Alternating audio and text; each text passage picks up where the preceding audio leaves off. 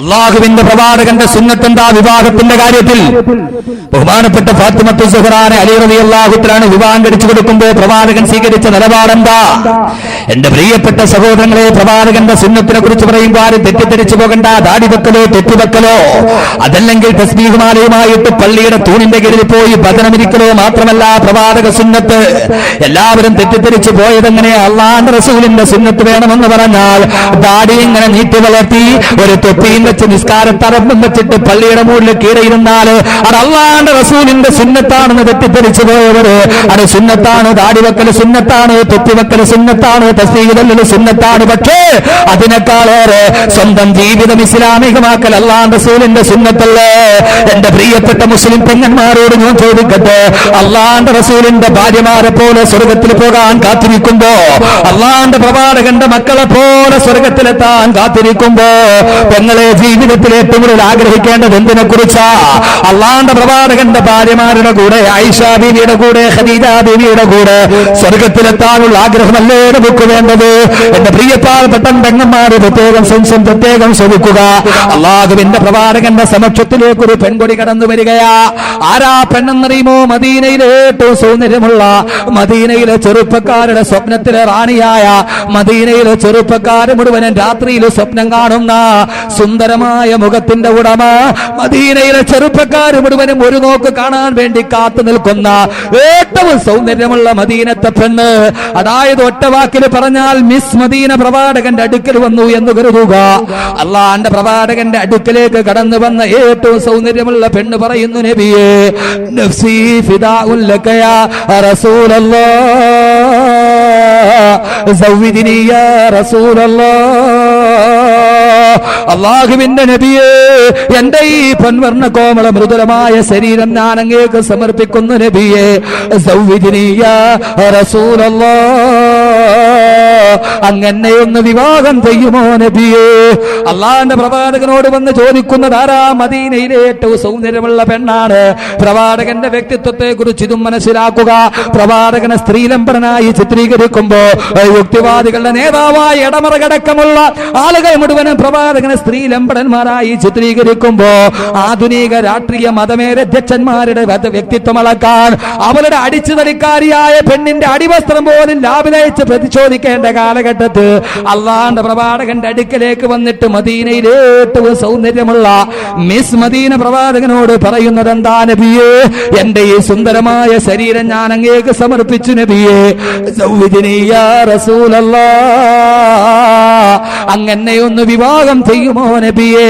ഒന്നാലോചിച്ചു നോക്ക്. മിസ് കാവ്യമാടവം വന്നിട്ട് നമ്മളോടൊന്ന് വിവാഹം ചെയ്യാൻ പറഞ്ഞാ നമ്മുടെ പ്രതികരണം എന്താ? ഈ 14 ലോകം കിട്ടിയ സന്തോഷമല്ലേ? അള്ളാഹുവിന്റെ പ്രവാചകൻ ആ പെണ്ണിനോട് പറയുന്നു, പെണ്ണേ, നിന്റെ ആഗ്രഹം പൂവണിയുന്നതല്ല, നടക്കുന്നതല്ല. ഇതാണ് എനിക്ക് നിന്നെ വിവാഹം ചെയ്യാൻ കഴിയില്ലെന്ന് അള്ളാഹുവിന്റെ പ്രവാചകൻ ആ പെണ്ണിനോട് പറയുമ്പോ നിരാശയോടെ ആ പെണ്ണ് പ്രവാചകന്റെ പടിവാതിലും കടന്ന് പുറത്തു വരുമ്പോ പ്രവാചകന്റെ അനുയായികൾ ആ പെണ്ണിനെ പരിഹസിക്കുകയാ. പെണ്ണെ, നീ ആളുകൊള്ളാമല്ലോ, ഈ മദീനയിലെ ഏറ്റവും വൃത്തികെട്ട പെണ്ണാണ് നീ. അള്ളാഹുവിന്റെ പ്രവാചകനെ പോലും നീ വെറുതെ വിട്ടില്ലല്ലോ. അള്ളാഹുവിന്റെ പ്രവാചകനെ അല്ലാതെ മറ്റാരെയും നിനക്ക് പ്രേമാഭ്യർത്ഥന നടത്താൻ കിട്ടിയില്ല പെണ്ണേ. പ്രവാചകന്റെ അനുയായികളുടെ അപഹാസത്തിന്റെ കൂരമ്പുകളേറ്റ ആ സഹോദരിയുടെ മനസ്സ് പിടയുമ്പോ ആ പെൺകൊടി പറയുന്നു, പ്രിയപ്പെട്ട സഹാബാ, നിങ്ങളാരും എന്നെ പരിഹസിക്കണ്ട. അള്ളാഹുവിന്റെ പ്രവാചകനോട് ഞാൻ എന്നെ വിവാഹം ചെയ്യാൻ ആവശ്യപ്പെട്ടത് എന്റെ വികാരത്തിന്റെ പൂർത്തീകരണത്തിനല്ല, എന്റെ വികാരത്തിന്റെ വേലിയേറ്റം എനിക്ക് പിടിച്ചു നിർത്താൻ കഴിയാത്തത് കൊണ്ടല്ല, എന്റെ ആഗ്രഹത്തിന്റെ പൂർത്തീകരണത്തിനുമല്ല. അള്ളാഹുവിന്റെ പ്രവാചകനോട് ഞാൻ എന്നെ വിവാഹം ചെയ്യാൻ ആവശ്യപ്പെട്ടത് അള്ളാഹുവിന്റെ പ്രവാചകൻ എന്നെ ഒന്ന് വിവാഹം ചെയ്താൽ പ്രവാചകന്റെ പത്നി എന്ന പദവിക്ക് ഞാൻ അർഹയാകുമല്ലോ. ഐഷ ബീവി അടക്കമുള്ള, ഖദീജ ബീവി അടക്കമുള്ള പ്രവാചകന്റെ പത്നിമാരുണ്ടല്ലോ.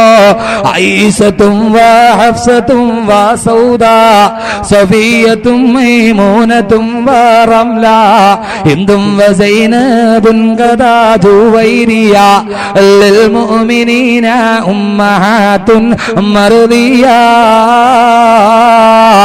ആയിഷാ ബീവി അടക്കമുള്ള ഖദീജ ബീവി അടക്കമുള്ള പ്രവാചകന്റെ പത്നിമാർക്ക് നാളെ അല്ലാഹു സ്വർഗ്ഗത്തിൽ കൊടുക്കുന്ന പ്രതിഫലമുണ്ടല്ലോ. ഓ പ്രതിഫലം എനിക്കും കിട്ടാൻ വേണ്ടി മാത്രമാണ് അള്ളാന്റെ പ്രവാചകനോട് ഞാൻ എന്നെ വിവാഹം ചെയ്യാൻ ആവശ്യപ്പെട്ടതെന്ന് മദീനയിലെ ഏറ്റവും സൗന്ദര്യമുള്ള പെണ്ണ് പറഞ്ഞു പോയെങ്കിൽ മോളിവുഡിന്റെയും ഹോളിവുഡിന്റെയും താരസുന്ദരികളുടെ അതേ ഫാഷൻ ജീവിതത്തിൽ പകർത്തിയിട്ട് അതിനുവേണ്ടി ജീവിതം മുഴുവനും മാറ്റിവെച്ചെന്റെ പ്രിയപ്പെട്ട മുസ്ലിം പെങ്ങളെ, അള്ളാന്റെ പ്രവാചകന്റെ പത്നിമാരുടെ കൂടെ സ്വർഗത്തിലെത്തണോ? പ്രവാചകന്റെ സുന്നത്തവേ പടി പെങ്ങളെ നിന്റെ ജീവിതത്തിലും ഉണ്ടാകണം. ആയിഷാ ബീവിയുടെ കൂടെ സുന്നത്ത് ആയിഷാ ബീവിന്റെ കൂടെ സ്വർഗത്തിലെത്തണമേ എന്ന് ദുആ ചെയ്യുമ്പോ ആയിഷാ ജീവിച്ചത് എങ്ങനെയാണ് നിങ്ങൾക്കറിയുമോ? എന്റെ പ്രിയപ്പെട്ട മുസ്ലിം സഹോദരിമാരോടാ ഞാൻ ഇപ്പോൾ അഭിസംബോധന ചെയ്ത് പറയുക. പെട്ടോടോടെ ഉച്ചിട്ടം മുഴുവനും വീട്ടിലേക്ക് വന്ന് കുമിഞ്ഞുകൂടിയപ്പോ വീട്ടിൽ മുഴുവനും വരുന്ന ഭൗതികമായ സാഹചര്യത്തിന്റെ പേര് നമസ്കാരം പോലും ഉപേക്ഷിച്ചു പോയ മുസ്ലിം പെങ്ങള്, ബഹുമാനപ്പെട്ട ആയിഷാ ബീവിയുടെ ജീവിതം എന്താ? പ്രവാചകന്റെ പത്നിയുടെ ജീവിതം എന്താ? ഒരിക്കൽ ആയിഷാ ബീവി പ്രവാചകന്റെ വഫാത്തിന് ശേഷം തന്റെ കൂട്ടുകാരികളോട് വർത്തമാനം പറഞ്ഞുകൊണ്ടിരിക്കുമ്പോ അള്ളാഹുവിന്റെ റസൂലുമായിട്ടുള്ള തന്റെ ജീവിതത്തിന്റെ കഥകൾ പറയുമ്പോ ആയിഷാ ബീവി തന്റെ കൂട്ടുകാരികളോട് വർത്തമാനം പറയുകയാ. അക്കൂട്ടത്തിൽ ആയിഷാ ബീവി പറഞ്ഞു, ഒരു ദിവസം രാത്രിയിൽ ഞാൻ എന്റെ വസ്ത്രം തുന്നിക്കൊണ്ടിരുന്ന എന്റെ സൂചി താഴെ വീണുപോയി. ഇരുട്ടു കാരണത്താൽ കാണാൻ കഴിഞ്ഞില്ല. ആ താഴെ വീണ സൂചി ഞാൻ എന്റെ കൈകൾ കൊണ്ടിങ്ങനെ മെല്ലെ പരതി നോക്കുമ്പോ ഇരുട്ട് കാരണത്താൽ കാണാൻ കഴിയാതെ ആ സൂചി എന്റെ ഉള്ളം കൈയിലേക്ക് തുളച്ചു കയറി. എന്റെ കൈയിലൂടെ രക്തം ധാരധാരയായി തൊടുകാൻ തുടങ്ങി.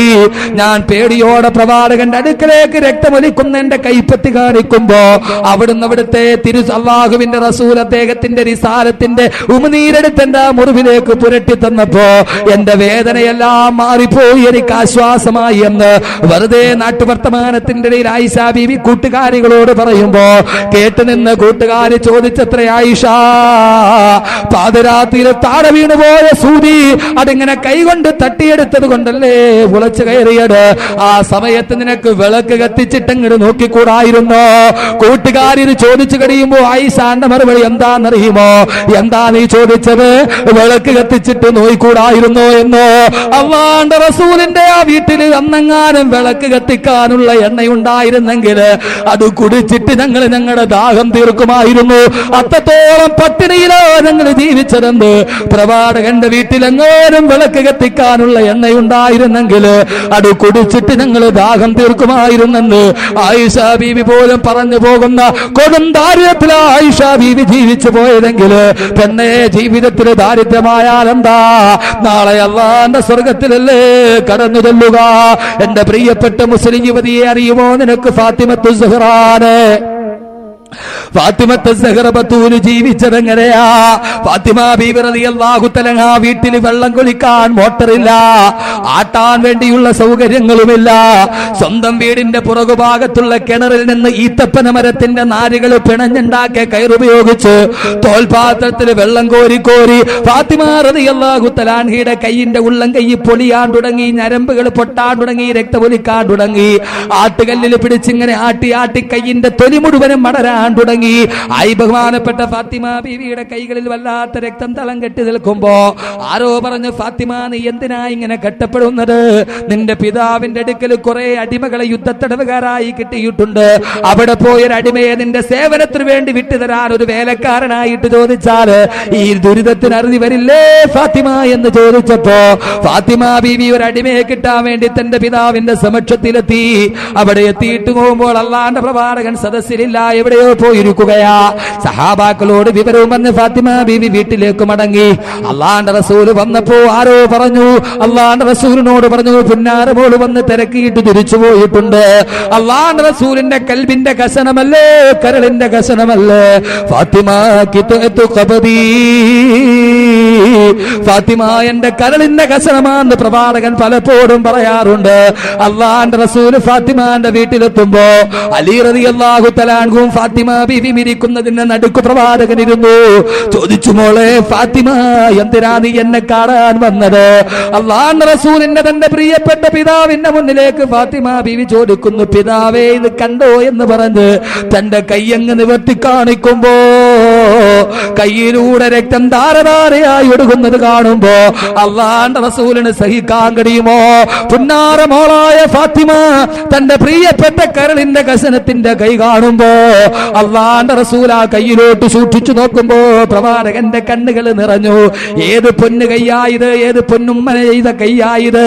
കഅബാലയത്തിന്റെ മുന്നിൽ എട്ടാംഗ പ്രണാമം ചെയ്ത് താൻ കിടക്കുമ്പോ മക്കാ ഖുറൈശികൾ ചീഞ്ഞളിഞ്ഞ ഒട്ടകത്തിന്റെ കുടൽമാല കൊണ്ടുവന്ന് കഴുത്തിലിടുമ്പോ എഴുന്നേക്കാൻ പോലും കഴിയാതെ ദുർഗന്ധം വമിക്കുന്ന ഒട്ടകത്തിന്റെ കുടൽമാല ഈ ശിരസിലേന്തി കഅബാലയത്തിന്റെ മുറ്റത്ത് കുനിഞ്ഞു കിടക്കുമ്പോ എല്ലാവരും അടുക്കാൻ പോലും എല്ലാവരും പേടിച്ചരണ്ടി നിൽക്കുമ്പോ ഓടി വന്നുകൊണ്ട് തന്റെ തരിവളയിട്ട കൈകൾ കൊണ്ട് ഫാത്തിമയാണ് പ്രവാചകന്റെ കുടൽമാലകൾ മാറ്റിയിട്ട് എഴുന്നേൽപ്പിക്കുക.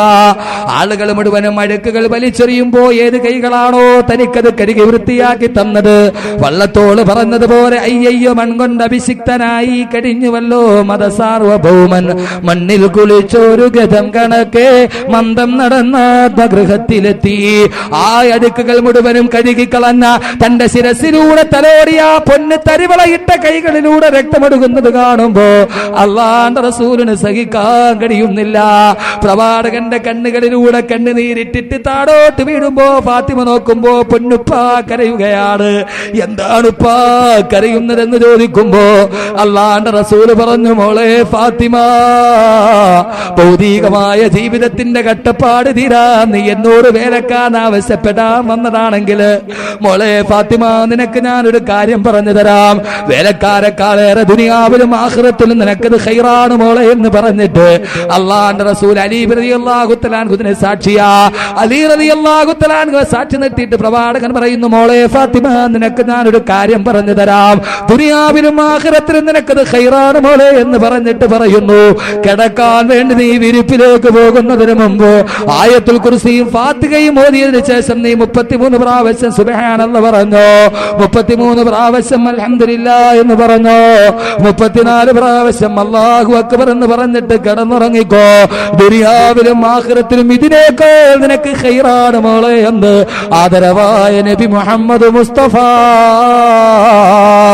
അല്ലാഹുവിന്റെ പ്രവാചകൻ ഇത് പറയുമ്പോ എന്റെ പ്രിയപ്പെട്ട സഹോദരങ്ങളെ, അലി റളിയല്ലാഹു തആല അൻഹു ഇതിന് സാക്ഷിയാണ്.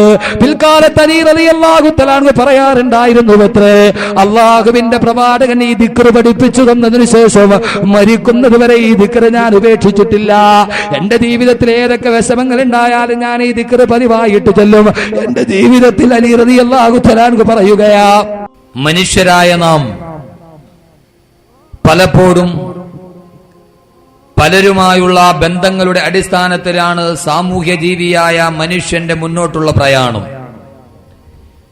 മനുഷ്യന്റെ മനസ്സിന്റെ ഏറ്റവും തരളിതമായ വികാരമാണ് സ്നേഹം. മനുഷ്യന്റെ മനസ്സുകളിൽ രൂഢമൂലമാകുന്ന സ്നേഹബന്ധങ്ങളുടെ അടിസ്ഥാനത്തിലാണ് മനുഷ്യന്റെ സാമൂഹ്യ ജീവിതം തന്നെ മുന്നോട്ടു പോവുക.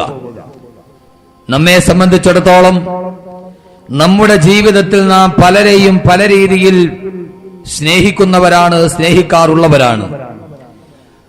നമുക്ക് മറ്റൊരാളോട് സ്നേഹം തോന്നുക പല മാനദണ്ഡങ്ങളുടെയും പല ഗുണങ്ങളുടെയും പല സവിശേഷതകളുടെയും അടിസ്ഥാനത്തിലാണ്. സ്നേഹബന്ധത്തിന്റെ ഇഴകളിലൂടെ കൂട്ടിച്ചേർത്ത സ്നേഹത്തിന്റെ പാശത്തിലൂടെ ഇഴുകിച്ചേർക്കപ്പെട്ട ബന്ധങ്ങളിലൂടെ മനുഷ്യന്റെ ജീവിതം മുന്നോട്ടു പോകുമ്പോ നമ്മുടെ ഇടയിൽ സർവ്വസാധാരണമായ സ്നേഹമുണ്ട്. മാതാപിതാക്കൾക്ക് മക്കളോടുള്ള സ്നേഹം, ഭാര്യയ്ക്ക് ഭർത്താവിനോടുള്ള സ്നേഹം, ഭർത്താവിന് ഭാര്യയോടുള്ള സ്നേഹം, സഹോദരങ്ങൾക്ക് സ്വന്തം ചോരയോടുള്ള സ്നേഹം, ഇങ്ങനെ പല രീതിയിൽ സഹജീവികളോടുള്ള സ്നേഹത്തിന്റെയും കരുണയുടെയും ആർദ്രതയുടെയും പേരിലാണ് മനുഷ്യൻ സമൂഹത്തിൽ ജീവിക്കുന്നത് എങ്കിൽ സ്വാഭാവികമായി നമ്മുടെയൊക്കെ ഇടയിൽ ഒരാൾക്ക് മറ്റൊരാളോട് സ്നേഹം തോന്നുക പലവിധ കാരണങ്ങളുടെ അടിസ്ഥാനത്തിലാണ്. മൊത്തത്തിൽ പറഞ്ഞാൽ ഏതാണ്ട് 4 സ്വഭാവ സവിശേഷതകളുടെ 4 ഗുണങ്ങളുടെ കാരണത്താലാണ് ഒരിക്കൽ ഒരാൾക്ക് മറ്റൊരാളോട് സ്നേഹം തോന്നുക.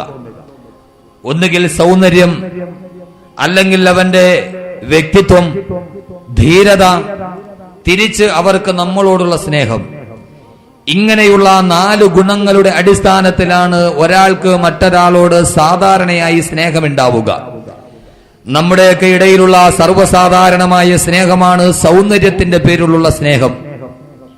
നല്ല സൗന്ദര്യമുള്ള യശസ്സുള്ള മുഖമുള്ള സൗന്ദര്യ പ്രതീകമായി നാം സ്നേഹത്തെ തന്നെ കൊണ്ടുപോകാറുണ്ട് എന്നത് മനുഷ്യന്റെ പ്രത്യേകതയാണ്.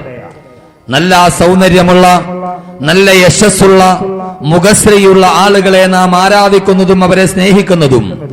ഉദാഹരണത്തിന് സിനിമാ താരങ്ങളെയും എന്ന് വേണ്ട ബോളിവുഡിന്റെയും ഹോളിവുഡിന്റെയും സിനിമാ താരങ്ങളെയൊക്കെ അതിന്റെ ഫാൻസ് അസോസിയേഷനുകളൊക്കെ ആളുകൾ രൂപീകരിക്കുക അവരുടെ സ്വഭാവത്തിന്റെ എന്നതിനേക്കാളേറെ സൗന്ദര്യത്തിന്റെ അടിസ്ഥാനത്തിലാണ് താരങ്ങളോട് നമുക്ക് ആരാധന തോന്നുന്നതെങ്കിൽ, എന്റെ പ്രിയപ്പെട്ട സഹോദരങ്ങളെ, നമ്മുടെയൊക്കെ മലയാളക്കരയുടെ മെഗാസ്റ്റാറുകൾ അടക്കമുള്ള സൂപ്പർ താരങ്ങളോടുള്ള നമ്മുടെ അഭിനിവേശവും ആരാധനയും ഏതെങ്കിലും ഒരു സിനിമാ താരം ഏതെങ്കിലും ഒരു ഷോപ്പ് ഉദ്ഘാടനം ചെയ്യാൻ വേണ്ടി നമ്മുടെ നഗരത്തിൽ എത്തുന്നു എന്ന് കാണുമ്പോ മണിക്കൂറുകൾക്ക് മുമ്പേ അവരെ ഒരു നോക്ക് കാണുവാനുള്ള ആഗ്രഹത്തോടെ നാം എല്ലാവരും തടിച്ചുകൂടുക അവരുടെ സൗന്ദര്യത്തിനോടുള്ള ആരാധന കാരണത്താലാണെങ്കിൽ, ലോകത്തൊരു മനുഷ്യന് മറ്റൊരാളോട് സ്നേഹം കൂടുന്നത് ഏറ്റവും പ്രധാനപ്പെട്ട കാരണം സൗന്ദര്യമാണ് എങ്കിൽ, സൗന്ദര്യത്തിന്റെ പേരിലാണ് മനസ്സിൽ രൂഢമൂലമാകുന്ന സ്നേഹം നമ്മുടെയൊക്കെ ഇടയിൽ സ്വാഭാവികമായി ഉണ്ടാകുന്നതെങ്കിൽ, സൗന്ദര്യമാണ് ഒരു മനുഷ്യന് മറ്റൊരു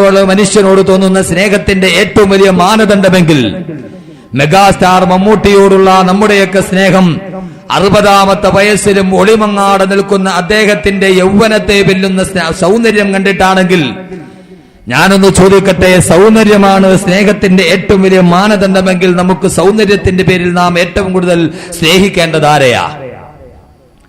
ലോകത്ത് ഏറ്റവും കൂടുതൽ സൗന്ദര്യമുണ്ടായിരുന്ന, ലോകത്ത് ഏറ്റവും കൂടുതൽ സൗന്ദര്യത്തിന്റെ പ്രതീകമായി വാഴ്ത്തപ്പെടുന്ന ഒരാളെ സ്നേഹിക്കാനുള്ള നമ്മുടെ ഏറ്റവും വലിയ മാനദണ്ഡം സൗന്ദര്യമാണെങ്കിൽ, നാം ഏറ്റവും കൂടുതൽ സ്നേഹിക്കേണ്ടത് ആരെയാ?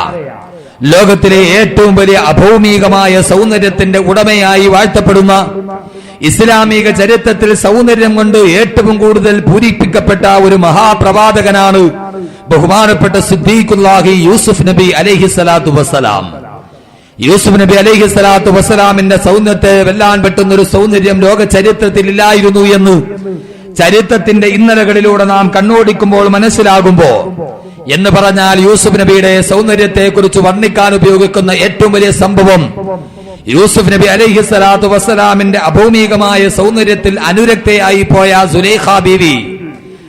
ആ സുലൈഖയൊക്കെ യൂസുഫിനോടുള്ള സൗന്ദര്യത്തോടുള്ള ആരാധനയെ തെറ്റിദ്ധരിക്കപ്പെട്ടപ്പോഴും അത് നാട്ടിൽ പാട്ടായപ്പോൾ യൂസുഫിന്റെ സൗന്ദര്യത്തെ മറ്റുള്ളവരുടെ മുന്നിൽ വെളിവാക്കി കൊടുക്കുവാൻ വേണ്ടി ഈജിപ്തിലെ പ്രഭുക്കന്മാരുടെ തമ്പുരാട്ടിമാരെ മുഴുവൻ വിളിച്ചൊരു വിരുന്ന് നടത്തുകയും ആ വിരുന്നിൽ അവർക്ക് കഴിക്കാൻ വേണ്ടി ഒരു ആപ്പിളും അത് മുറിക്കാൻ ഒരു കത്തിയും കയ്യിൽ കൊടുത്തിട്ട് അവരുടെ നടുവിലൂടെ കയ്യിൽ ആപ്പിളും അത് മുറിക്കാനുള്ള മൂർച്ചയേറിയ കത്തിയും പിടിച്ചുകൊണ്ടിരിക്കുന്ന ഈജിപ്തിലെ പ്രഭുക്കന്മാരുടെ ഭാര്യമാരുടെ മുന്നിലൂടെ സൗന്ദര്യത്തിന്റെ അഭൗമിക പ്രതീകമായ യൂസുഫ് നബി അലൈഹിസ്സലാത്തു വസ്സലാമിനെ കടത്തിവിട്ടപ്പോ, യൂസുഫ് നബി അലൈഹിസ്സലാത്തു വസ്സലാമിന്റെ സൗന്ദര്യം കണ്ടപ്പോ ഈജിപ്തിലെ പ്രഭുക്കന്മാരായ തമ്പുരാട്ടിമാർ, പ്രഭുക്കന്മാരുടെ ഭാര്യമാരായ തമ്പുരാട്ടിമാർ മുഴുവനും അവരുടെ കൈവിരലുകൾ മുറിക്കപ്പെട്ടിട്ട് പോലും ആ വേദന പോലും അവരറിഞ്ഞില്ല എന്ന് പറയുമ്പോ, പരിശുദ്ധമായ ഖുർആൻ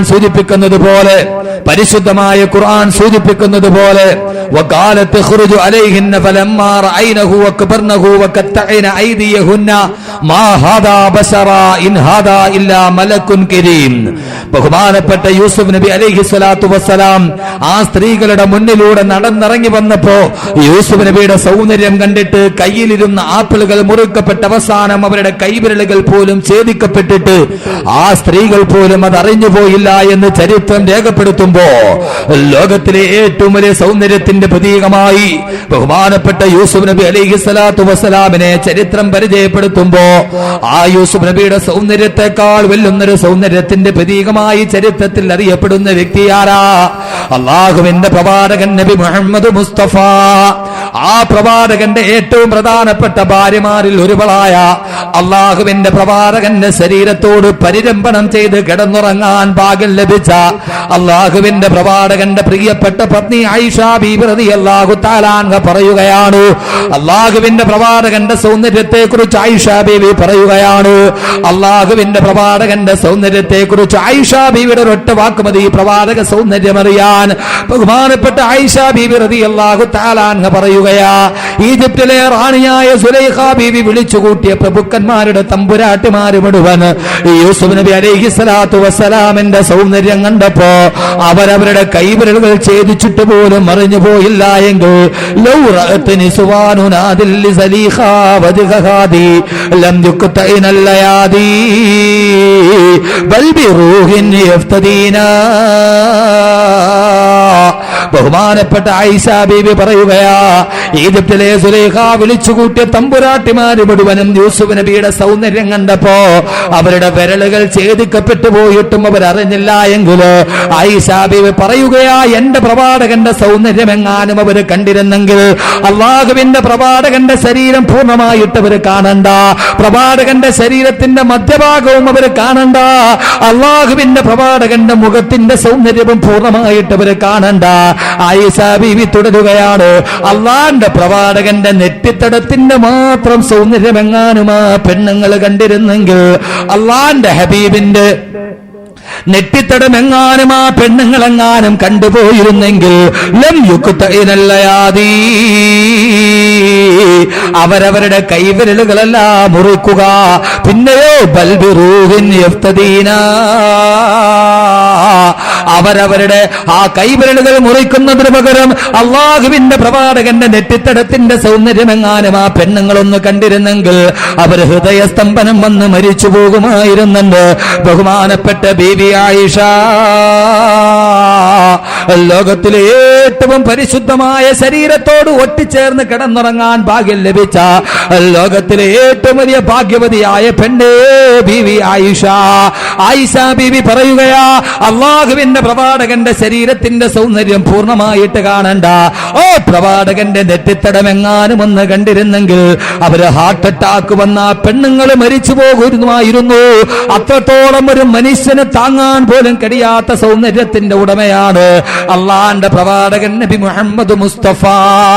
അതുകൊണ്ടല്ലേ ബഹുമാനപ്പെട്ട അബൂബക്കർ സിദ്ദീഖ് റളിയല്ലാഹു തആല അൻഹു ചോദിച്ചത്, യാ റസൂലല്ലാഹ്, അള്ളാഹുവിന്റെ നബിയേ എനിക്ക് അങ്ങേയൊന്ന് കാണണം നബിയേ. അള്ളാന്റെ പ്രവാചകൻ ചോദിച്ചു, എന്താ അബൂബക്കറെ പറയുന്നത്, നീ എന്നെ കണ്ടുകൊണ്ട് നിൽക്കുകയല്ലേ അബൂബക്കറെ? അതല്ല യാ റസൂലല്ലാഹ്, എനിക്ക് അങ്ങേയൊന്ന് കണ്ടേ മതിയാകു നബിയേ. സഹാബാക്കൾ അന്തം വിട്ടന്താളിച്ചു നിൽക്കുകയാ. എന്താ അബൂബക്കർ പറയുന്നത്? അള്ളാന്റെ പ്രവാചകൻ തങ്ങളുടെ മുന്നിൽ നിൽക്കുകയല്ലേ, പ്രവാചകനെ നാം 24 മണിക്കൂറും കണ്ണുകൊണ്ട് കണ്ടുകൊണ്ട് നിൽക്കുകയല്ലേ, ഇപ്പോഴും പ്രവാചകൻ ഇതാ പൂർണ്ണമായി തങ്ങളുടെ കൺമുമ്പിൽ നിൽക്കുകയല്ലേ, പിന്നെയും കാണണം കാണണമെന്ന് കൊച്ചുകുട്ടികളെ പോലെ അബൂബക്കർ ക്ഷണിക്കുന്നത് എന്തിനാ? അള്ളാന്റെ റസൂലിനോട് അബൂബക്കർ സിദ്ദീഖ് റളിയല്ലാഹു തആല അൻഹു പറയുന്നു, ഇല്ല യാ റസൂലല്ലാഹ്, എനിക്കങ്ങേയൊന്ന് കണ്ടേ മതിയാകു നബിയേ. അള്ളാഹുവിന്റെ പ്രവാചകന് മനസ്സിലായി അബൂബക്കർ എന്താ ഉദ്ദേശിക്കുന്നതെന്ന്. കാരണം അബൂബക്കർ സിദ്ദീഖിന്റെ ഒരു മൗനം പോലും വാചാലമായിട്ട് പ്രവാചകന് മനസ്സിലാക്കാൻ കഴിയും. നിഴല് പോലെ കൂടെ നടന്ന സന്തത സഹചാരിയല്ലേ. അള്ളാന്റെ റസൂലിന് മനസ്സിലായി അബൂബക്കർ സിദ്ദീഖ് എന്താ ആഗ്രഹിക്കുന്നതെന്ന്. അത് പൂർണ്ണമായി ഉൾക്കൊണ്ട പ്രവാചകൻ അബൂബക്കർ സിദ്ദീഖ് റളിയല്ലാഹു തആല അൻഹുവിനെ നിരുത്സാഹപ്പെടുത്തുകയാ. വേണ്ട അബൂബക്കറെ, വേണ്ട, നിനക്കത് കാണാൻ സാധ്യമല്ല അബൂബക്കറെ. ഇല്ല യാ റസൂലല്ലാഹ്, എനിക്കങ്ങേ ഒന്ന് കണ്ടേ മതിയാകു നബിയേ. നിർബന്ധമാണോ അബൂബക്കറെ? അതെ യാ റസൂലല്ലാഹ്, എനിക്ക് കണ്ടേ മതിയാകു നബിയേ. അല്ലാഹു റസൂൽ പറഞ്ഞു, വേണ്ട അബൂബക്കറെ, സാഹസമാ, നിനക്കത് കണ്ടു നിൽക്കാനുള്ള പ്രാപ്തിയില്ല. ഇല്ല നബിയേ, എനിക്ക് കണ്ടേ മതിയാകു നബിയേ എന്ന് അബൂബക്കർ സിദ്ദീഖ് റളിയല്ലാഹു തആല അൻഹു വാശി പിടിക്കുമ്പോ അബൂബക്കർ പറഞ്ഞാൽ പ്രവാചകനെ നിരാകരിക്കാൻ കഴിയുമോ? പ്രവാചകൻ എത്രത്തോളം ആത്മീയമായ സ്നേഹമുണ്ട് അബൂബക്കറിനോട്. പ്രവാചകൻ തന്നെ പലപ്പോഴും പറയാറുണ്ട്, റഹിമല്ലാഹു അബൂബക്കർ, അല്ലാഹു അബൂബക്കറിന് റഹ്മത്ത് ചെയ്യട്ടെ, കാരുണ്യം ചൊരിയട്ടെ. സൗവജതനി ഇബ്നതഹു, സൗവജനി ഇബ്നതഹു, അദ്ദേഹത്തിന്റെ പൊന്നു മകളെ അദ്ദേഹം എനിക്ക് വിവാഹം ചെയ്തു തന്നതാ. മാത്രമോ വസഹിബനി ഫിൽ ഗാർ, ഗുഹയുടെ ഏകാന്തതയിൽ എനിക്ക് കാവലിരുന്ന അബൂബക്കറാണ്. അബൂബക്കർ പറഞ്ഞാൽ പ്രവാചകനെ നിരാകരിക്കാൻ കഴിയുമോ? അല്ലാഹു റസൂൽ അവസാനവട്ടമെന്ന വണ്ണം ചോദിച്ചു, അബൂബക്കറെ നിർബന്ധമാണോ? കണ്ടേ മതിയാകൂ അബൂബക്കറെ. അതേ നബിയെ, കണ്ടേ മതിയാകൂ നബിയെ, എനിക്ക് കണ്ടേ മതിയാകൂ നബിയെ. അല്ലാഹു റസൂൽ പറഞ്ഞു, അബൂബക്കറെ നിർബന്ധമാണെങ്കിൽ. സഹാബാക്കളെല്ലാം അത്ഭുത സ്തബ്ധരായി നിൽക്കുമ്പോ അള്ളാന്റെ റസൂൽ പറയുന്നു, അബൂബക്കറെ നിനക്ക് കണ്ടേ മതിയാകൂ എന്നുണ്ടെങ്കിൽ ഇതാ കണ്ടോ അബൂബക്കറെ എന്ന് പറഞ്ഞ് അള്ളാന്റെ റസൂൽ തന്റെ നിസാലത്തിന്റെ നെഞ്ചകത്തിന്റെ ഭാഗത്ത് നിന്ന് പ്രവാചകന്റെ കമീസങ്ങ് മാറ്റിക്കഴിയുമ്പോ, മൂടപ്പെട്ട പ്രവാചകന്റെ നെഞ്ചിന്റെ ഭാഗത്ത് നിന്ന് പ്രവാചകന്റെ കമീസങ്ങ് മാറ്റിക്കഴിയുമ്പോ സൂര്യനെ പോലെ പ്രോജ്വലമായി പ്രശോഭിക്കുന്ന പ്രവാചകന്റെ തിരുനെഞ്ചിന്റെ ഭാഗത്ത് നിന്ന് സൂര്യനേക്കാൾ വെല്ലുന്ന പ്രവാചകന്റെ നിസാലത്തിന്റെ നെഞ്ചിന്റെ പ്രകാശമുണ്ടല്ലോ. കശംസി തൽഹറൂലിൽ ഐനൈനി മിൻ ബുദി സഗീറതൻ വതുകിൽ ലുതർഫ മിൻ നമീമി. കശംസി തൽഹറൂലിൽ ഐനൈനി മിൻ ബുദി. സൂര്യനേക്കാൾ പ്രശോഭിതമായി സ്വജ്ജലമായി പ്രശോഭിക്കുന്ന ആ പ്രവാചകന്റെ നെഞ്ചകമങ്ങ് കണ്ടു കഴിയുമ്പോ, ആ നെഞ്ചകത്തിന്റെ സൗന്ദര്യം അങ്ങ് വല്ലാതെ പ്രസരിക്കുമ്പോ അത് കണ്ടു നിൽക്കാൻ കഴിയാതെ ബഹുമാനപ്പെട്ട സയ്യിദുനാ അബൂബക്കർ സിദ്ദീഖ് റളിയല്ലാഹു തആല അൻഹു ബോധരഹിതനായി താഴെ വീണുപോയെങ്കിൽ എന്റെ പ്രിയപ്പെട്ട സഹോദരങ്ങളെ, അല്ലാഹുവിന്റെ പ്രവാചകന്റെ സൗന്ദര്യം കാണാൻ ഒരു മനുഷ്യന് പോലും താങ്ങാൻ കഴിയാത്ത രീതിയിൽ പ്രോജ്വലമായി പ്രശോഭിക്കുന്ന സൗന്ദര്യത്തിന്റെ ഉടമയാണ് അല്ലാഹുവിന്റെ പ്രവാചകൻ നബി മുഹമ്മദ് മുസ്തഫ. അതുകൊണ്ടല്ലേ സഹാബാക്കൾ പറഞ്ഞത്, ഹസ്സാൻ ബിൻ സാബിത്ത് റളിയല്ലാഹു തആല അൻഹു പറഞ്ഞത് എന്താ? അല്ലാഹുവിന്റെ പ്രവാചകന്റെ സൗന്ദര്യം എന്തെന്നറിയുമോ? പ്രവാചകന്റെ തിരുസദസ്സിലെ തിരുകവിയായ ഹസ്സാൻ ബിൻ സാബിത്ത് പറയുകയാ, ഒരിക്കൽ ഞാനും പ്രവാചകനും പാതിരാത്രിയിൽ പള്ളിയിൽ നിന്ന് മടങ്ങുമ്പോ ഒരു 14-ാം രാവാണ്. പൗർണമി ചന്ദ്രൻ പുഞ്ചിരി പൊടിച്ചുകൊണ്ട് മാനലോകത്ത് പെട്ടിത്തിളങ്ങി നിൽക്കുന്ന ഒരു 14-ാം രാവില് പൗർണമി ചന്ദ്രനിതാ ആകാശ നീലിമയിൽ ിന്റെ മധ്യഭാഗത്ത് ആ പൊന്നമ്പടി ചന്ദ്രക്കല ഒരു വല്ലാത്ത പുഞ്ചിരി പൊടിച്ചു നിൽക്കുന്നത് കാണുമ്പോ എനിക്ക് തോന്നിപ്പോയി, ലോകത്തിലെ ഏറ്റവും കൂടുതൽ സൗന്ദര്യം ഈ പൊന്നമ്പളി ചന്ദ്രക്കല കാണുന്ന ആ ചന്ദ്രന്റെ സൗന്ദര്യം കണ്ടിട്ട് ഞാൻ എന്റെ കൂടെ നടക്കുന്ന എന്റെ ഹബീബിന്റെ മുഖത്തേക്ക് നോക്കിയപ്പോ, അല്ലാഹുവിന്റെ പ്രവാചകന്റെ മുഖത്തേക്ക് നോക്കിയപ്പോ 1000 ചന്ദ്രക്കലകൾ ഈ ഭൂമി ലോകത്തേക്ക് ഒന്നിച്ചു പൊട്ടിവിടരുന്നത് പോലെ എനിക്ക് തോന്നി എന്ന് ബഹുമാനപ്പെട്ട ഹസ്സാൻ ബിൻ സാബിത്ത് റളിയല്ലാഹു തആല അൻഹു പറഞ്ഞ, റഅയ്നാ സഫഹതൈ ഖമരി യഫൂഹു സിനാഹുമൽ ഖമറാ. ഹസ്സാൻ ബിൻ സാബിത്ത് റളിയല്ലാഹു തആല അൻഹു 14-ാം രാവിലെ പൗർണമി ചന്ദ്രനേക്കാൾ അല്ലാഹുവിന്റെ ഹബീബിന്റെ നെറ്റിത്തടത്തിന്റെ സൗന്ദര്യം ഞാൻ കണ്ടു എന്ന് പ്രവാചകന്റെ അനുയായികൾ പോലും സാക്ഷ്യപ്പെടുത്തിയ ഹബീബായ നബി മുഹമ്മദ് മുസ്തഫ. ആയിഷ ബീവിയുടെ വാക്കുകൾ കടമെടുത്തു പറഞ്ഞാൽ, പാതിരാത്രിയിൽ കൂരാക്കൂരിട്ടിൽ ഞങ്ങളുടെ കയ്യിലെങ്ങാനും വസ്ത്രം തയ്ക്കുന്ന സൂചി എങ്ങാനും താഴെ വീണു പോകുമ്പോ അല്ലാഹുവിന്റെ റസൂലിന്റെ ചൂണ്ടുവിരലിന്റെ പ്രകാശത്തിലൂടെ ആ താഴെ കിടക്കുന്ന ഇരുട്ടിൽ കിടക്കുന്ന സൂചി ഞങ്ങൾ എടുക്കുമായിരുന്നെന്ന് കൈവിരലുകൾ പോലും പ്രകാശം കണ്ടു പ്രശോഭിതനായ ലോകത്തിന്റെ സൗന്ദര്യധാമമേ ഹബീബായ നബി മുഹമ്മദ് മുസ്തഫ സല്ലല്ലാഹു അലൈഹി വസല്ലം. ഇനി പറയ, ലോകത്ത് സൗന്ദര്യം ഏറ്റവും കൂടുതൽ ആർക്കാ? ലോകത്തിലെ സ്നേഹിക്കുന്നതെങ്കിൽ സൗന്ദര്യമാണ് സ്നേഹത്തിന്റെ. മമ്മൂട്ടിയോ? അതെയോ? സൽമാൻ ഖാനെയാണോ? കാണുമ്പോൾ അല്ലെങ്കിൽ ബോളിവുഡിന്റെ സൂപ്പർ താരമായി കണ്ടപ്പോടാ നിങ്ങൾക്ക് ഋത്തിക് റോഷനോട് വല്ലാത്ത സൗന്ദര്യത്തിന്റെ കണ്ണാന്നറിയുമോ? മൈത്തില്ലെങ്കിൽ പോലും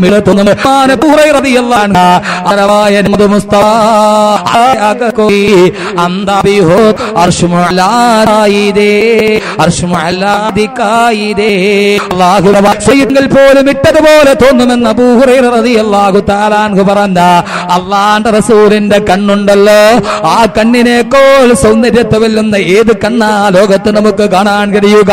കാവ്യാമാടവന്റെ കടക്കണ്ണ് കണ്ടപ്പോ ലോകത്തിലെ ഏറ്റവും സൗന്ദര്യമുള്ള കണ്ണതാണെന്ന് തെറ്റിദ്ധരിച്ചു പോയ മുസ്ലിം പെങ്ങളോട് അള്ളാന്റെ റസൂലിന്റെ കണ്ണിന്റെ മാൻപേടയുടെ കണ്ണുകളുടെ സൗന്ദര്യത്തെക്കാൾ വെല്ലുന്ന പ്രവാചകന്റെ ആ സൗന്ദര്യമുണ്ടല്ലോ. ഹദീസുകളുടെ ഗ്രന്ഥത്തിൽ കാണുന്ന ചുവപ്പ് കലർന്ന ഗോതമ്പിന്റെ വല്ലാത്ത നിറമുള്ള ചുവപ്പ് കലർന്ന വെളുപ്പ് നിറമുള്ള ലോകത്തിന്റെ പരിരംഭണമേ, ലോകത്തിന്റെ സൗന്ദര്യമേ, 1000 പൗർണമി ചന്ദ്രന്മാർ ആകാശലോകത്ത് നിന്ന് ഈ ഭൂമിയിലേക്ക് ഒന്നിച്ച് പൊട്ടിവിടർന്നതുപോലെ മക്കയിലേക്ക് ഉദിച്ച സൗന്ദര്യത്തിന്റെ പൊൻകിരണമേ, റൂഹി ഫിദാ നബി മുഹമ്മദ് മുസ്തഫ, റൂഹി ഫിദാ നബി മുഹമ്മദ് മുസ്തഫ. അള്ളാഹുവിന്റെ പ്രവാചകനേക്കാൾ വെല്ലുന്ന സൗന്ദര്യം വേറെ ആർക്കാ ഉള്ളത്? അപ്പോൾ ഞാനൊന്ന് ചോദിക്കട്ടെ, സൗന്ദര്യത്തിന്റെ പേരിലാണ് നമ്മൾ മറ്റൊരാളെ സ്നേഹിക്കുന്നതെങ്കിൽ അള്ളാന്റെ റസൂലിനല്ലേ നമ്മൾ സ്നേഹിക്കേണ്ടത്? അല്ലേ? രക്ഷയുടെ മാർഗത്തിന്റെ 2ാമത്തെ നിബന്ധനയിലേക്ക് ഞാൻ കടക്കുന്നു. വസുന്നത്ത റസൂലിഹി.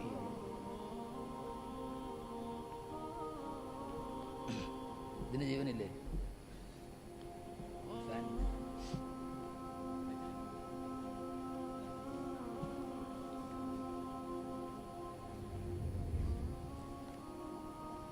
അള്ളാഹുവിന്റെ പ്രവാചകന്റെ സൗന്ദര്യത്തെ വെല്ലുന്ന ഒരു സൗന്ദര്യം ലോകത്തുണ്ടായിട്ടില്ല.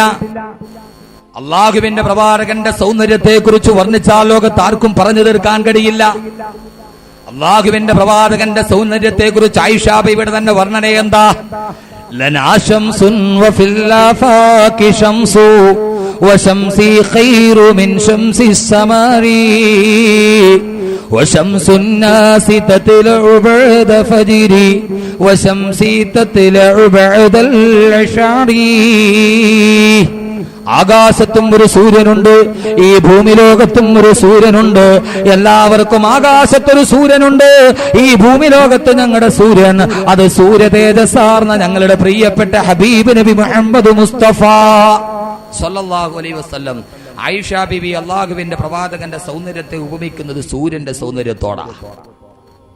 അപ്പോൾ ഞാൻ പറയുന്നു, സൗന്ദര്യത്തിന്റെ പേരിലാണ് നാം ഒരാളെ സ്നേഹിക്കുന്നതെങ്കിൽ നാം ഏറ്റവും കൂടുതൽ സ്നേഹിക്കേണ്ടത് ആരെയാ? എന്റെയും നിങ്ങളുടെയും നായകനായ ഹബീബായ നബി മുഹമ്മദ് മുസ്തഫ. അങ്ങനെയല്ലേ? നിങ്ങൾ സമ്മതിക്കുന്നോ ഇല്ലയോ? സമ്മതിക്കുന്നു. ഇനി ചില ആളുകൾക്ക് സൗന്ദര്യമല്ല, സൗന്ദര്യം ഇല്ലാത്ത ആളുകളെയും സ്നേഹിക്കും ചില ആളുകൾ. സൗന്ദര്യം പ്രശ്നമല്ല, സൗന്ദര്യം ഒന്നുമില്ലാതെ നല്ല കറുത്ത് അമാവാസി ഇരുട്ട് പോലെ ഇരിക്കുന്ന സ്ത്രീകളെയും ചില ആണുങ്ങൾ സ്നേഹിക്കും, ഇല്ലേ? നല്ല കറുകറുത്ത് അമാവാസി ഇരുട്ട് മാതിരി എന്ന് പറഞ്ഞാൽ കെട്ടിച്ചു വിടണമെങ്കിൽ 5 ലക്ഷം രൂപയും 5 പാർട്ടിയുടെ ടോർച്ചും കൊടുക്കണം സ്ത്രീധനം. അങ്ങനെ ഇരിക്കുന്ന ആളുകളെയും ചിലർ സ്നേഹിക്കും, ഇല്ലേ? നിങ്ങൾ കേട്ടിട്ടുണ്ടോ ലൈല മജ്നൂൻ എന്ന് പറഞ്ഞ കഥ കേട്ടിട്ടുണ്ടോ? ലൈല മജ്നൂന്റെ കഥ കേട്ടിട്ടുണ്ടോ? ലൈല മജ്നൂൻ ആയിഷ ബീഗത്തിന്റെ പണ്ടത്തെ കഥാപ്രസംഗം കേട്ടില്ലേ? ലൈലയും കൈസും. ലൈല മജ്നൂൻ അത് മിത്താണോ അതല്ല സത്യമാണോ? അങ്ങനെ ഉസ്താദേ, അല്ലാഹു അലം. സത്യമാണെന്ന് ആളുകൾ പറയുക. ബഗ്ദാദിൽ ഇപ്പോഴും അവരുടെ ഖബറുണ്ടെന്നാണ്. ലൈലയും കൈസും ആയിഷ ബീഗത്തിന്റെ കഥാപ്രസംഗത്തിൽ കേൾക്കുന്ന ലൈല മജ്നൂൻ എന്ന് പറഞ്ഞാൽ നിങ്ങളൊന്ന് വിചാരിക്കുക, ഇപ്പോൾ സൗദി അറേബ്യയിൽ പോയിട്ടുള്ള ഇല്ലെങ്കിൽ ഇറാഖിൽ പോയിട്ടുള്ള ആളുകൾക്കറിയാം, ഇറാഖിന്റെ മണലാരുണ്യത്തിന്റെ നട്ടുച്ച നേരത്ത് ചുട്ടുപെടുത്ത് കിടക്കുന്ന മണൽത്തരി, ആ സമയത്ത് മണലാരുണ്യത്തിൽ കിടക്കുന്ന നല്ല ചുട്ടുപെടുത്ത് കിടക്കുന്ന മണലുകളുടെ ഇടയിൽ ചുട്ടുപഴുത്ത് കിടക്കുന്ന നല്ല കരിങ്കല്ല് നട്ടുച്ച നേരത്ത് കിടക്കുകയാ. മണലാരുണ്യത്തിൽ നല്ല നട്ടുച്ച നേരത്ത് ചുട്ടുപഴുത്ത് കിടക്കുന്ന മണലാരുണ്യ ത്തിന്റെ കരിങ്കല്ലിൽ പോയിട്ട് ഒരാൾ കെട്ടിപ്പിടിച്ച് ചുംബിച്ചാൽ അവനെ കുറിച്ച് നമ്മൾ എന്ത് പറയും? നല്ല നട്ടുച്ച നേരത്തെ ചുട്ടുപഴുത്ത് കിടക്കുന്ന കരിങ്കല്ലിൽ കെട്ടിപ്പിടിച്ചിട്ട് ഒരാൾ ചുംബിച്ചാൽ നമ്മൾ അവനെ കുറിച്ച് എന്ത് പറയും? അവന് വട്ടാന്ന് പറയും, അല്ലേ?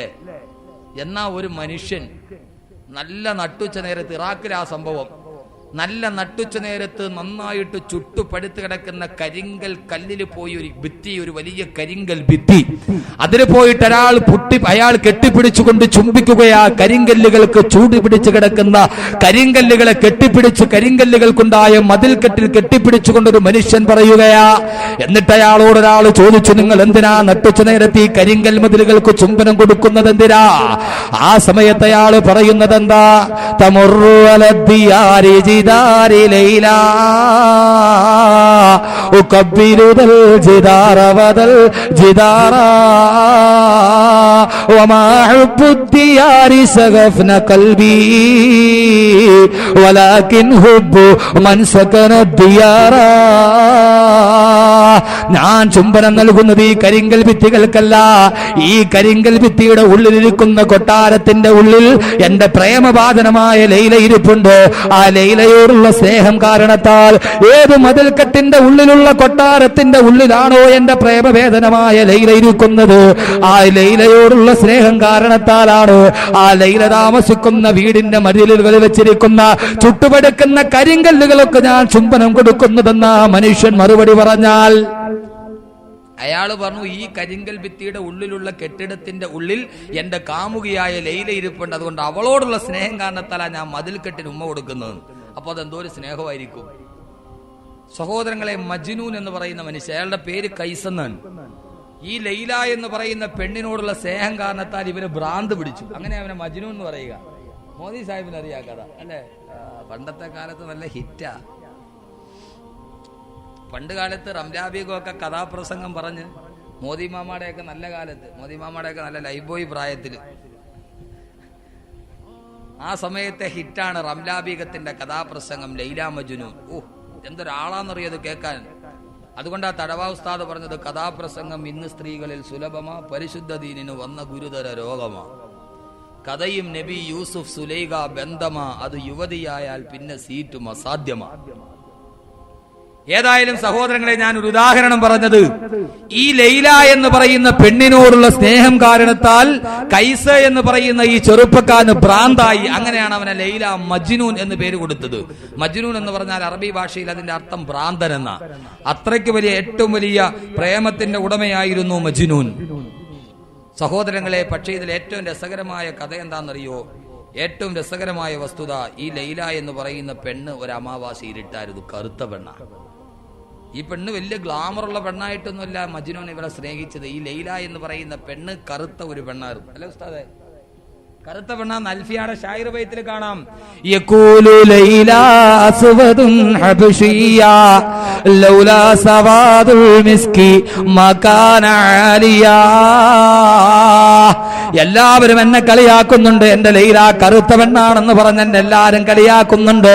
പക്ഷേ ഞാനൊന്ന് ചോദിച്ചോട്ടെ, ലൗലാ സവാദുൽ മിസ്കി മകാന ആലിയ. മിസ്ക് എന്ന് പറയുന്ന സാധനം കസ്തൂരി കറുത്തതാണ്, പക്ഷേ ആളുകൾക്ക് എന്തോ ഒരു ഇഷ്ടമാ. അതുകൊണ്ട് മിസ്കിന് കസ്തൂരിക്ക് കറുപ്പാണെങ്കിലും ആളുകൾക്ക് ഇഷ്ടമല്ലേ. അതുകൊണ്ട് എന്റെ ലൈലക്ക് കറുപ്പാണെങ്കിലും എനിക്ക് അവളോട് വല്ലാത്ത ഇഷ്ടമാണെന്ന് മജ്നൂൻ പറയാറുണ്ടായിരുന്നത്രേ. ലൈല കറുപ്പായിരുന്നു എന്ന് പറഞ്ഞാൽ ലൈലയോടുള്ള ഈ മജ്നൂന്റെ സ്നേഹം എത്രയാന്ന് ചോദിച്ചാല്, ഇയാൾക്ക് തീറ്റയും കൂടി ഒന്നുമില്ല. ഈ പെണ്ണിന് വേണ്ടി ഇയാൾ എന്തും ചെയ്യും.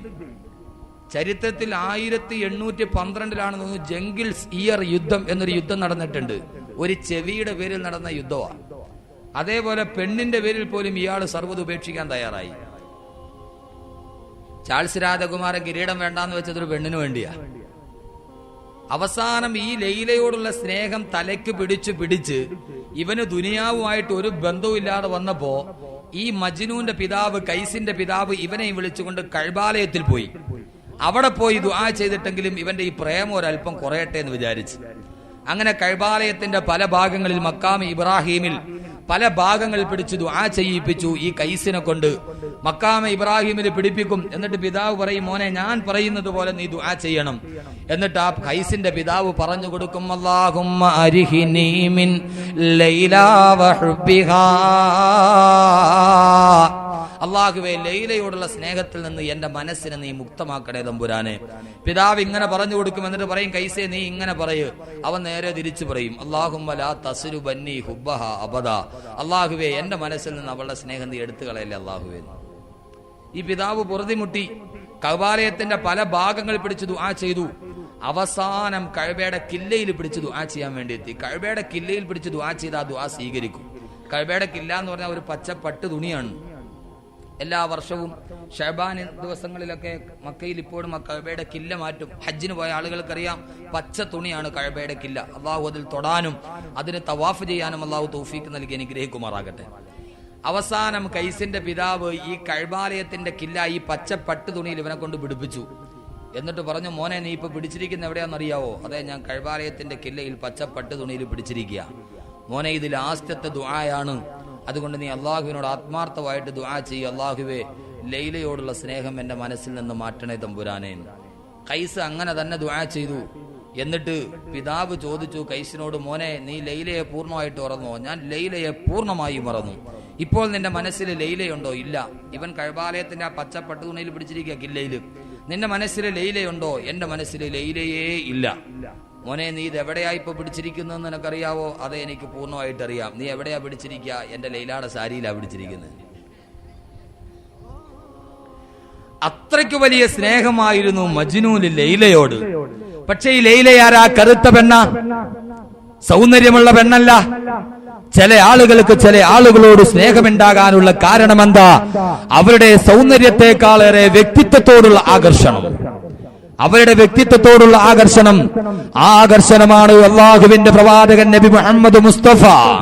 ആ പ്രവാചകന്റെ വ്യക്തിത്വത്തെക്കാളേറെ അതിനെ വെല്ലാൻ പറ്റുന്നൊരു വ്യക്തിത്വം ലോക ചരിത്രത്തിൽ ഒരു മനുഷ്യനും കാണാൻ കഴിയില്ല എങ്കിൽ എന്തിനേറെ വിശ്രുത ചരിത്രകാരനായ ജായ്ക്ക് റസൽ പറയുന്നത് കേൾക്കുക.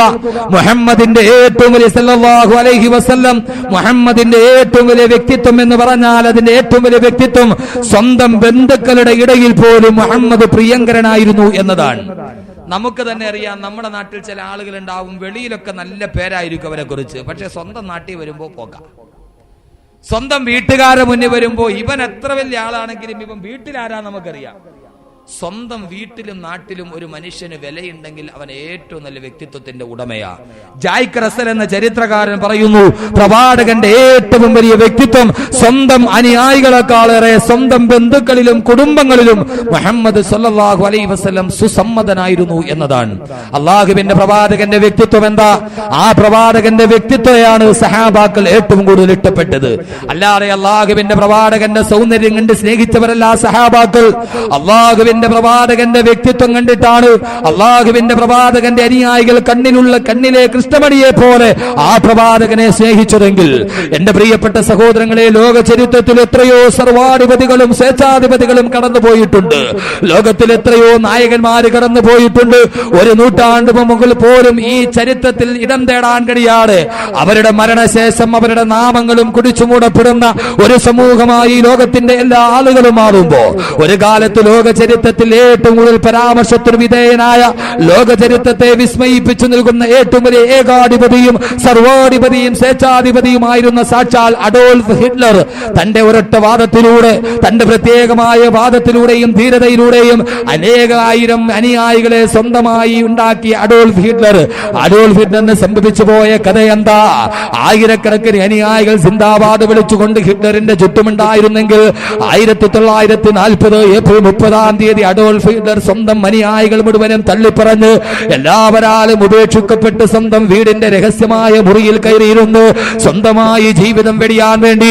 അഡോൾഫ് ഹിറ്റ്ലർ എന്ന് പറയുന്ന ആയിരക്കണക്കിന് അനുയായികളെ സമ്പാദിച്ച രാഷ്ട്രീയ നേതാവ് 1940 ഏപ്രിൽ 30 സ്വന്തം വീട്ടിൽ ആത്മഹത്യക്ക് വേണ്ടി തുനിയുമ്പോ അയാളുടെ അവസാന നിമിഷം കൂടെ ഉണ്ടായിരുന്നത് കാമുകിയായിരുന്ന ഇവാ ബ്രൗണും വെറും ഒരു വളർത്തു നായയും മാത്രമായിരുന്നെങ്കിൽ ഒരു നായകനെ അനുയായികൾ മുഴുവനും കൈവെടിഞ്ഞ കഥയാ പറയാനുള്ളതെങ്കിൽ ലോകമഹായുദ്ധത്തിന്റെ കാലഘട്ടത്തിൽ ഈ നാടിന് മുഴുവനും വല്ലാതെ കെടുകിടാ വിറപ്പിച്ച ജനറൽ ബെനിറ്റോ മുസോളിനി ഉണ്ടല്ലോ. ആ ബെനിറ്റോ മുസോളിനിയെ സിന്ദാബാദ് വിളിച്ച സ്വന്തം അനുയായികൾ തന്നെ മിലാൻ പാലത്തിന്റെ കുറുങ്കാലിൽ കെട്ടിത്തൂക്കിയ കഥയാ പറയാനുള്ളതെങ്കിൽ സ്വന്തം അനുയായികളാൽ മിലാൻ പാലത്തിൽ കെട്ടിത്തൂക്കിയ കഥയാണ് ബെനിറ്റോ മുസോളിനിക്ക് പറയാനുള്ളതെങ്കിൽ ഈ ലോകത്ത് മുഴുവനും കിടുകിടാ വിറപ്പിച്ച ഗ്രേറ്റ് അലക്സാണ്ടറിനെ പോലും വാട്ടർലൂ യുദ്ധത്തിൽ പരാജയപ്പെട്ടിട്ട് സെൻഹലൻ ദ്വീപിലൂടെ ആരാരുമില്ലാത്ത യാത്രാ കപ്പലിൽ കടലിലൂടെ ഒടുക്കി വിടുമ്പോ ഒരു നേരത്തെ വെള്ളം പോലും കുടിക്കാൻ കഴിയാതെ ഒരനുയായി പോലും പരിചരിക്കാനില്ലാതെ ഏകാന്തമായ പ്രവിശായമായ സമുദ്രമധ്യത്തിൽ കിടന്നുകൊണ്ട് പട്ടിണി കിടന്ന് ചാവേണ്ട ഗതികേടാ അലക്സാണ്ടറിന് പോലും നെപ്പോളിയൻ ബോണപ്പാർട്ടിന് പോലും വന്നതെന്ന് ചരിത്രം പറയുമ്പോ ലോകത്തെ ഏതൊക്കെ നായകന്മാര് കടന്നുപോയോ അവരെയെല്ലാം അവസാന കാലഘട്ടത്തിൽ സ്വന്തം അനുയായികൾ പോലും കൈവെടിഞ്ഞ കഥയാ പറയാനുള്ളതെങ്കിൽ ഒരു നേതാവിന്റെ കഥ ഞാൻ പറയട്ടെയോ. ഏടാ നേതാവെന്നറിയുമോ? ആ നേതാവിന്റെ അനുയായി തന്റെ ഈത്തപ്പന തോട്ടത്തിൽ ഈത്തപ്പനം മുറിച്ചു കൊണ്ട് നിൽക്കുകയാ കത്തികൊണ്ട്. ആ സമയത്താണ് ഒരാൾ വന്നിട്ട് പറയുക, അല്ലാഹുവിന്റെ റസൂല് വഫാത്തായി പോയി, പ്രവാചകൻ വഫാത്തായി പോയി. ഈത്തപ്പനം മുറിക്കുന്ന കത്തിയും കയ്യിൽ പിടിച്ചുകൊണ്ട് ആ സഹാബി ചോദിച്ചു, എന്താ പറയുന്നത്? അല്ലാഹുവിന്റെ റസൂല് വഫാത്തായോ? അടേ, അല്ലാഹുവിന്റെ റസൂല് വഫാത്തായി പോയി. ഈത്തപ്പനം മുറിച്ചു കൊണ്ടിരിക്കുന്ന കത്തി കയ്യിലെടുത്ത് വെച്ചിട്ട് അനുയായി പറഞ്ഞതെന്താ? അല്ലാഹുവിന്റെ റസൂല് ലോകത്തു നിന്ന് വിട പറഞ്ഞു പോയാൽ, എന്റെ പ്രിയപ്പെട്ട ഹബീബി ലോകത്ത് നിന്ന് വിട പറഞ്ഞു പോയാൽ അല്ലാഹുവിന്റെ റസൂലില്ലാത്ത മക്ക എനിക്കിനി കാണണ്ട എന്ന് പറഞ്ഞു സ്വന്തം കയ്യിലിരിക്കുന്ന ഈത്തപ്പഴം മുറിക്കാൻ ഉപയോഗിക്കുന്ന കത്തി കൊണ്ട് സ്വന്തം കണ്ണുകൾ ചൂഴ്ന്നെടുത്ത് കളഞ്ഞ എന്റെ പ്രിയപ്പെട്ട ഹബീബില്ലാത്ത നാടെനിക്കിനി ഈ കണ്ണുകൊണ്ട് കാണണ്ട എന്ന് പറഞ്ഞു സ്വന്തം കയ്യിലിരിക്കുന്ന കത്തി കൊണ്ട് കണ്ണുകൾ ചൂഴ്ന്നെടുത്ത ഒരനുയായ ലോകത്തെ ഏതെങ്കിലും ഒരു നേതാവിന് സ്വന്തമായുണ്ടെങ്കിൽ അതാരെന്നറിയുമോ? എന്റെയും നിങ്ങളുടെയും നായകന്, ലോകത്തിലേക്ക് വന്ന വസന്തമേ, ആദരവായ നബി മുഹമ്മദ് മുസ്തഫ. അതുകൊണ്ടാണ് ഇസ്ലാമിക പ്രബോധന ചരിത്രത്തിന്റെ ചരിത്ര നായകനായ സാക്ഷാൽ മുഹമ്മദ് അസദ് പോലും അല്ലാഹുവിന്റെ റസൂലിന്റെ റൗളാ ശരീഫിന്റെ ഓരത്ത് നിന്നിട്ട് മുഹമ്മദ് അസദ് പോലും പറഞ്ഞു പോയത്, പച്ചക്കുബ്ബയ്ക്ക് കീഴിൽ അന്തിയുറങ്ങുന്ന നേതാവേ, അങ്ങയുടെ അനുയായികൾ സ്നേഹിച്ചതുപോലെ ലോകത്തൊരു നേതാവിനെയും തന്റെ അനുയായികൾ ഇത്രത്തോളം സ്നേഹിച്ചിട്ടില്ല എന്ന് അല്ലാഹുവിന്റെ റസൂലിന്റെ മദീന റൗളയുടെ മുന്നിൽ ചെന്നിട്ട് മുഹമ്മദ് അസദ് പോലും പറഞ്ഞതെന്താ? പച്ചക്കുബ്ബയ്ക്ക് കീഴിൽ അന്തിയുറങ്ങുന്ന നേതാവ് മിൻ ഹുബ്ബത്തിൽ ഹളറാ, പച്ചക്കുബ്ബയ്ക്ക് കീഴിൽ അന്തിയുറങ്ങുന്ന നേതാവ് അങ്ങയുടെ അനുയായികൾ സ്നേഹിച്ചതുപോലെ ലോകത്തൊരു നേതാവിനെയും തന്റെ അനുയായികൾ സ്നേഹിച്ചിട്ടില്ലെന്ന് മുഹമ്മദ് അസദ് പോലും പറഞ്ഞു പോയ ആദരവായ നബി മുഹമ്മദ് മുസ്തഫ. അനുയായികൾ അള്ളാഹുവിന്റെ പ്രവാചകനെ സ്നേഹിച്ചത് എന്തിന്റെ പേരിൽ? ആ പ്രവാചകന്റെ സൗന്ദര്യം കണ്ടിട്ടാണോ? അള്ളാഹുവിന്റെ പ്രവാചകന്റെ അനുപമമായ വ്യക്തിത്വം, അള്ളാഹുവിന്റെ പ്രവാചകന്റെ അതുല്യമായ വ്യക്തിത്വം, സമാനതകളില്ലാത്ത തത്തുല്യമായ വേറൊന്നും വെക്കാൻ കഴിയാത്ത, പകരം വെക്കാനില്ലാത്ത അനുപമമായ ആ വ്യക്തിത്വം കണ്ടിട്ടാണ് അള്ളാഹുവിന്റെ പ്രവാചകനെ അനുയായികൾ തന്റെ കണ്ണിലെ കൃഷ്ണമണി പോലെ സൂക്ഷിച്ചതെങ്കിൽ അനാഥകളുടെ സംരക്ഷകനായി, സ്ത്രീകളുടെ വിമോചകനായി, പാവപ്പെട്ടവരുടെ പുനരുദ്ധാരകനായി, തിന്മയുടെ വിപാടകനായി, നന്മയുടെ വക്താവായി, സമുദായത്തെ മുന്നിൽ നിന്ന് നയിച്ച സർവാധിപതിയും സേനാധിപതിയുമായി, പാവപ്പെട്ടവരുടെ അനാഥകളുടെ സംരക്ഷകനായി കടന്നു വന്ന ലോകത്തിന്റെ നായകൻ നബി മുഹമ്മദ് മുസ്തഫ. ആ പ്രവാചകന്റെ വ്യക്തിത്വത്തോട് കിടപിടിക്കാൻ കഴിയുന്ന ഒരു വ്യക്തിത്വം, ഒരു പാവപ്പെട്ട വൃദ്ധ ചുമലും കൂനിക്കൊണ്ട് വിറക് കെട്ടും തലയിൽ വെച്ചുകൊണ്ട് നടന്നു പോകുമ്പോ ആ നടന്നു പോകുന്ന വൃദ്ധയുടെ തലയിൽ നിന്ന് വിറക് കെട്ടെടുത്ത് തന്റെ ചുമലിലേക്ക് വെച്ച് ആ ചുമലിൽ പിറന്ന വിറക് കെട്ടുമായി വൃദ്ധയുടെ വീട്ടിലെത്തിച്ചു കൊടുക്കുമ്പോ, മോനെ നീ നല്ലവനാണെന്ന് പറയുമ്പോ നിന്നോട് എനിക്ക് പറയാൻ ഒരേ ഒരു വസീയത്തേയുള്ളൂ. ഒരു പുതിയ പ്രവാചകൻ മുഹമ്മദ് കടന്നു വന്നിട്ടുണ്ട്, അവന്റെ ചതിയിൽ നീ പെട്ടുപോകരുതേ, നീ നല്ലവനാണ് എന്ന് ആ വൃദ്ധ പറയുമ്പോ, ഉമ്മാ ഞാനാണ് മുഹമ്മദ് എന്ന് ആ പാവപ്പെട്ട വൃദ്ധയുടെ മുമ്പിൽ പറഞ്ഞുപോയ പാവപ്പെട്ടവരുടെ പുനരുദ്ധാരകനായി, അവശതകൾ അനുഭവിക്കുന്ന സമൂഹത്തിന്റെ അവകാശ സംരക്ഷകനായി കടന്നു വന്ന, പെരുന്നാൾ ദിവസത്തിൽ നമസ്കരിക്കാൻ വേണ്ടി കടന്നു പോകുമ്പോ വൃക്ഷത്തിന്റെ ചുവട്ടിലിരുന്നു കൊണ്ട് പൊട്ടിക്കരയുന്ന യതീമായി പോയൊരു പാവപ്പെട്ട ബാലന് അവന്റെ കണ്ണുനീരുകൾ തന്റെ നിസാലത്തിന്റെ കരങ്ങൾ കൊണ്ട് തുടച്ചു കൊടുത്ത് ബഹുമാനപ്പെട്ട ആയിഷ ബീവി റളിയല്ലാഹു തആല അൻഹയുടെ ചാരത്തേക്ക് കൊണ്ടുപോയിട്ട്, മോനെ ഇനി മുതൽ നീ കരയണ്ട, നിന്റെ മാതാവ് ആയിഷയാണ്, നിന്റെ പിതാവ് ഞാനാണ് എന്ന് പറഞ്ഞ് പാവപ്പെട്ട അനാഥകൾക്ക് മുഴുവനും മനാവ കാഫിലുൽ യതീമി ഫിൽ ജന്നത്തി ഹഖദാ,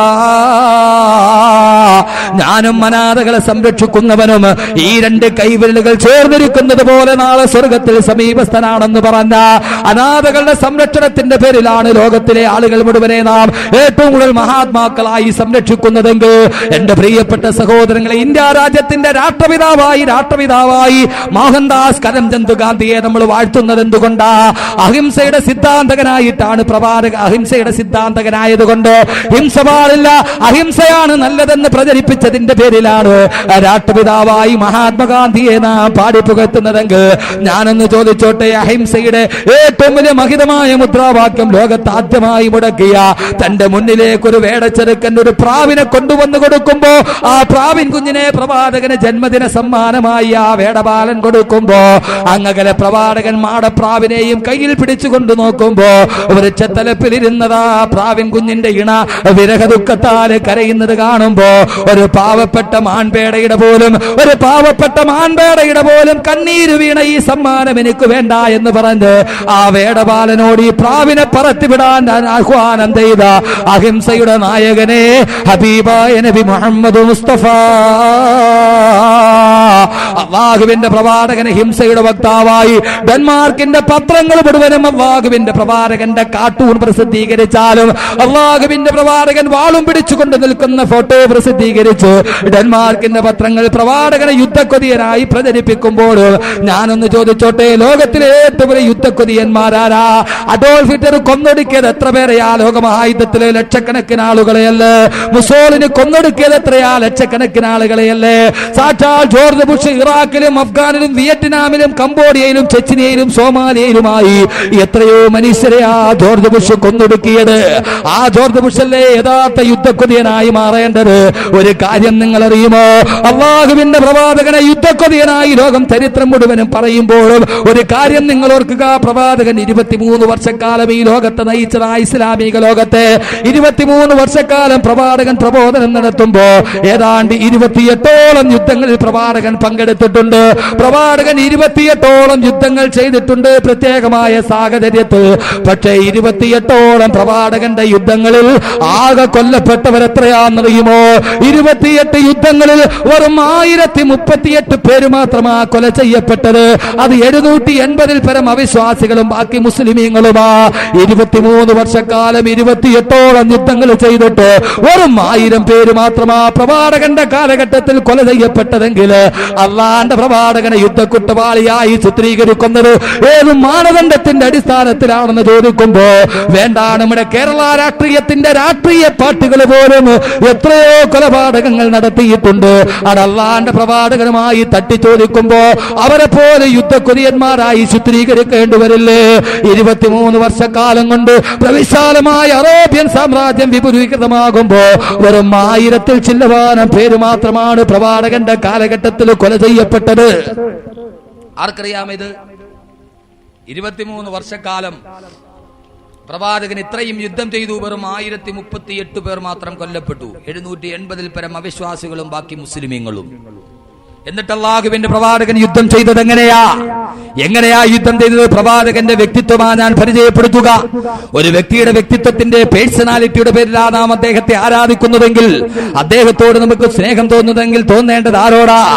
എന്റെ പ്രിയപ്പെട്ട സഹോദരങ്ങളെ, മേനകാ ഗാന്ധിയെ ലോകത്തിലെ ഏറ്റവും വലിയ വന്യജീവികളുടെ തോടനായി പറയുമ്പോ ഒരു പാവപ്പെട്ട കഴുതയെങ്ങാനും ഒരു സ്ഥലത്ത് കിടന്ന് പട്ടിണി കിടന്ന് മരിച്ചാല് മേനകാ ഗാന്ധി എന്ന് രാത്രി കിടന്നുറങ്ങൂല്ലെന്നാ. പക്ഷേ ഞാനൊന്ന് ചോദിച്ചോട്ടെ, മേനകാ ഗാന്ധിയെക്കാളേറെ മൃഗങ്ങളോട് പോലും കരുണ ചെയ്തതാരാ? തന്റെ മുന്നിലൂടെ വിശന്നുട്ടിയ വയറുമായിട്ട് ഒരു ഒട്ടകം കടന്നു പോകുമ്പോ ആ ഒട്ടകത്തിന്റെ ഉടമസ്ഥനെ വിളിച്ചിട്ട് ഈ ഒട്ടകത്തിന്റെ വയറ് നിറപ്പിക്കാത്തതിന്റെ പേരിൽ നാളെ റഹ്മാനായ റബ്ബിന്റെ മുന്നിൽ നീ കോടതിയിൽ ബോധിപ്പിക്കേണ്ടി വരുമെന്ന് പറഞ്ഞ ആദരവായ നബി മുഹമ്മദ് മുസ്തഫ നബിയോ മേ റഹ്മത്ത് ലകപ്പാനെ വാലാ മുറാദേ ഗരീബോംഗി ബൽഗാനെ വാലാ ഖതാകാർ से डर गुजर करने वाला वो अपने बरायों में बलगाने वाला खताकार से डर അല്ലാഹുവിന്റെ പ്രവാചകൻ വോ നബിയോ മേ റഹ്മത്തിലേക്ക് പാനെ വാല. ആ പ്രവാചകന്റെ കാരുണ്യം ആർക്കൊക്കെയാ കിട്ടിപ്പോ? പോയത് സ്വന്തം അനുയായികളെക്കാളേറെ മേനകാ ഗാന്ധി പാവപ്പെട്ട ജീവികൾക്ക് വേണ്ടി ശബ്ദിച്ചവരാണെങ്കിൽ നിങ്ങൾക്കറിയുമോ ഈ വ്യക്തിത്വം ഏറ്റവും കൂടുതലുള്ളതാർക്കാ? അള്ളാഹുവിന്റെ പ്രവാചകൻ ഫർദ് നമസ്കരിക്കാൻ വേണ്ടി പോവുകയാണ്. പ്രവാചകൻ തന്റെ കമീസ് കുപ്പായം എടുക്കാൻ നോക്കുമ്പോ ആ കുപ്പായത്തിൽ കിടന്നിട്ടൊരു പൂച്ചക്കുട്ടി സുന്ദരമായിട്ട് സുഖസുപ്ഷിതയിൽ ഉറങ്ങിക്കിടക്കുകയാ. അള്ളാഹുവിന്റെ പ്രവാചകൻ കാത്തു നിന്നു. നമസ്കാരത്തിന് സമയമായി. കുപ്പായം എടുത്താൽ പൂച്ചക്കുട്ടി ഉറക്കമുണരും. കാരുണ്യത്തിന്റെ തിരുദൂതർ, കാരുണ്യത്തിന്റെ പ്രവാചകൻ കാത്തു നിന്നു ആ പൂച്ചക്കുട്ടി ഉറക്കമുണരാൻ. പക്ഷേ പൂച്ചക്കുട്ടി ഉണരുന്നില്ല, അത് നല്ല ഉറക്കത്തിലാണ്. അള്ളാഹുവിന്റെ പ്രവാചകൻ കാത്തു നിന്നു. അനുയായികൾ ചോദിച്ചു, നബിയേ അതൊരു ജീവിയല്ല നബിയേ, അത് കമീസ് എടുത്താൽ എഴുന്നേറ്റ് പോയിക്കൊള്ളും യാ റസൂലല്ലാഹ്. അള്ളാഹുവിന്റെ പ്രവാചകൻ പറഞ്ഞു, പൂച്ചക്കുട്ടിയുടെ ഉറക്കം പോലും കെടുത്തിക്കൂടാ. അള്ളാന്റെ പ്രവാചകൻ കാത്തു നിന്നു. അവസാനം നമസ്കാരത്തിന്റെ സമയം തീരാറായി. ജമാഅത്ത് നമസ്കാരം തീരാറായി, അതിന്റെ സമയമായി കഴിയുന്നു. അള്ളാഹുവിന്റെ പ്രവാചകൻ പറയുന്നു, പൂച്ചക്കുട്ടി ഉറക്കമുണരുന്നില്ല. അള്ളാന്റെ പ്രവാചകൻ അനുയായികളോട് പറയുന്നു, ഒരു കത്രിക കൊണ്ടുവാ. ഒരു കത്രിക കൊണ്ടുവരപ്പെട്ടു. അള്ളാന്റെ പ്രവാചകന്റെ കുപ്പായത്തിന്റെ കയ്യിലാണ് പൂച്ചക്കുട്ടി ഉറങ്ങുക. പ്രവാചകൻ ആ കൈയുടെ ഭാഗം മെല്ലെ തന്റെ കയ്യിലിരിക്കുന്ന കത്രിക കൊണ്ട് മുറിക്കുന്നു. മുറിക്കുന്ന സമയത്ത് പോലും ആ കുപ്പായത്തിന്റെ കൈയൊന്നനങ്ങിയിട്ട് പൂച്ചക്കുട്ടിയുടെ ഉറക്കത്തിന് ഭംഗം വരാതിരിക്കാൻ പ്രത്യേകം ശ്രദ്ധിച്ച് സാവധാനത്തിൽ ആ കുപ്പായത്തിന്റെ കൈ മുറിച്ചിട്ട് മുറിക്കപ്പെട്ട കൈയുള്ള കുപ്പായം ഇട്ടുകൊണ്ട് നമസ്കാരത്തിന് പോയ ലോകത്തിന്റെ കാരുണ്യത്തിന്റെ തിരുദൂതരേ, ഹബീബായ നബി മുഹമ്മദ് മുസ്തഫ, ഒരു പൂച്ചക്കുട്ടിയുടെ ഉറക്കം പോലും നഷ്ടപ്പെടുത്തരുതെന്ന് ആഹ്വാനം ചെയ്ത ആദരവായ നബി മുഹമ്മദ് മുസ്തഫ, ആ പ്രവാചകന്റെ കാരുണ്യം ഈ ലോകത്ത് ആ നാൽക്കാലികൾക്ക് പോലും അത് വ്യാപകമായി കിട്ടി. ഖതാകാർ സേ ദർ ഗുസർ കർനെ വാലാ വോ അപ്നെ ബറായോ മേ ബൽഗാനെ വാലാ. ഏഴ് മനുഷ്യൻ വിഷമത അനുഭവിച്ചാലും ആ വിഷമതയ്ക്കൊരു പര്യായം കാണുന്ന, പരിഹാരം കാണുന്ന ആദരവായ നബി മുഹമ്മദ് മുസ്തഫ പ്രവാചകന്റെ അടുക്കലേക്ക് ഒരു കാട്ടറബി കടന്നു വരുന്നു. അള്ളാഹുവിന്റെ നബിയെ, തിരുദൂതരെ, എനിക്ക് എന്തെങ്കിലും തരുമോ? പ്രവാചകന്റെ കഴുത്തിൽ ഒരു ഷാള് മാത്രം. പ്രവാചകൻ പോക്കറ്റിൽ നോക്കി, ഒന്നുമില്ല. ഒരു പാവപ്പെട്ടവൻ തന്നോട് യാചിക്കുകയാണ്. അള്ളാഹുവിന്റെ പ്രവാചകൻ കഴുത്തിൽ കിടന്ന ഷാളെടുത്ത് കയ്യിലോട്ട് കൊടുത്തു, കൊണ്ടുപോയി കൊള്ളുക, നീ ഇത് വിറ്റിട്ട് നിന്റെ ജീവിതം കടിച്ചു കൊള്ളുക. പാവപ്പെട്ടവന്റെ വിഷമത കേൾക്കുമ്പോ കരളലിഞ്ഞു പോകുന്ന കാരുണ്യത്തിന്റെ ഉടമയെ നബി മുഹമ്മദ് മുസ്തഫ. കവി പറയുകയാണ്, അല്ലാഹുവിന്റെ പ്രവാചകന്റെ കാരുണ്യം. ഫക്കീറോങ്കി മൽജ ലഡീഫോങ്കി മഅവാ യതീമോങ്കി വാലി ഗുലാമോങ്കി മൗലാ. ഫക്കീറോങ്കി മൽജ ലഡീഫോങ്കി മഅവാ യതീമോങ്കി വാലി ഗുലാമോങ്കി മൗലാ. പാവപ്പെട്ടവന്റെ സംരക്ഷകനായി, പാവപ്പെട്ട സ്ത്രീകളുടെ അടിച്ചമർത്തപ്പെട്ട സ്ത്രീത്വത്തിന്റെ പുനരുദ്ധാരകനായി ലോകത്തേക്ക് കടന്നു വന്ന റൂഹി ഫിദാ നബി മുഹമ്മദ് മുസ്തഫ സല്ലല്ലാഹു അലൈഹി വസല്ലം. ആ പ്രവാചകന്റെ വ്യക്തിത്വം ജീവിതത്തിന്റെ സമസ്ത മേഖലകളിലും ലോകത്തിലെ ഏറ്റവും വലിയ അനുഭവമായ വ്യക്തിത്വത്തിന്റെ ഉടമയായി വന്ന കാരുണ്യത്തിന്റെ തിരുദൂതർ നബി മുഹമ്മദ് മുസ്തഫ. വ്യക്തിത്വത്തിന്റെ പേരിലാ നാം ഒരാളെ സ്നേഹിക്കുന്നുണ്ടെങ്കിൽ നാം സ്നേഹിക്കേണ്ടത് ആരെയാ സ്നേഹിക്കേണ്ടത്? ഇതിനേക്കാൾ വലിയ അനുപമമായ വ്യക്തിത്വം ലോകത്ത് ആർക്കെങ്കിലും ചൂണ്ടിക്കാണിക്കാൻ കഴിയൂ?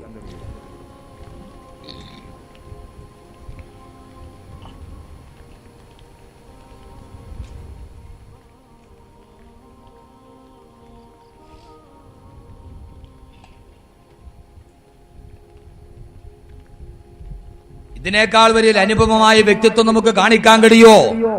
സെയ്ദ് ബിൻ ഹാരിസ് റളിയല്ലാഹു തആല അൻഹു അല്ലാഹുവിന്റെ പ്രവാചകന്റെ വളർത്തുമകനാ. സെയ്ദ് ബിൻ ഹാരിസ് റളിയല്ലാഹു തആല അൻഹു അല്ലാഹുവിന്റെ പ്രവാചകന്റെ വളർത്തുമകനാ. ഈ മുഹമ്മദ് സല്ലല്ലാഹു അലൈഹി വസല്ലം നമ്മൾ അറിയണം. ഈ മുഹമ്മദിനെ കുറിച്ച് നമുക്കറിയണം. നമുക്ക് ഈ പ്രവാചകനെ അറിയുന്ന എപ്പോഴാണെന്നറിയോ? ആകെ റബീഉൽ അവ്വൽ 12-ന്.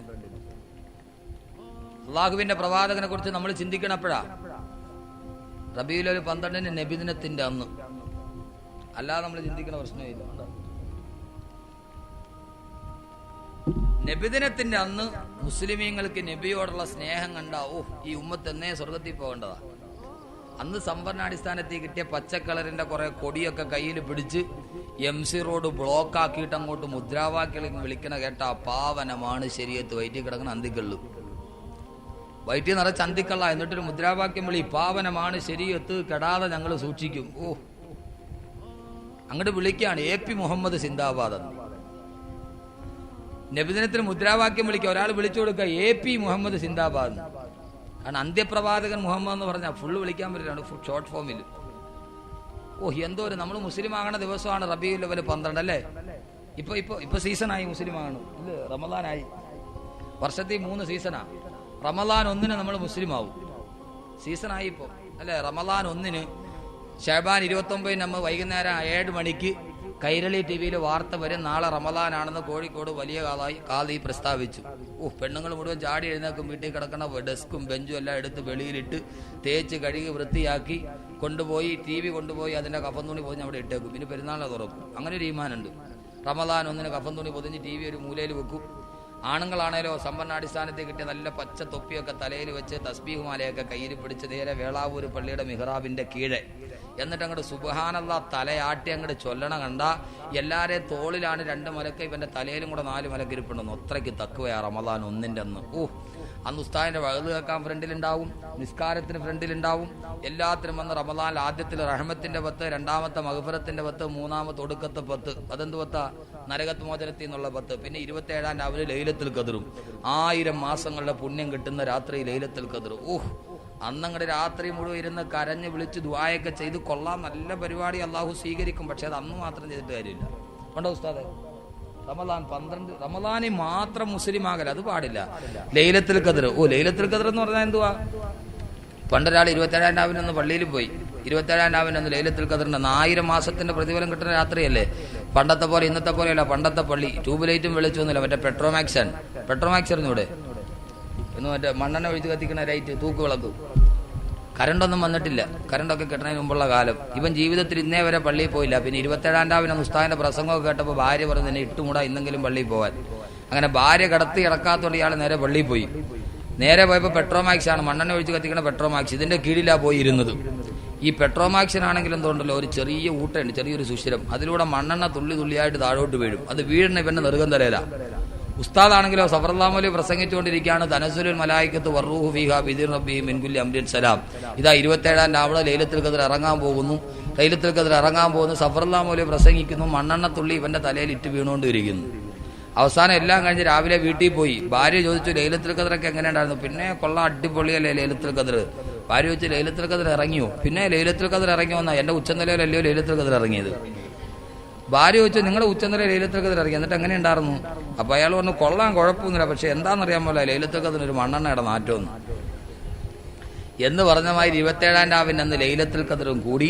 പെരുന്നാളിന്റെ അന്ന് രാവിലെ തേച്ച് മടക്കി വെച്ച നല്ല സുന്ദരം വെള്ള മുണ്ടും വെള്ള ഷർട്ടും ഒക്കെ ഇട്ട് ഇച്ചിരി അത്രയ്ക്ക് അങ്ങോട്ട് പൂശി രാവിലെ പള്ളിയുടെ അവിടെ ഒന്ന് ഒതുവെടുത്ത് ഈ നടുവിൽ സ്പ്രിങ് വെച്ച മാതിരി ഈ കൊക്ക് കുളത്തിന്റെ കരയിലിരുന്നിട്ട് മീൻ പിടിക്കണ മാതിരി സ്പ്രിങ് വെച്ചൊരു സുജൂദിന് 2 റുക്കുവൊക്കെ ചെയ്ത് അസ്സലാമു അലൈക്കും വറഹ്മത്തുള്ളാഹി വലൈക്കും അസ്സലാം വറഹ്മത്തുള്ളാഹി 2 സലാമും വീട്ടി 2 പേര് ദുആയും ഒക്കെ കഴിഞ്ഞ് ചാടി എഴുന്നേറ്റ് ഒരു 100 രൂപ എടുത്ത് കയ്യിൽ വെക്കും. അത് മടക്കി പിടിച്ചോണ്ട് പോയി ഉസ്താദിന്റെ കയ്യിൽ കൊണ്ട് സഫറല്ലാഹു അലൈഹിയുടെ കയ്യിൽ കൊടുക്കും. ഉസ്താദെ ഇൻഷാല്ലാഹ് ഇത് വെച്ചോളീൻ, അസ്സലാമു അലൈക്കും വറഹ്മത്തുള്ളാഹി, ബൈ ബൈ, ഇൻഷാല്ലാഹ് ഇനി അടുത്ത റമദാനിൽ കാണാം. ഒരൊറ്റ പോക്ക ഇലാ ഹളറത്ത് വീഗാലാൻഡ്. തീർന്നു. ആ ഒരു വർഷത്തെ മുസ്ലിം ആകല് തീർന്നു. ഒരു 100 രൂപ കൈമടക്ക് ഉസ്താദിന്റെ കൈ കൊടുക്കും. പണ്ടൊക്കെ ഇപ്പൊ കിട്ടുമെന്തോ. എങ്ങനെയുണ്ട് ഉസ്താദെ? കുഴപ്പമില്ല. ഇവരെ വിശ്വസിക്കാൻ പറ്റത്തില്ല. നമ്മുടെ നാട്ടിൽ ഒരിടത്ത് ഉസ്താദിന് കൈമടക്ക് കൊടുത്തു. 100 രൂപ എടുത്തിട്ട് ഫോട്ടോസ്റ്റാറ്റ് എടുത്ത് കൊടുത്തു. ഒറിജിനൽ അവന്റെ കയ്യിലും ഫോട്ടോസ്റ്റാറ്റ് ഉസ്താദിനും. കൈമടക്ക് കൊടുത്താ 100 രൂപയുടെ ഫോട്ടോസ്റ്റാറ്റ്. ചില നാട്ടിലൊക്കെ കൈമടക്ക് കൊടുക്കുമ്പോൾ ഈ കടലാസി പൊതിഞ്ഞു കൊടുക്കും. ഞാൻ എന്റെ മഹിലിൽ പറഞ്ഞു, ഇനി എനിക്ക് അങ്ങനെ തരണ്ടാവും. കടലാസി പൊതിഞ്ഞു കൊടുക്കില്ലെന്ന് അറിയാം. കാരണം ഒരു ഉസ്താദിന് കൈമടക്ക് കൊടുത്തു. നോക്കിയപ്പോൾ കടലാസിൽ പൊതിഞ്ഞ കൊടുത്താൽ നല്ല കട്ടിയുണ്ട്. ഉസ്താദ് പയ്യെ തടകി നോക്കിയപ്പോൾ ഒരു 10 നോട്ടെങ്കിലും കാണും. 10, 100, 1000. വലിയ ആഗ്രഹത്തോടെ മൂപ്പിലാൻ പോയി റൂമിൽ പോയി തുറന്നു നോക്കിയപ്പോൾ പഴയ ലോട്ടറിയുടെ ടിക്കറ്റ്.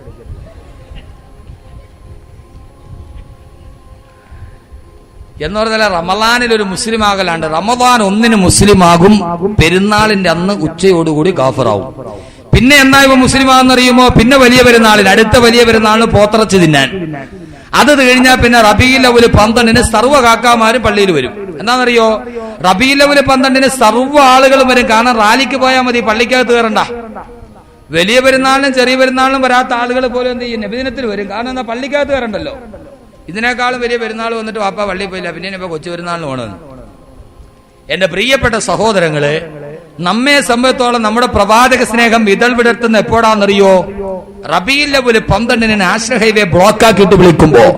പക്ഷെ അതാണോ യഥാർത്ഥ സ്നേഹം? അള്ളാഹുവിന്റെ പ്രവാചകനോടുള്ള യഥാർത്ഥ അഭിനിവേശം അതാണോ? ബഹുമാനപ്പെട്ട സെയ്ദ് ബിൻ ഹാരിസ റളിയല്ലാഹു തആല അൻഹു, അള്ളാഹുവിന്റെ പ്രവാചകന്റെ വളർത്തുമകനായി പരിചയപ്പെടുത്തപ്പെട്ട സഹാബി. എങ്ങനെ വളർത്തുമകനായി എന്നറിയുമോ? ബഹുമാനപ്പെട്ട സെയ്ദ് ബിൻ ഹാരിസ റളിയല്ലാഹു തആല അൻഹു ചെറുപ്പകാലത്ത് മാതാപിതാക്കളുടെ കൂടെ ഒരു യാത്രയ്ക്ക് പോകുമ്പോൾ സെയ്ദ് ബിൻ ഹാരിസ എന്ന് പറയുന്ന കൊച്ചുമകനെ കൈവിട്ടുപോയി മാതാപിതാക്കൾക്ക്. സെയ്ദ് ബിൻ ഹാരിസ എന്ന് പറയുന്ന കൊച്ചുമകനെ അന്നത്തെ അടിമത്ത വ്യവസ്ഥിതി അനുസരിച്ച് അദ്ദേഹത്തെ ആരുടെ കയ്യിലോ കിട്ടി?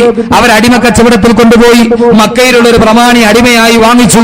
അള്ളാഹുവിന്റെ പ്രവാചകന്റെ ബന്ധുവായിരുന്നു അദ്ദേഹം ആ അടിമയായ സെയ്ദ് ബിൻ ഹാരിസയെ പ്രവാചകന് കൊടുത്തു.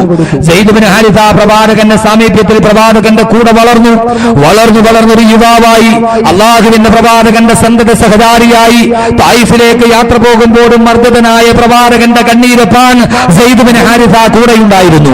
സെയ്ദ് ബിൻ ഹാരിസ 18 വയസ്സുള്ള പക്വതയുള്ള യുവാവായി, മാതാപിതാക്കളാണെങ്കിലോ ചെറുപ്പത്തിലെ നഷ്ടപ്പെട്ടു പോയ മകനെ ഓർത്ത് കിന്നരായിരിക്കുമ്പോ ഏതോ ഒരു യാത്രാ സംഘം വന്ന് പറഞ്ഞു, നിങ്ങളുടെ മകൻ മുഹമ്മദ് എന്ന പ്രവാചകന്റെ കൂടെയുണ്ട്. കേട്ട പാതി കേൾക്കാത്ത പാതി പേർഷ്യക്കാരായ മാതാപിതാക്കൾ അവിടെ നിന്നും ദൂരം സഞ്ചരിച്ച് വർഷങ്ങൾക്ക് ശേഷം തന്റെ മകനെ കാണാനുള്ള ആഗ്രഹത്തോടെ പ്രവാചകന്റെ സന്നിധിയിലെത്തി. തന്റെ പ്രിയപ്പെട്ട മകൻ ഒരു യുവാവായി നിൽക്കുന്നത് കാണുമ്പോ, ചെറുപ്പകാലത്തിലെ നഷ്ടപ്പെട്ടു പോയ മകൻ പലപ്പോഴും പത്രമാധ്യമങ്ങൾ നാം കാണാറുണ്ട്. കൈവിട്ടുപോയ മകനെ ഏതെങ്കിലും ചാരിറ്റബിൾ സദനങ്ങളുടെ വെച്ച് കാണുമ്പോ മാതാപിതാക്കളുടെ അപൂർവമായ ആ സംഗമത്തിന്റെ ഏറ്റവും വലിയ വർണ്ണ കാഴ്ചകളും അതിന്റെ വാർത്തകളും പത്രത്തിൽ കാണാറുണ്ട്. വർഷങ്ങളായി തന്റെ മകനെ കാണാറ് 18 വയസ്സുകാരനായ ചുറുചുറുക്കുള്ള ചെറുപ്പക്കാരനായി തന്റെ പ്രിയപ്പെട്ട മകനെ കാണുമ്പോ മാതാപിതാക്കൾ ആഹ്ലാദത്തോടെ സെയ്ദ് ബിൻ ഹാരിസ റളിയല്ലാഹു തആല അൻഹുവിനെ പൊന്നുമോനെ എന്ന് വിളിച്ച് മാതാവ് ഓടിക്കടന്ന് കെട്ടിപ്പിടിച്ച് പരിരംഭണം ചെയ്യുമ്പോ അള്ളാഹുവിന്റെ പ്രവാചകൻ ആ സംഭവത്തിന് സാക്ഷിയായിട്ട് നിൽക്കുകയാ. അവസാനം മാതാപിതാക്കൾ പറയുന്നു, മോനെ സെയ്ദേ, വർഷങ്ങളായിട്ട് ഞങ്ങൾ നിന്നെ കാത്തിരിക്കുകയാ. ഇത്ര നാളും നിന്നെ കാണാതെ ഞങ്ങൾ വല്ലാതെ കരച്ചിലോടെ കാത്തിരിക്കുമ്പോ ദൈവം ഇതാ നിന്നെ ഞങ്ങളുടെ കൺമുന്നിൽ എത്തിച്ചിരിക്കുകയാ. അതുകൊണ്ട് മോനെ ഹാരിസ വരിക ഞങ്ങളുടെ കൂടെ. അള്ളാഹുവിന്റെ പ്രവാചകനോട് അനുവാദം ചോദിച്ചു. അള്ളാന്റെ റസൂലിന് വല്ലാത്ത വിഷമമാണ് സെയ്ദിനെ വിട്ടുകൊടുക്കാൻ. കാരണം ഒരു മകനെ പോലെ വളർത്തി സ്നേഹിച്ച തന്റെ പ്രിയപ്പെട്ട വളർത്തു മകന് അള്ളാന്റെ റസൂല് പറഞ്ഞു, സെയ്ദിന് ഇഷ്ടമാണെങ്കിൽ കൂട്ടിക്കൊണ്ടുപോവുക. സെയ്ദ് ബിൻ ഹാരിസ റളിയല്ലാഹു തആല അൻഹുവിനെ മാതാപിതാക്കൾ വിളിക്കുന്നു. ഒരു വിഭാഗത്ത് തന്റെ പ്രിയപ്പെട്ട പ്രവാചകൻ നിൽക്കുന്നു. സെയ്ദ് ബിൻ ഹാരിസയ്ക്ക് എന്ത് ചെയ്യണമെന്നറിയില്ല. വർഷങ്ങളായി കണ്ടുമുട്ടിയ മാതാപിതാക്കളുടെ കൂടെ തിരിച്ചു പോകണമോ, അതല്ല തന്റെ പ്രിയപ്പെട്ട ഹബീബിന്റെ കൂടെ നിൽക്കണമോ? ബഹുമാനപ്പെട്ട സെയ്ദ് ബിൻ ഹാരിസയുടെ മനസ്സ് വല്ലാത്ത സംഘർഷത്തിലാ. എന്ത് തീരുമാനമെടുക്കണമെന്നറിയില്ല. മാതാപിതാക്കൾ ആഗ്രഹത്തോടെ മകനെ ക്ഷണിക്കുമ്പോ അള്ളാന്റെ റസൂലിന്റെ റിസാലത്തിന്റെ ശരീരത്തിലേക്ക് കെട്ടിപ്പിടിച്ചു പൊട്ടിക്കരഞ്ഞുകൊണ്ട് സെയ്ദ് പറയുന്നത് എന്താ? ഇരുലോകത്തിന്റെ വെളിച്ചമായ പ്രവാചകൻ ഇവിടെ നിൽക്കുമ്പോ അള്ളാന്റെ പ്രവാചകനെ വിട്ടിട്ട് ഞാൻ ഒരിടത്തേക്കുമില്ല എന്ന് ബഹുമാനപ്പെട്ട സെയ്ദ് ബിൻ ഹാരിസ റളിയല്ലാഹു തആല അൻഹു പറയുമ്പോ, എന്റെ പ്രിയപ്പെട്ട സഹോദരങ്ങള്, വർഷങ്ങൾക്ക് ശേഷം കണ്ടുമുട്ടിയ മാതാപിതാക്കളെ പോലും ഉപേക്ഷിച്ചിട്ട് അള്ളാന്റെ പ്രവാചകനെ കെട്ടിപ്പിടിച്ചു പരിരംഭണം ചെയ്ത ബഹുമാനപ്പെട്ട സെയ്ദ് ബിൻ ഹാരിസ, കുല്ലിൻ കാന ആബാഉകും വഅബ്നാഉകും വഇഖ്വാനുകും വഅദ്വാദുകും വഅശീറത്തുകും വഅംവാലുൻ ഇക്തറഫ്തുമുഹാ വതിജാറത്തുൻ തഖശൂന കസാറഹാ വമസാകിറു തർദൗനഹാ അഹബ്ബ ഇലൈകും മിനല്ലാഹി വറസൂലിഹി. സ്വന്തം മാതാപിതാക്കളൊക്കെ അല്ലാഹുവിന്റെ പ്രവാചകനെ സ്നേഹിച്ച സെയ്ദ് ബിൻ ഹാരിസ, ആ വ്യക്തിത്വത്തേക്കാൾ വലിയൊരു വ്യക്തിത്വം എന്താ? അല്ലാഹുവിന്റെ പ്രവാചകനെ അതുകൊണ്ട് അനുയായികൾ സ്നേഹിച്ചതെന്താ? ഒരാൾക്ക് മറ്റൊരാളോട് സ്നേഹം തോന്നാനുള്ള രണ്ടാമത്തെ കാരണം അവന്റെ വ്യക്തിത്വമാണെങ്കിൽ അള്ളാന്റെ പ്രവാചകന്റെ വ്യക്തിത്വത്തെ വെല്ലാൻ കഴിയുന്ന ഒരൊറ്റ വ്യക്തിത്വം പോലും ലോകചരിത്രത്തിന്റെ ഇന്നലകളിൽ കഴിഞ്ഞു പോയിട്ടില്ല എങ്കിൽ ഇന്നും മദീന റൗളയുടെ ഓരത്ത് വിശ്രമിക്കുന്ന ഓ പ്രവാചകന്റെ തിരുസദസ്സിലേക്ക് ആയിരക്കണക്കിന് അനുയായികൾ ഒരു തീർത്ഥാടകരെ പോലെ കടന്നു ചെല്ലുമ്പോ വർത്തമാനകാല ലോകത്തിൽ നിന്ന് കടന്നു പോയിട്ട് 14 നൂറ്റാണ്ട് തികഞ്ഞിട്ടും ഇന്നും ഈ വേളാവൂർ പള്ളിയുടെ മുന്നിലിരിക്കുന്ന എന്റെയും നിങ്ങളുടെയും മനസ്സിൽ അല്ലാഹുവിന്റെ റസൂൽ എന്ന് പറയുമ്പോ കേൾക്കുമ്പോൾ ഉണ്ടാകുന്ന വല്ലാത്തൊരു അനുഭൂതി ഉണ്ടല്ലോ, വല്ലാത്തൊരു സ്നേഹമുണ്ടല്ലോ. ആ പ്രവാചകന്റെ അടുക്കലേക്കൊന്ന് കടന്നു ചെല്ലാൻ, ആ പ്രവാചകന്റെ മുറ്റത്തേക്കൊന്ന് കടന്നു ചെല്ലാൻ, ആ റൗളാ ശരീഫിലൊന്ന് സലാം പറയാൻ അല്ലാഹു നമുക്ക് തൗഫീഖ് നൽകി അനുഗ്രഹിക്കുമാറാകട്ടെ. ആരെപ്പോലെ മലയാളത്തിന്റെ വീരപുത്രൻ വെളിയങ്കോട് ഉമർ ഖാദിയെ പോലെ മലയാളത്തിന്റെ വീരചരിത്ര നായകർ അല്ലാഹുവിന്റെ റസൂലിന്റെ റൗളാ ശരീഫിന്റെ മുന്നിലെത്തിയിട്ട് യാ അക്റമൽ ഖുറമാനാതാബികും ഉമറുൽ ഫഖീർ മുർതദി ബിജനാബികും യർജുൽ തആലൽ ബുകാഇ ബിബാബികും വദമ്മു മിൻ ഐനൈഹി സാല സജീമാ സല്ലു അലൈഹി വസല്ലിമു തസ്ലീമാ. അല്ലാഹുവിന്റെ പ്രവാചകന്റെ തിരുസമക്ഷത്തിലെത്തിയിട്ട് പ്രവാചകന്റെ റൗളാ ശരീഫിന്റെ ഗേറ്റ് പൂട്ടപ്പെട്ട് കിടക്കുകയാ. അകത്തേക്ക് കിടക്കാനുള്ള അനുവാദമില്ല. പാറാവുകാര് തടഞ്ഞു കഴിയുമ്പോ അള്ളാന്റെ പ്രവാചകന്റെ റൗളാ ശരീഫ് സിയാറത്ത് ചെയ്യാനുള്ള ആഗ്രഹത്തോടെ ആ കവാടത്തിന്റെ മുന്നത്തിൽ നിന്നിട്ട് ബഹുമാനപ്പെട്ട ഉമർ ഖാദി വിളിച്ചു പറയുകയാ, കണ്ണിലൂടെ കണ്ണുനീര് തടന്നില്ലേ ആത്തൊടുകയാ. യാ അക്റമൽ ഖുറമാനാതാബികും ഉമറുൽ ഫഖീർ മുർതദി ബിജനാബികും യർജുൽ തആലൽ ബുകാഇ ബിബാബികും വദമ്മു മിൻ ഐനൈഹി സാല സജീമാ സല്ലു അലൈഹി വസല്ലിമു തസ്ലീമാ.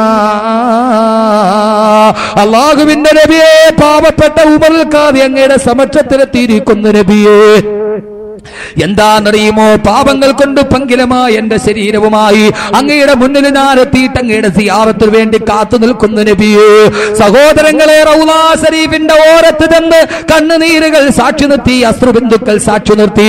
മരണത്തിന് ശേഷം 14 നൂറ്റാണ്ട് കഴിഞ്ഞിട്ടും അനുയായികളുടെ മനസ്സിൽ ഒരു മായാത്ത വിഗ്രഹം പോലെ, ഒരു കനക വിഗ്രഹം പോലെ പ്രതിഷ്ഠിക്കപ്പെട്ട ഏറ്റവും വലിയ വ്യക്തിത്വത്തിന്റെ ഉടമേ നബി മുഹമ്മദ് മുസ്തഫ വിവിധമായ മേഖലകളിൽ പാവങ്ങളുടെ പുനരുദ്ധാരകനായി, അനാഥകളുടെ സംരക്ഷകനായി, സ്ത്രീത്വത്തിന്റെ വിമോചകനായി ലോകത്ത് പ്രവാചകന്റെ വ്യക്തിത്വം പറയാൻ ഒരാൾക്കും കഴിയില്ല. ആ പ്രവാചകനെ കുറിച്ച് ചിന്തിക്കാൻ ഒരാൾക്കും കഴിയില്ല. അതുകൊണ്ടാണ് ഇമാം ബൂസൂരി പറഞ്ഞത്, അള്ളാന്റെ പ്രവാചകനെ കുറിച്ച് പറയാൻ എന്റെ വാക്കുകൾ ഞാൻ ഇവിടെ നിർത്തുകയാ. അള്ളാന്റെ പ്രവാചകനെ കുറിച്ച് പറയാൻ ആർക്കാ കഴിയുക? ഇമാം ബൂസൂരിയുടെ വാക്കുകൾ കടമെടുക്കട്ടെ. ഇമാം ബൂസൂരി അങ്ങേക്ക് അല്ലാഹു അനുഗ്രഹം നൽകട്ടെ. കശംസി തൽഹറു للعينين من بعدي صغيرة وتكل الطرف من نميمي. ഇമാം ബൂസൂരി അല്ലാഹുവിന്റെ പ്രവാചകനെ കുറിച്ച് പറഞ്ഞതാ. പ്രവാചകൻ എന്ന് പറഞ്ഞാൽ കശംസി, ഒരു സൂര്യനെ പോലെയാ. എന്താ സൂര്യന്റെ അവസ്ഥ എന്താണെന്നറിയുമോ? തൽഹറുൽ ഐനൈനി മിൻ ബുഅദിൻ സഗീറതൻ, താഴ്ഭാഗത്ത് നിന്നിട്ട് ഭൂമിയിൽ നിന്നിട്ട് അങ്ങ് അകലെ നിൽക്കുന്ന സൂര്യനെ നോക്കിയാൽ അത് വളരെ ചെറുതായിട്ടാണ് നമുക്ക് തോന്നുക. ഈ ഭൂമിയിൽ നിന്ന് 14,95,97,906 കിലോമീറ്റർ അകലെ നിൽക്കുന്ന സൂര്യഗോളമുണ്ടല്ലോ. ഈ ഭൂമിയിൽ നിന്ന് നമ്മൾ നോക്കിയാൽ അതിന്റെ അവസ്ഥ എന്താ? തൽഹറുൽ ഐനൈനി മിൻ ബുഅദിൻ സഗീറ, അങ്ങകലോട്ട് നോക്കുമ്പോൾ ചെറിയൊരു പപ്പടവട്ടത്തിൽ ആ സൂര്യനെ കാണുക. അതിനെക്കുറിച്ച് നമുക്കൊന്നും അറിയാൻ കഴിയില്ല. അങ്ങകലെ നിന്ന് നോക്കിയാൽ സൂര്യനെ കുറിച്ചൊന്നും അറിയില്ല. പക്ഷയോ വതുകില്ലു തർഫ മിൻ നമിമി, അതിന്റെ അടുക്കലേക്ക് ചെന്നാന്ന് കരിയാലോ ചൂട് കാരണാൽ കത്തിക്കരിച്ച് ഈ ആമ്പാട്ടകളെ പോലെ തകർന്നു വീടും. അള്ളാന്റെ പ്രവാചകർ ഇങ്ങനെയാ. അങ്ങ് അകലെ നിന്ന് നോക്കിയാൽ ഒന്നും അറിയില്ല, അടുത്തോട്ട് പോയാലോ ചിന്തിക്കാൻ കഴിയുന്നതിന്റെ അപ്പുറമാ.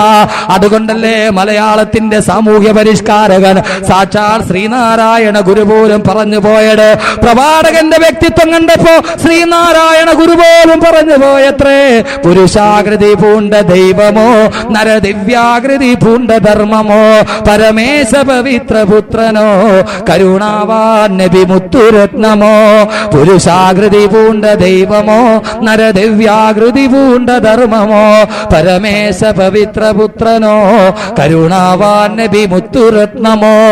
ശ്രീനാരായണ ഗുരു പറഞ്ഞ മുഹമ്മദ് ആരാണ് സല്ലല്ലാഹു അലൈഹി വസല്ലം? പുരുഷാകൃതി പൂണ്ട ദൈവമാണോ? ദൈവം ഒരു പുരുഷന്റെ ആകൃതി പൂണ്ട് ആകാശത്ത് നിന്ന് ഈ ഭൂമിയിലേക്ക് വന്നതാണോ? അതല്ല നരദിവ്യാകൃതി പൂണ്ട ധർമ്മമോ?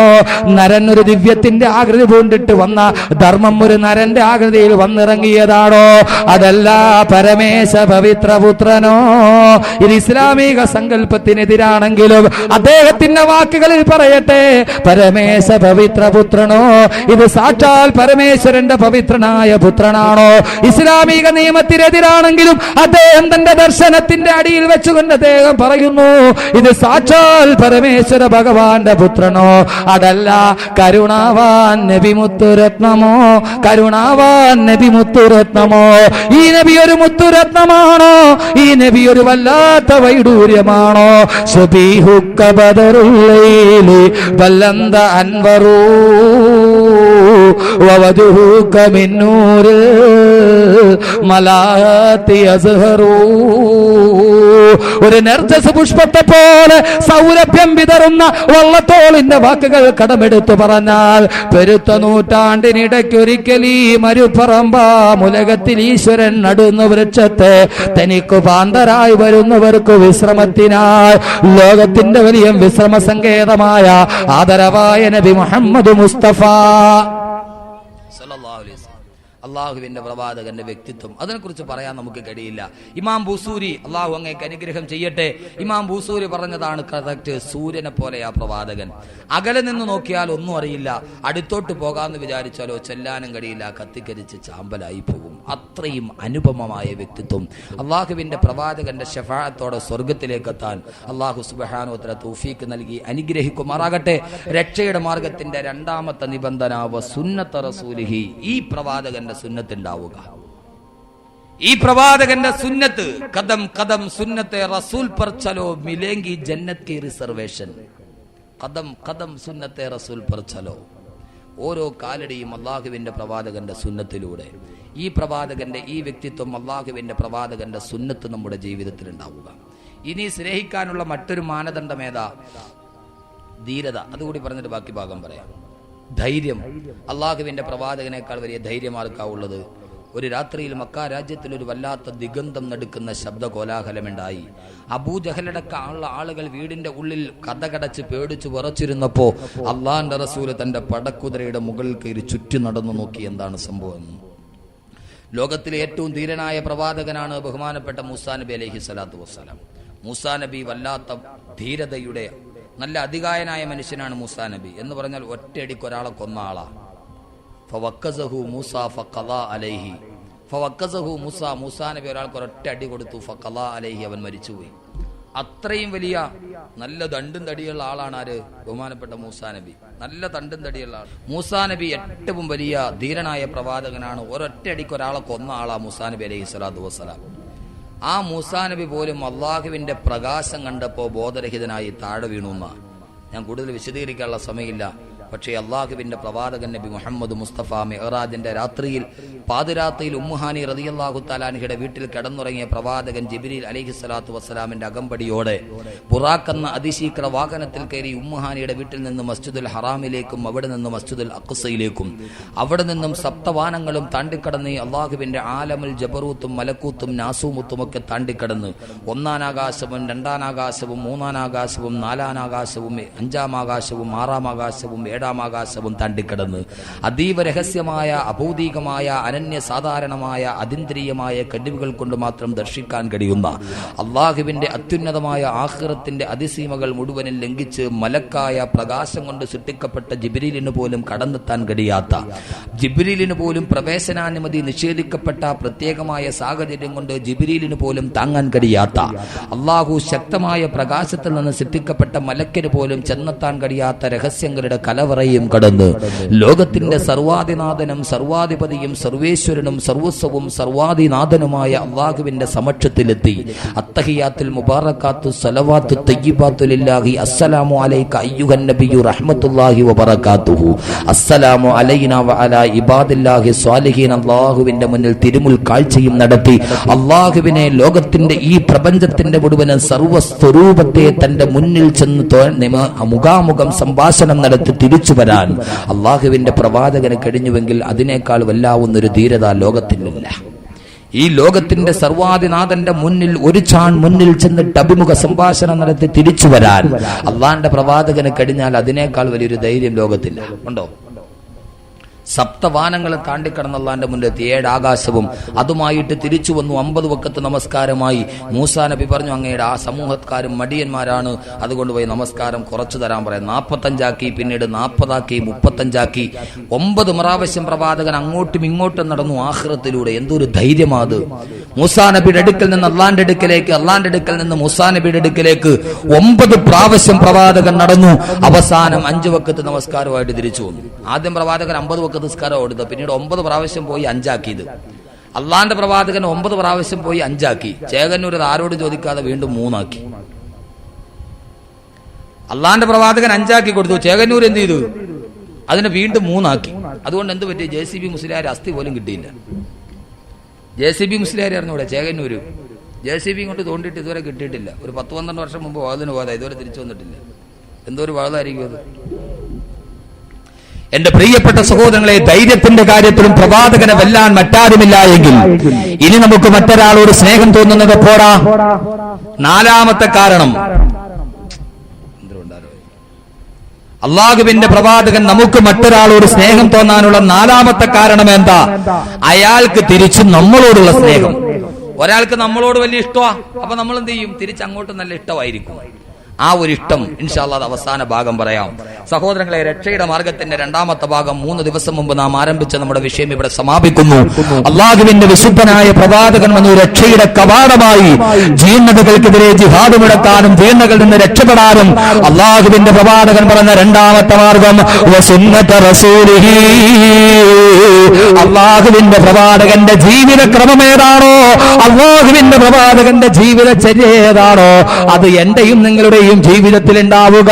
പക്ഷേ നമ്മെ സമത്തോളം പ്രവാചകനോടുള്ള സ്നേഹം നമ്മൾ പറയുമ്പോഴും അല്ലാഹുവിന്റെ പ്രവാചകനോടുള്ള പ്രേമം നമ്മൾ പറയുമ്പോഴും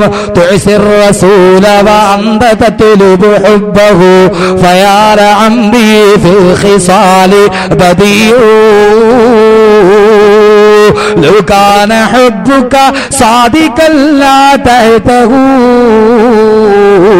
إن المحب لمن يحب مطيع تعسر الرسول وأنت تطلب حبه. അള്ളാന്റെ പ്രവാചകൻ എന്താണോ ചെയ്തത് അതിന്റെ നേർ വിപരീതമായിട്ടാണ് നീ ജീവിക്കുക. പക്ഷേ നീ പറയുന്നു അന്ത തത്ലുബു ഹുബ്ബഹു, അള്ളാന്റെ പ്രവാചകനോട് സ്നേഹമുണ്ടെന്ന് നീ പറയുകയും ചെയ്യുന്നു. പക്ഷേ നിന്റെ ജീവിതമാണെങ്കിലോ പ്രവാചക ജീവിതത്തിന് വിപരീതമായ ദിശയിലാ. ലൗ കാന ഹുബ്ബുക സാദിഖൻ ലാ തഹ്തഹു, നീ പറയുന്ന പ്രവാചകനെ സ്നേഹം സത്യസന്ധമാണെങ്കിൽ ഇന്നൽ മുഹിബ്ബ ലിമൻ യുഹിബ്ബു മത്തിയോ, ആരെയാണോ സ്നേഹിക്കുന്നത് അയാളുടെ പാത തന്നെയാ സ്നേഹിക്കപ്പെടുന്നവനും പിന്തുടരുക. ആരെയാണോ നമ്മൾ റോൾ മോഡലാക്കുക അതേപോലെയാണ് നമ്മൾ അവരെയാണ് നമ്മൾ പിൻപറ്റുക. നാം ആരെ റോൾ മോഡലാക്കുന്നു അതേപോലെയാണ് നാം ജീവിക്കുക. പക്ഷേ എന്റെ പ്രിയപ്പെട്ട സഹോദരങ്ങളെ, നമ്മുടെ ജീവിതം എങ്ങനെയാ? ബഹുമാനപ്പെട്ട അല്ലാമാ നദ്വി സാഹിബ് ചോദിച്ചതുപോലെ അയ്യുഹൽ മുസ്ലിമൂനോ, മുസ്ലിമീങ്ങള്, ഓ മുസ്ലിമീങ്ങള്, നിങ്ങളുടെ ജീവിതം എന്താ? മറാക്കിബുക്കും കാറൂനിയ, നിങ്ങളുടെ വാഹനങ്ങളോ കാറൂനിന്റെ വാഹനങ്ങൾ പോലെ ആഡംബര വാഹനങ്ങളാ. ബുയൂത്തുക്കും കിസ്റവിയ, നിങ്ങളുടെ വീടുകളോ കിസ്റ രാജാവിന്റെ കൊട്ടാരങ്ങൾക്ക് സമാനമായ വീടുകളാ. മാത്രമോ ബുയൂത്തുക്കും കൈസരിയ, നിങ്ങൾ താമസിക്കുന്നത് കൈസറിന്റെ കോട്ടകൊത്തളങ്ങളെ പോലെ ലജ്ജിപ്പിക്കുന്ന കോട്ടകളാ. മാത്രമോ മനാഹിബുക്കും ശൈത്താനിയ, നിങ്ങളുടെ ചിന്തകൾ ശൈത്താന്റെ ചിന്തകളാ. വഅഫ്ആലുക്കും ജാഹിലിയ, നിങ്ങളുടെ പ്രവർത്തനങ്ങൾ ജാഹിലിയ കാലഘട്ടത്തെക്കാൾ അതപ്പതിച്ച പ്രവർത്തനങ്ങളാ. വഅഫ്കാറുക്കും ഫിർഔനിയ, നിങ്ങളുടെ ചിന്തകളോ ഫിർഔന്റെ ചിന്തകളാ. വലിയവനെന്ന ഭാവമാ നിങ്ങളുടെ മനസ്സില്. ഫഅയ്ന ശരീഅത്തു മുഹമ്മദിയ, അള്ളാന്റെ പ്രവാചകന്റെ ശരീഅത്ത് എവിടെ പോയി സഹോദരങ്ങളെ? സ്വർഗത്തിലേക്ക് പച്ചപ്പരവതാനി വിരിച്ചു തന്ന പ്രവാചകന്റെ പാത എവിടെ പോയി? നമ്മുടെ വീടുകൾ എന്തോ ആഡംബരങ്ങളുടെ വീടുകളാ. എന്റെ പ്രിയപ്പെട്ട സഹോദരങ്ങളെ, നിങ്ങൾക്കറിയുമോ ബഹുമാനപ്പെട്ട സയ്യിദുനാ ഉമർ ഇബ്നുൽ ഖത്താബ് റളിയല്ലാഹു തആല അൻഹു അല്ലാഹുവിന്റെ പ്രവാചകനെ കാണാൻ മസ്ജിദുൻ നബവിയിലെത്തുമ്പോ അല്ലാഹുവിന്റെ റസൂൽ മസ്ജിദുൻ നബവിയുടെ തൊട്ടടുത്തുള്ള തന്റെ വീട്ടിൽ കിടന്നിറങ്ങുകയാ. ഉമർ ഇബ്നുൽ ഖത്താബ് റളിയല്ലാഹു തആല അൻഹു പ്രവാചകന്റെ മുന്നിൽ സലാം പറഞ്ഞു. അസ്സലാത്തു വസ്സലാമു അലൈക യാ റസൂലല്ലാഹ്. അല്ലാഹുവിന്റെ പ്രവാചകനോട് സലാം പറയുമ്പോ കിടന്നിറങ്ങിയ പ്രവാചകൻ എഴുന്നേൽക്കുന്നു. ഉമറിനെ കണ്ടിട്ട് ഉമർ ഇബ്നുൽ ഖത്താബ് നോക്കുമ്പോ അല്ലാഹുവിന്റെ പ്രവാചകൻ കിടന്നിറങ്ങുന്നത് വെറും ഈത്തപ്പന മരത്തിന്റെ ഒരു ഓലയിലാ കിടന്നിറങ്ങുക. ഈത്തപ്പനത്തിന്റെ കുരു കൊണ്ട് നിറച്ചൊരു തലയിണയും അടുത്തുണ്ട്, ഒരു വെള്ളത്തിന്റെ കൂജയും അടുത്തുണ്ട്, പാത്രമുണ്ട്. അല്ലാതെ മറ്റൊന്നും പ്രവാചകന്റെ വീട്ടിലില്ല. ആ സമയത്ത് ഉമർ ഇബ്നുൽ ഖത്താബ് നോക്കുമ്പോ പ്രവാചകൻ എഴുന്നേറ്റിരിക്കുമ്പോ അല്ലാഹുവിന്റെ റസൂലിന്റെ റിസാലത്തിന്റെ ഭൂമിയിലതാ കിടന്നുറങ്ങിയ ഈത്തപ്പന മരത്തിന്റെ ഓലയുടെ അടയാളം കാണുമ്പോ ഉമർ ഇബ്നുൽ ഖത്താബിന്റെ കണ്ണുകൾ അറിയാതെ സജലങ്ങളായി പോയി. പ്രവാചകന്റെ റിസാലത്തിന്റെ ശരീരത്തിലൂടെ തന്റെ കരമിങ്ങനെ അടയാളങ്ങളിലൂടെ തലോടിയിട്ട് ഉമർ റളിയല്ലാഹു തആല അൻഹു വികാരാധീനനായി ചോദിച്ചു പോവുകയാ, യാ റസൂലല്ലാഹ്, അല്ലാഹുവിന്റെ തിരുദൂതരെ, അല്ലാഹുവിനെ ധിക്കരിക്കുന്ന കിസ്റയുടെയും കൈസറിന്റെയും കൊട്ടാരത്തിന്റെ സർവാധിപതികളായ തമ്പുരാക്കന്മാര് അവര് സ്വർണ്ണ നൂലുകൾ കൊണ്ട് നെയ്തുണ്ടാക്കപ്പെട്ട കട്ടിലിൽ കിടന്നിറങ്ങുമ്പോ, സ്വർണ്ണ ചഷകങ്ങളിൽ അവര് പാനം ചെയ്യുമ്പോ, അന്തപുരത്തിന്റെ തോടിമാർ അവർക്ക് വെഞ്ചാമരം വീശിക്കൊടുക്കുമ്പോ, അവർ ഉന്നതമായ പട്ടുമെത്തകളിൽ ശയനം നയിക്കുമ്പോ അള്ളാന്റെ പ്രിയപ്പെട്ട ഹബീബായ അങ്ങീത്തപ്പന മരത്തിന്റെ മടലിൽ കിടന്നിറങ്ങുന്ന നബിയെ, ആ ഈത്തപ്പന മരത്തിന്റെ അടയാളം അങ്ങയുടെ റിസാലത്തിന്റെ ശരീരത്ത് പതിയുന്നത് കണ്ടിട്ട് ഉമറിന് സഹിക്കാൻ കഴിയുന്നില്ല നബിയെ എന്ന് പറയുമ്പോ അള്ളാന്റെ റസൂല് ചോദിക്കുന്നു, ഉമറേ, നിനക്ക് ദുനിയാവിന്റെ ആഡംബരങ്ങളാണോ അതല്ല ആഖിറത്തിന്റെ സുഖമാണോ നിനക്ക് വേണ്ടത്?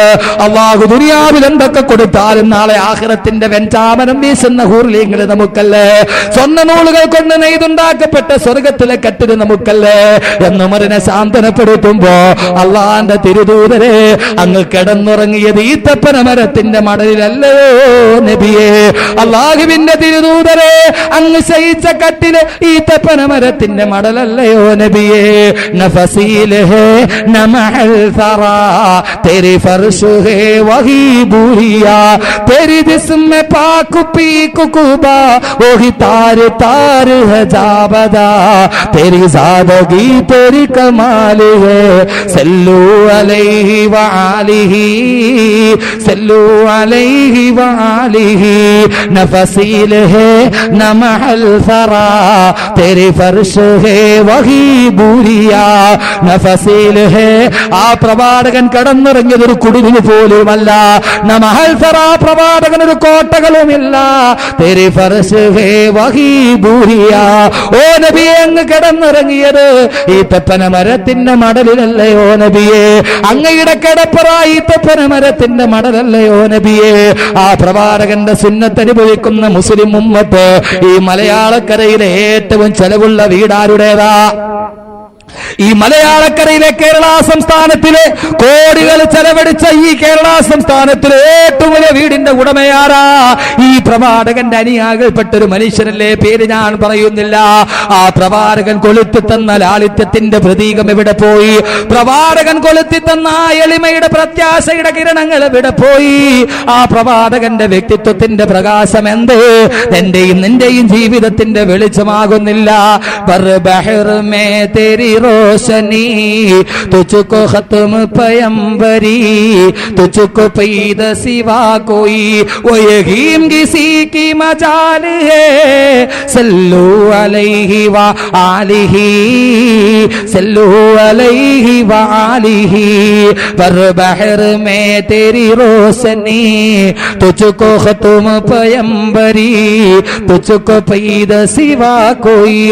ആ പ്രവാചകൻ കൊളുത്തി തന്ന വെളിച്ചം, അള്ളാന്റെ പ്രവാചകൻ ഈ ലാളിത്യത്തോടെ ജീവിക്കുമ്പോ കോട്ട കൊത്തളങ്ങളിൽ കിടന്നുറങ്ങുന്ന ശീതീകരിച്ച റൂമിലേക്ക് ഒരു കൊതുകിന് പോലും കടന്നു വരാത്ത രീതിയിൽ ശീതീകരിച്ച കോൺക്രീറ്റിന്റെ സൗധങ്ങളിൽ കടന്നുറങ്ങുന്ന എന്റെ പ്രിയപ്പെട്ട മുസ്ലിം ഉമ്മത്തെ, ചോർന്നൊലിക്കുന്ന ചെറ്റപ്പുരകളിൽ അന്തി ഉറങ്ങാൻ കഴിയാറ് അനേകായിരങ്ങൾ വിറക് കൊള്ളികളെ പോലെ കടത്തിണ്ണകളിൽ വിറങ്ങലിച്ച് കിടക്കുമ്പോ എന്റെ പ്രിയപ്പെട്ട മുസ്ലിം ഉമ്മത്തെ, നിങ്ങൾ കിടന്നുറങ്ങുന്നത് ഏത് വേട്ടിയ കോൺക്രീറ്റ് സൗധങ്ങളിലാ. റിക്ഷാവണ്ടി വലിച്ച് വലിച്ച് തളർന്ന് ചുമ ബാധിച്ചിട്ട് സ്വന്തം ജീവിതത്തിന്റെ രണ്ടറ്റം തമ്മിൽ കൂട്ടിമുട്ടിക്കാൻ കഴിയാതെ പുററിഞ്ഞു നിൽക്കുന്ന പാവപ്പെട്ട പെമ്മക്കളെ കെട്ടിക്കാൻ പള്ളിക്കോലാകളിൽ തുണി വിരിക്കുന്ന ആയിരക്കണക്കിന് പിതാക്കന്മാര് നമ്മുടെ മുന്നിൽ നിൽക്കുമ്പോ ആ വിവാഹ ചന്തയിൽ മാത്സര്യ ബുദ്ധിയോടെ കോടികൾ എറിഞ്ഞ് പകിട കളിക്കുന്ന ഉത്തമ സമുദായത്തിന്റെ പ്രിയപ്പെട്ട അംഗങ്ങള്, വിവാഹ ചന്തയിൽ മാത്സര്യ ബുദ്ധിയോടെ കോടികൾ എറിഞ്ഞ് പകിട കളിക്കുന്ന എന്റെ പ്രിയപ്പെട്ട മുസ്ലിം ഉമ്മത്ത്, ഫൈന ശരീഅത്ത് മുഹമ്മദിയ്യ, അല്ലാഹുവിന്റെ റസൂലിന്റെ സുന്നത്ത് എവിടെ? എനിക്കും നിങ്ങൾക്കും സ്വർഗ്ഗത്തിൽ പോണോ? അല്ലാഹുവിന്റെ റസൂലിന്റെ സുന്നത്ത് എടുക്ക, കദം കദം സുന്നത്തേ റസൂൽ പർ ചലോ, ഓരോ കാലടിയും അല്ലാഹുവിന്റെ റസൂലിന്റെ സുന്നത്ത് എടുക്ക. ഇതിലാ ദലീല അല തരീഖി ഇലല്ലാ ഇല്ലാ മുതാബഅത്തുർ റസൂലിൽ മുക്മിലാ, ഇതിലാ ദലീല അല തരീഖി ഇലല്ലാ ഇല്ലാ മുതാബഅത്തുർ റസൂലിൽ മുക്മിലാ. അല്ലാഹുവിനെ അറിയാനും അല്ലാഹുവിന്റെ സ്വർഗ്ഗത്തിലേക്ക് എത്താനും ആ പ്രവാചകനെ അനുധാവനം ചെയ്യാതല്ലാതെ മറ്റൊന്നുമില്ല.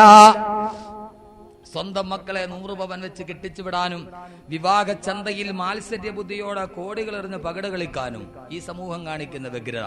അള്ളാന്റെ റസൂലിന്റെ സുന്നത്ത് എവിടെ പോയി? ഫാത്തിമത്തു സഹറ എന്ന പൊന്നുമോളെ വിവാഹം കഴിച്ചു കൊടുക്കുമ്പോൾ പ്രവാചകൻ കൊടുത്ത സ്ത്രീധനം എത്രയാ, മഹർ എത്രയാ, പ്രവാചകൻ കൊടുത്ത വീടിന്റെ ഏക്കർ എത്രയാ?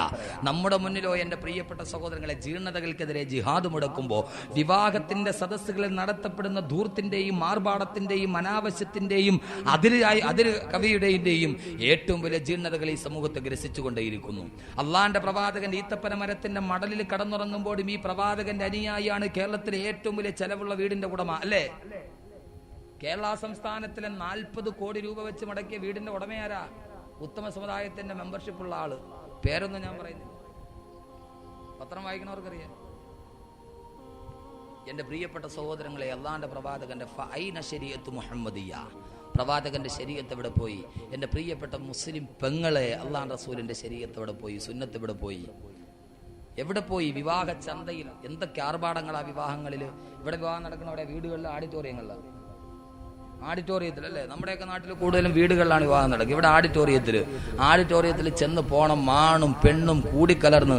ഇപ്പൊ നിങ്ങൾ പോയി വേളാവൂര് പള്ളിയുടെ ഇതിന്റെ മുന്നിൽ വഴുത് കേൾക്കാൻ വേണ്ടി വന്നിരിക്കുന്ന എല്ലാ പെണ്ണുങ്ങളെ ഒന്ന് നോക്കി കണ്ടാ റാബിയത്തിൽ അദവിയാടെ കൊച്ചാപ്പാടെ മക്കളാന്ന് തോന്നും. എല്ലാത്തിനും മക്കനുണ്ട്, പർദ്ദയുണ്ട്, പർദ്ദേന്റെ മേൽ പർദ്ദയുണ്ട്. പക്ഷെ ഇതുങ്ങളെയൊക്കെ ആഡിറ്റോറിയത്തിൽ വെച്ച് കാണണം ഏതോ മദാമയുടെ അനിയത്തിയാന്ന് തോന്നും. കണ്ട വഴുത് കേൾക്കാൻ വേണ്ടി വരുമ്പോ എല്ലാ പെണ്ണുങ്ങൾക്കും പർദ്ദയുണ്ട്. ഏത് പെണ്ണുങ്ങൾ ഒരു പർദ്ദ മേടിച്ചു വെച്ചിരിക്കും. കാരണം ആരെങ്കിലും മരിച്ചാൽ കാണാൻ പോകാനും വകുതിന് പോകാനും. ഇപ്പൊ എല്ലാവരും റാബിയത്തുള്ളത് വിയാടെ അടുത്ത ആളുകളാ. പക്ഷേ ഇതിങ്ങളുടെ നേരെ സ്വഭാവം അറിയണമെങ്കിൽ ആഡിറ്റോറിയത്തിൽ പോകണം, ഇല്ലേ? ആഡിറ്റോറിയത്തിൽ പോയാൽ സാനിയ മുർസ പുതിയ അവതാരം. സാനിയ മുർസ ഇട്ട് അതേ മൂക്കുത്ത് വേണം. ഇനിയിപ്പോ സാനിയ മുർസ ആണേലും കൊള്ളാം, താലിദ മുർസ ആണേലും കൊള്ളാം. ഞാനോർത്ത് ഈ സാനിയ മുർസ എന്ന് പറഞ്ഞ പെണ്ണിന് മാത്രം പത്രത്തിൽ ഇത്രത്തോളം കവറേജ് കിട്ടുന്ന എന്താ? സാനിയ മുർസ എല്ലായിടത്തും ഒരു തരംഗവാ. ആരോ പറഞ്ഞു സാനിയ മുർസയോട് ടെന്നീസ് കളിക്കുമ്പോൾ മര്യാദയ്ക്ക് തുണി ഉടുത്തിട്ട് കളിക്കണം, ഇല്ലെങ്കിൽ നിന്നെ ഇസ്ലാമിക ശരീഅത്തിനെതിരാണെന്ന് മുസ്ലിം പണ്ഡിതന്മാര് ഫത്വ ഇറക്കിയപ്പോൾ ഇവിടുത്തെ ചെറുപ്പക്കാർ മുഴുവൻ തെരുവിലിറങ്ങി. ഈ മൂല്യാക്കന്മാർക്ക് എന്തൊരു സ്വഭാവം, ഒന്നും കാണാൻ സമ്മതിക്കുന്നില്ല. സാനിയ മിർസാന്റെ ഫോട്ടോ കണ്ടപ്പോൾ ഞാൻ വിചാരിച്ചത് എന്താ ഈ സാധനം എന്ന് എനിക്ക് അറിഞ്ഞുകൂടാ. അപ്പൊ ഒരു ദിവസം ഈ വലിയ വിവാദമൊക്കെ നടത്തിയപ്പോ ഈ സാനിയ മിർസ, ഏതായാലും ഞാൻ ഒരു ദിവസം മലയാള മനോരമയുടെ ഫ്രണ്ടിൽ പേജിൽ സാനിയ മിർസാന്റെ ഫോട്ടോ ഞാൻ കണ്ടപ്പം വിചാരിച്ചു ആളുകൾ വെറുതെ അല്ല പറഞ്ഞ, കണ്ടപ്പോഴേ മനസ്സിലായി പട്ടയം കിട്ടാത്ത പ്രദേശമാണ് കൂടുതലും. ഞാൻ ഓർത്ത് ഈ പെണ്ണിനെ കുറിച്ചാണ് ഇങ്ങനെ പറഞ്ഞത്. അങ്ങനെ ഞാൻ നോക്കിയപ്പോൾ ആ പെണ്ണിന്റെ ഫോട്ടോയുടെ പുറകിൽ വേറൊരു സാധനം നിൽക്കുന്നു. നോക്കിയപ്പോൾ ഇത് എടുത്തതിന്റെ പകുതി തുണി പോലും അതും എടുത്തിട്ടില്ല. ആരാന്നറിയാവോ? നസീമ മിർസ, അവളുടെ ഉമ്മ യാത്ര. ഉമ്മാക്ക് ഇത്ര അല്ലെങ്കിൽ പിന്നെ മോളുടെ കാര്യം പറയേണ്ട കാര്യമുണ്ടോ? പണ്ടത്തെ ആളുകൾ പറയും ഉമ്മ വേലിയാടിയാ മോള് മതിലിയാടുമെന്ന്. എന്റെ പ്രിയപ്പെട്ട സഹോദരങ്ങളെ, സാനിയ മിർസാനെ പോലെ ലജ്ജിപ്പിക്കുന്ന വേഷവിധാനങ്ങൾ ആ മുസ്ലിം പെണ്ണിന് കല്യാണത്തിന്റെ സദസ്സിൽ അല്ലേ? ഞാനൊന്ന് ചോദിച്ചോട്ടെ, ഈ കല്യാണത്തിന് ഈ പെണ്ണുങ്ങൾ മുഴുവൻ പോകണം എന്തിനാ? പോകേണ്ട ആവശ്യമുണ്ടോ? ക്ഷണത്തിന് ഉത്തരം കൊടുക്കണം. ഒന്നുകിൽ പ്രായപൂർത്തിയായ ആമക്കളെ ഉടനെ ഓഡിറ്റോറിയത്തിൽ, ഇല്ലേ ഭർത്താക്കന്മാരോട് പോയിട്ട് വരാൻ പറയണം. ഇതല്ലെങ്കിൽ ഇനിയിപ്പോ പോകേണ്ടി വന്നോ, തലേ ദിവസം എങ്ങാനും കല്യാണ വീട്ടിൽ പർദ്ദയിട്ട് നല്ല രീതിയിൽ പോയിട്ട് വരണം. കല്യാണം എന്ന് കേട്ടാൽ പിന്നെ ചാകര മാതിരി അങ്ങടെ ഇറങ്ങല. ആഡിറ്റോറിയം നിറച്ച് ഈ കുളത്തിൽ വാൽമാക്രി കുഞ്ഞുങ്ങൾ കിടന്നിട്ട് പൊളയണ മാതിരി നിക്കാഹ് അങ്ങോട്ട് നടക്കും. ഇവിടെ വേറൊരു സൈസ് പരിപാടി നടക്കും. എന്നിട്ടോ ജീർണതകൾക്കെതിരെ ജിഹാഡ് മുടക്കുമ്പോൾ അല്ലാഹുവിന്റെ റസൂലിന്റെ സുന്നത്ത് ഇവിടെ പോയി. നിക്കാഹിന്റെ സുന്നത്ത് എന്ന് പറഞ്ഞാൽ എന്താ? നിക്കാഹ് എന്താ? 10,000 പേരെ വിളിച്ചു കൂട്ടി 10,000 രൂപ ആഡിറ്റോറിയത്തിന് വാടകയും കൊടുത്ത് 5,000 രൂപ ടി വിക്കാരനും വീഡിയോയും കൊടുത്ത് തൊലിവെളുത്ത പെണ്ണുങ്ങളെ മുഴുവനും മുമ്പിൽ കൊണ്ടുപോയി ആഡിറ്റോറിയത്തിന്റെ മുൻപിലിരുത്തിയിട്ട് കുറെ താലയും കെട്ടിട്ട് നടത്തലാണ് നിക്കാഹ്. നിക്കാഹ് എന്ന് പറഞ്ഞാൽ എന്താ? 2 സാക്ഷികൾ അവരുടെ സാന്നിധ്യത്തിൽ പെണ്ണിന്റെ പിതാവ് വരന്റെ കയ്യിൽ പിടിച്ചിട്ട് കൊടുക്കണം, മോനെ എന്റെ മോളെ നിന്നെ ഏൽപ്പിച്ചേക്കാ, ദൗവ്ജ് തുക്ക വാങ്കഹ് തുക്ക പറഞ്ഞ് ഏൽപ്പിക്കണം. തീർന്നു, അത്രേ ഉള്ളൂ നിക്കാഹ്. അല്ലാതെ ഈ പറഞ്ഞ കോലാഹലമൊന്നും കല്യാണത്തിന് വേണ്ട. ഇത് പെണ്ണിന്റെ ചെറുക്കൻ ആങ്ങളെ ഇങ്ങനെ കാത്തിരിക്കും ആഡിറ്റോറിയത്തിന്റെ വേണ്ടി. പുതിയാപ്പിള വന്നങ്ങടെ ഇറങ്ങുമ്പോൾ ഈ ആങ്ങളയുടെ കയ്യിൽ ഒരു സാധനം ഉണ്ടാവും. അത് ഇതിനു മുമ്പ് കണ്ടിട്ടിരിക്കുന്ന പുരാണത്തിൽ ഹനുമാന്റെ കയ്യിലാണ്. ആ സാധനം എടുത്തിട്ട് ഇറങ്ങി വന്ന പുതിയാപ്പിളയുടെ കൈ കൊടുക്കും. ഇന്നാടാ പിടിച്ചോ, ഇതിനേക്കാളും വലിയ അതാപായി നിനക്ക് ഇതിന്റെ പുറകെ വരാൻ പോണത്. എന്റെ പെങ്ങള് ഇന്നാ നീ ഇത് പിടിച്ചോ. പൂച്ചണ്ട് കൊടുക്കല് ഏതടിസ്ഥാനത്തിൽ? അത് ഇസ്ലാമിക സംസ്കാരമാ. പിന്നീട് എന്താ കല്യാണം എന്ന് പറഞ്ഞാൽ പിന്നെ 1-2 ദിവസം കൊണ്ട് തീരുവോ ഈ സാധനം? കല്യാണത്തിന്റെ പേരിൽ ഏറ്റവും കൂടുതൽ അനാചാരങ്ങൾ നടക്കുന്നത് കൊല്ലം, തിരുവനന്തപുരം ജില്ലകളിലാണ്. ഇപ്പൊ നിങ്ങൾ എന്ത് ചെയ്താലും ശരി. നമ്മുടെ നാട്ടിലൊന്നും ഇത്രയില്ല. നമ്മുടെ നാട്ടിലൊന്നുമില്ല. സ്ത്രീധനം ഏറ്റവും കൂടുതൽ എവിടെയാ? കൊല്ലം, തിരുവനന്തപുരം ജില്ല. എൻ്റെ ഒരു കൂട്ടുകാരൻ ഇപ്പൊ സ്ത്രീധനം മേടിക്കുന്ന എങ്ങനെയാ? എൻ്റെ ഒരു കൂട്ടുകാരൻ, എൻ്റെ നാട്ടിൽ കുറെ കൂട്ടുകാരൻ, നമ്മുടെ ഒരു ബാച്ചിലർമാർ. ഞാൻ എൻ്റെ നാട്ടിൽ പോയിട്ട് തിരിച്ചൊരു മൗമാർ പറഞ്ഞു, ഉസ്താദിന് കൊല്ലത്തൊക്കെ അല്ലേ ജോലി, എവിടെയൊക്കെ നല്ല സ്ത്രീധനം കിട്ടണം, നമുക്ക് പറ്റിയൊരു കേസ് വല്ലതും ഉണ്ടേ പറയണം. ഞാൻ എടാ പൊള്ള, എനിക്ക് ബ്രോക്കറിന്റെ ജോലിയൊന്നുമില്ല. അല്ല ഉസ്താദിന്റെ അടുത്ത് ആരെങ്കിലും ഒക്കെ പറയൂലോ, അപ്പൊ ഉസ്താദ് ഒന്ന് പറയണം. ഞാൻ പറഞ്ഞു ശരി പറയാം. അപ്പൊ നിന്റെ എന്താ ഡിമാൻഡ്? കല്യാണം കഴിഞ്ഞ ഡിമാൻഡ് ഉണ്ടല്ലോ, എന്താ ഡിമാൻഡ്? അവൻ ഉസ്താദെ വലിയ ഡിമാൻഡ് ഒന്നുമില്ല, അത്യാവശ്യം മൊഞ്ചത്തി ആയിരിക്കണം, പിന്നെ നാട്ടു നടപ്പ് പോലെ. ഞാൻ പറഞ്ഞു അതല്ല, നീ കാര്യം തെളിച്ച് പറയും. അത് ഉസ്താദെ അത്യാവശ്യം സൗന്ദര്യം വേണം, പിന്നെ ഏറ്റവും കുറഞ്ഞത് മഗ്‌രിബ് സുബഹി എങ്കിലും കിട്ടിയിരിക്കണം. ഞാൻ വിചാരിച്ചു അൽഹംദുലില്ലാ, ഏതായാലും പെണ്ണ് കെട്ടാൻ നേരത്ത് സുബഹി മഗ്‌രിബ് ഒന്നും ഖളാ ആകരുതെന്നൊക്കെ നിർബന്ധമുള്ള നല്ല പയ്യന്മാരാണല്ലോ. അപ്പോഴാണ് എനിക്കൊരു ഡൗട്ട് തോന്നി, പടച്ചോനെ ഇവൻ ചേകന്നൂരിന്റെ ആളാണോ? മഗ്‌രിബ് സുബഹി മാത്രം ഖളാ ആകരുത്, ലൊഹറും അസറും ഇശായും ഇവനില്ലേ? ഞാൻ ചോടെ നീ ചേകന്നൂരിന്റെ ആളാണോ? നീ മഗ്‌രിബ് സുബഹി മാത്രം കിട്ടണമെന്ന് പറഞ്ഞാൽ ബാക്കിയുള്ളതൊക്കെയോ? അതൊന്നും കഥായോ കുഴപ്പമില്ല. അപ്പം പറയാം ഉസ്താദെ ഞാൻ പറഞ്ഞ നിസ്കാരത്തിന്റെ കാര്യമില്ല, പിന്നെയോ ഞാൻ പറഞ്ഞ സ്ത്രീധനത്തിന്റെ കാര്യമാണ്. മഗ്‌രിബ് സുബഹി എങ്കിലും കിട്ടിയിരിക്കണമെന്ന് പറഞ്ഞാൽ മഗ്‌രിബ് 3 റക്അത്ത്, സുബഹി 2 റക്അത്ത്, 3 2 5 ലക്ഷം രൂപ കിട്ടണമെന്ന്. ഇപ്പൊ ചോദ്യം അങ്ങനെയാ, കോഡാണ് സ്ത്രീധനത്തിന്റെ പുതിയ കോഡ്. മഗ്‌രിബ് സുബഹി മഗ്‌രിബ് 3, സുബഹി 2, 3 2 5 ലക്ഷം രൂപ കിട്ടണം. ബ്രോക്കർ ചോദിക്കടാ നിനക്ക് എത്ര വേണം? ഞാൻ ഫാമിലി ആയിട്ട് ദുബൈയിലല്ലേ കുറെ നാളായിട്ട്, ഇരിക്കട്ടെ മഗ്‌രിബും ലൊഹറും അസറും സുബഹിയും 10 ലക്ഷം. വേറെ എത്രനോട് പോക്കയ്ക്ക് നിനക്ക് എത്ര വേണോടാ? ഞാനോ എന്റെ വാപ്പായും ഉമ്മായും ഗവൺമെന്റ് എഞ്ചിനീയർമാരല്ലേ, ഇരിക്കട്ടെ തറാവീഹ് 20 ലക്ഷം. ഏറ്റവും കൂടുതൽ വിവാഹത്തിന്റെ പേരിൽ ജീർണതകൾ നടക്കുന്ന ഈ 2 ജില്ലയിലാ, കൊല്ലം തിരുവനന്തപുരം ജില്ലയിലും. അത് വിവാഹം കഴിഞ്ഞാൽ 1-2 ദിവസം കൊണ്ട് കല്യാണം തീരുവോ? പിന്നെ കല്യാണം ചെറുക്കനെ കെട്ടിക്കൊണ്ടുപോയി പിന്നെ കുറെ കഴിയുമ്പോ എന്തോ അടുക്കള കാണല്ലോ. പിന്നെ അവിടെ നിന്ന് പെണ്ണിനെ കെട്ടിക്കൊണ്ട് ചെറുക്കനങ്ങ് പോയാൽ പിന്നെ ഒരു വലിയൊരു ജീപ്പും വാടകയ്ക്ക് വിളിച്ച് അതിന്റെ മേൽ മുകളിൽ ഒരു സന്തൂക്ക് കെട്ടിലും കെട്ടിക്കൊണ്ട് പുള്ള വാപ്പ പോവുക. എങ്ങോട്ട്? അടുക്കള കാണല്, ബാത്റൂം കാണല്, പിന്നെ 9 മാസത്തിൽ പള്ള കാണല്, പിന്നെ എവിടെയൊക്കെ കാണുമെന്തോ. കല്യാണത്തിന്റെ പേരിലുള്ള ആർഭാടങ്ങളായതൊക്കെ. അള്ളാഹുവിന്റെ പ്രവാചകന്റെ സുന്നത്തെന്താ വിവാഹത്തിന്റെ കാര്യത്തിൽ? ബഹുമാനപ്പെട്ട ഫാത്തിമത്തു സുഹ്റാനെ അലി റളിയല്ലാഹു തആല വിവാഹം കഴിച്ചു കൊടുക്കുമ്പോൾ പ്രവാചകൻ സ്വീകരിച്ച നിലപാടെന്താ? എന്റെ പ്രിയപ്പെട്ട സഹോദരങ്ങളെ, പ്രവാചകന്റെ സുന്നത്തിനെ കുറിച്ച് പറയുമ്പോൾ ആരും തെറ്റിദ്ധരിച്ചു പോകണ്ട. ദാടി വെക്കലോ തെറ്റുവെക്കലോ അതല്ലെങ്കിൽ തസ്ബീഹുമാലയുമായിട്ട് പള്ളിയുടെ തൂണിന്റെ കീഴിൽ പോയി ഭജനമിരിക്കലോ മാത്രമല്ല പ്രവാചക സുന്നത്ത്. എല്ലാവരും തെറ്റിദ്ധരിച്ചു പോയതെങ്ങനെയാ? അള്ളാഹുവിന്റെ റസൂലിന്റെ സുന്നത്ത് വേണമെന്ന് പറഞ്ഞാൽ ദാടി ഇങ്ങനെ നീട്ടി വളർത്തി ഒരു തൊപ്പിയും പെട്ടിയും വെച്ച് നിസ്കാരത്തറമ്പും വെച്ചിട്ട് പള്ളിയുടെ മുകളിൽ കീഴയിരുന്നാല് അത് അള്ളാന്റെ റസൂലിന്റെ സുന്നത്താണെന്ന് തെറ്റിദ്ധരിച്ചു പോയവര് അത് സുന്നത്താണ്, താടിവെക്കല് സുന്നത്താണ്, തൊത്തിവെക്കല് സുന്നത്താണ്, തസ്ബീഹ് സുന്നത്താണ്. പക്ഷേ അതിനേക്കാളേറെ സ്വന്തം ജീവിതം ഇസ്ലാമികമാക്കൽ അള്ളാന്റെ റസൂലിന്റെ സുന്നത്തല്ലേ? എന്റെ പ്രിയപ്പെട്ട മുസ്ലിം പെങ്ങന്മാരോട് ഞാൻ ചോദിക്കട്ടെ, അള്ളാന്റെ റസൂലിന്റെ ഭാര്യമാരെ പോലെ സ്വർഗത്തിൽ പോകാൻ കാത്തിരിക്കുമ്പോ, അള്ളാന്റെ പ്രവാചകന്റെ മക്കളെ പോലെ സ്വർഗത്തിലെത്താൻ കാത്തിരിക്കുമ്പോ പെങ്ങളെ ജീവിതത്തിൽ ഏറ്റവും കൂടുതൽ ആഗ്രഹിക്കേണ്ടത് എന്തിനെ കുറിച്ചാ? അള്ളാന്റെ പ്രവാചകന്റെ ഭാര്യമാരുടെ കൂടെ, ആയിഷ ബീവിയുടെ കൂടെ, ഖദീജ ബീവിയുടെ കൂടെ സ്വർഗത്തിലെത്താനുള്ള ആഗ്രഹമല്ലേ നമുക്ക് വേണ്ടത്? എന്റെ പ്രിയപ്പെട്ട പെങ്ങന്മാര് പ്രത്യേകം ശ്രമിക്കുക. അള്ളാഹുവിന്റെ പ്രവാചകന്റെ സമക്ഷത്തിലേക്ക് ഒരു പെൺകൊടി കടന്നു വരികയാ. ആരാ പെണ്ണെന്നറിയുമോ? മദീനയിലെ ഏറ്റവും സൗന്ദര്യമുള്ള, മദീനയിലെ ചെറുപ്പക്കാരുടെ സ്വപ്നത്തിലെ റാണിയായ, മദീനയിലെ ചെറുപ്പക്കാര് മുഴുവനും രാത്രിയിൽ സ്വപ്നം കാണുന്ന സുന്ദരമായ മുഖത്തിന്റെ ഉടമ, മദീനയിലെ ചെറുപ്പക്കാര് മുഴുവനും ഒരു നോക്ക് കാണാൻ വേണ്ടി കാത്തു നിൽക്കുന്ന ഏറ്റവും സൗന്ദര്യമുള്ള മദീനത്തെ പെണ്ണ്. അതായത് ഒറ്റ വാക്കിൽ പറഞ്ഞാൽ മിസ് മദീന പ്രവാചകന്റെ അടുക്കൽ വന്നു എന്ന് കരുതുക.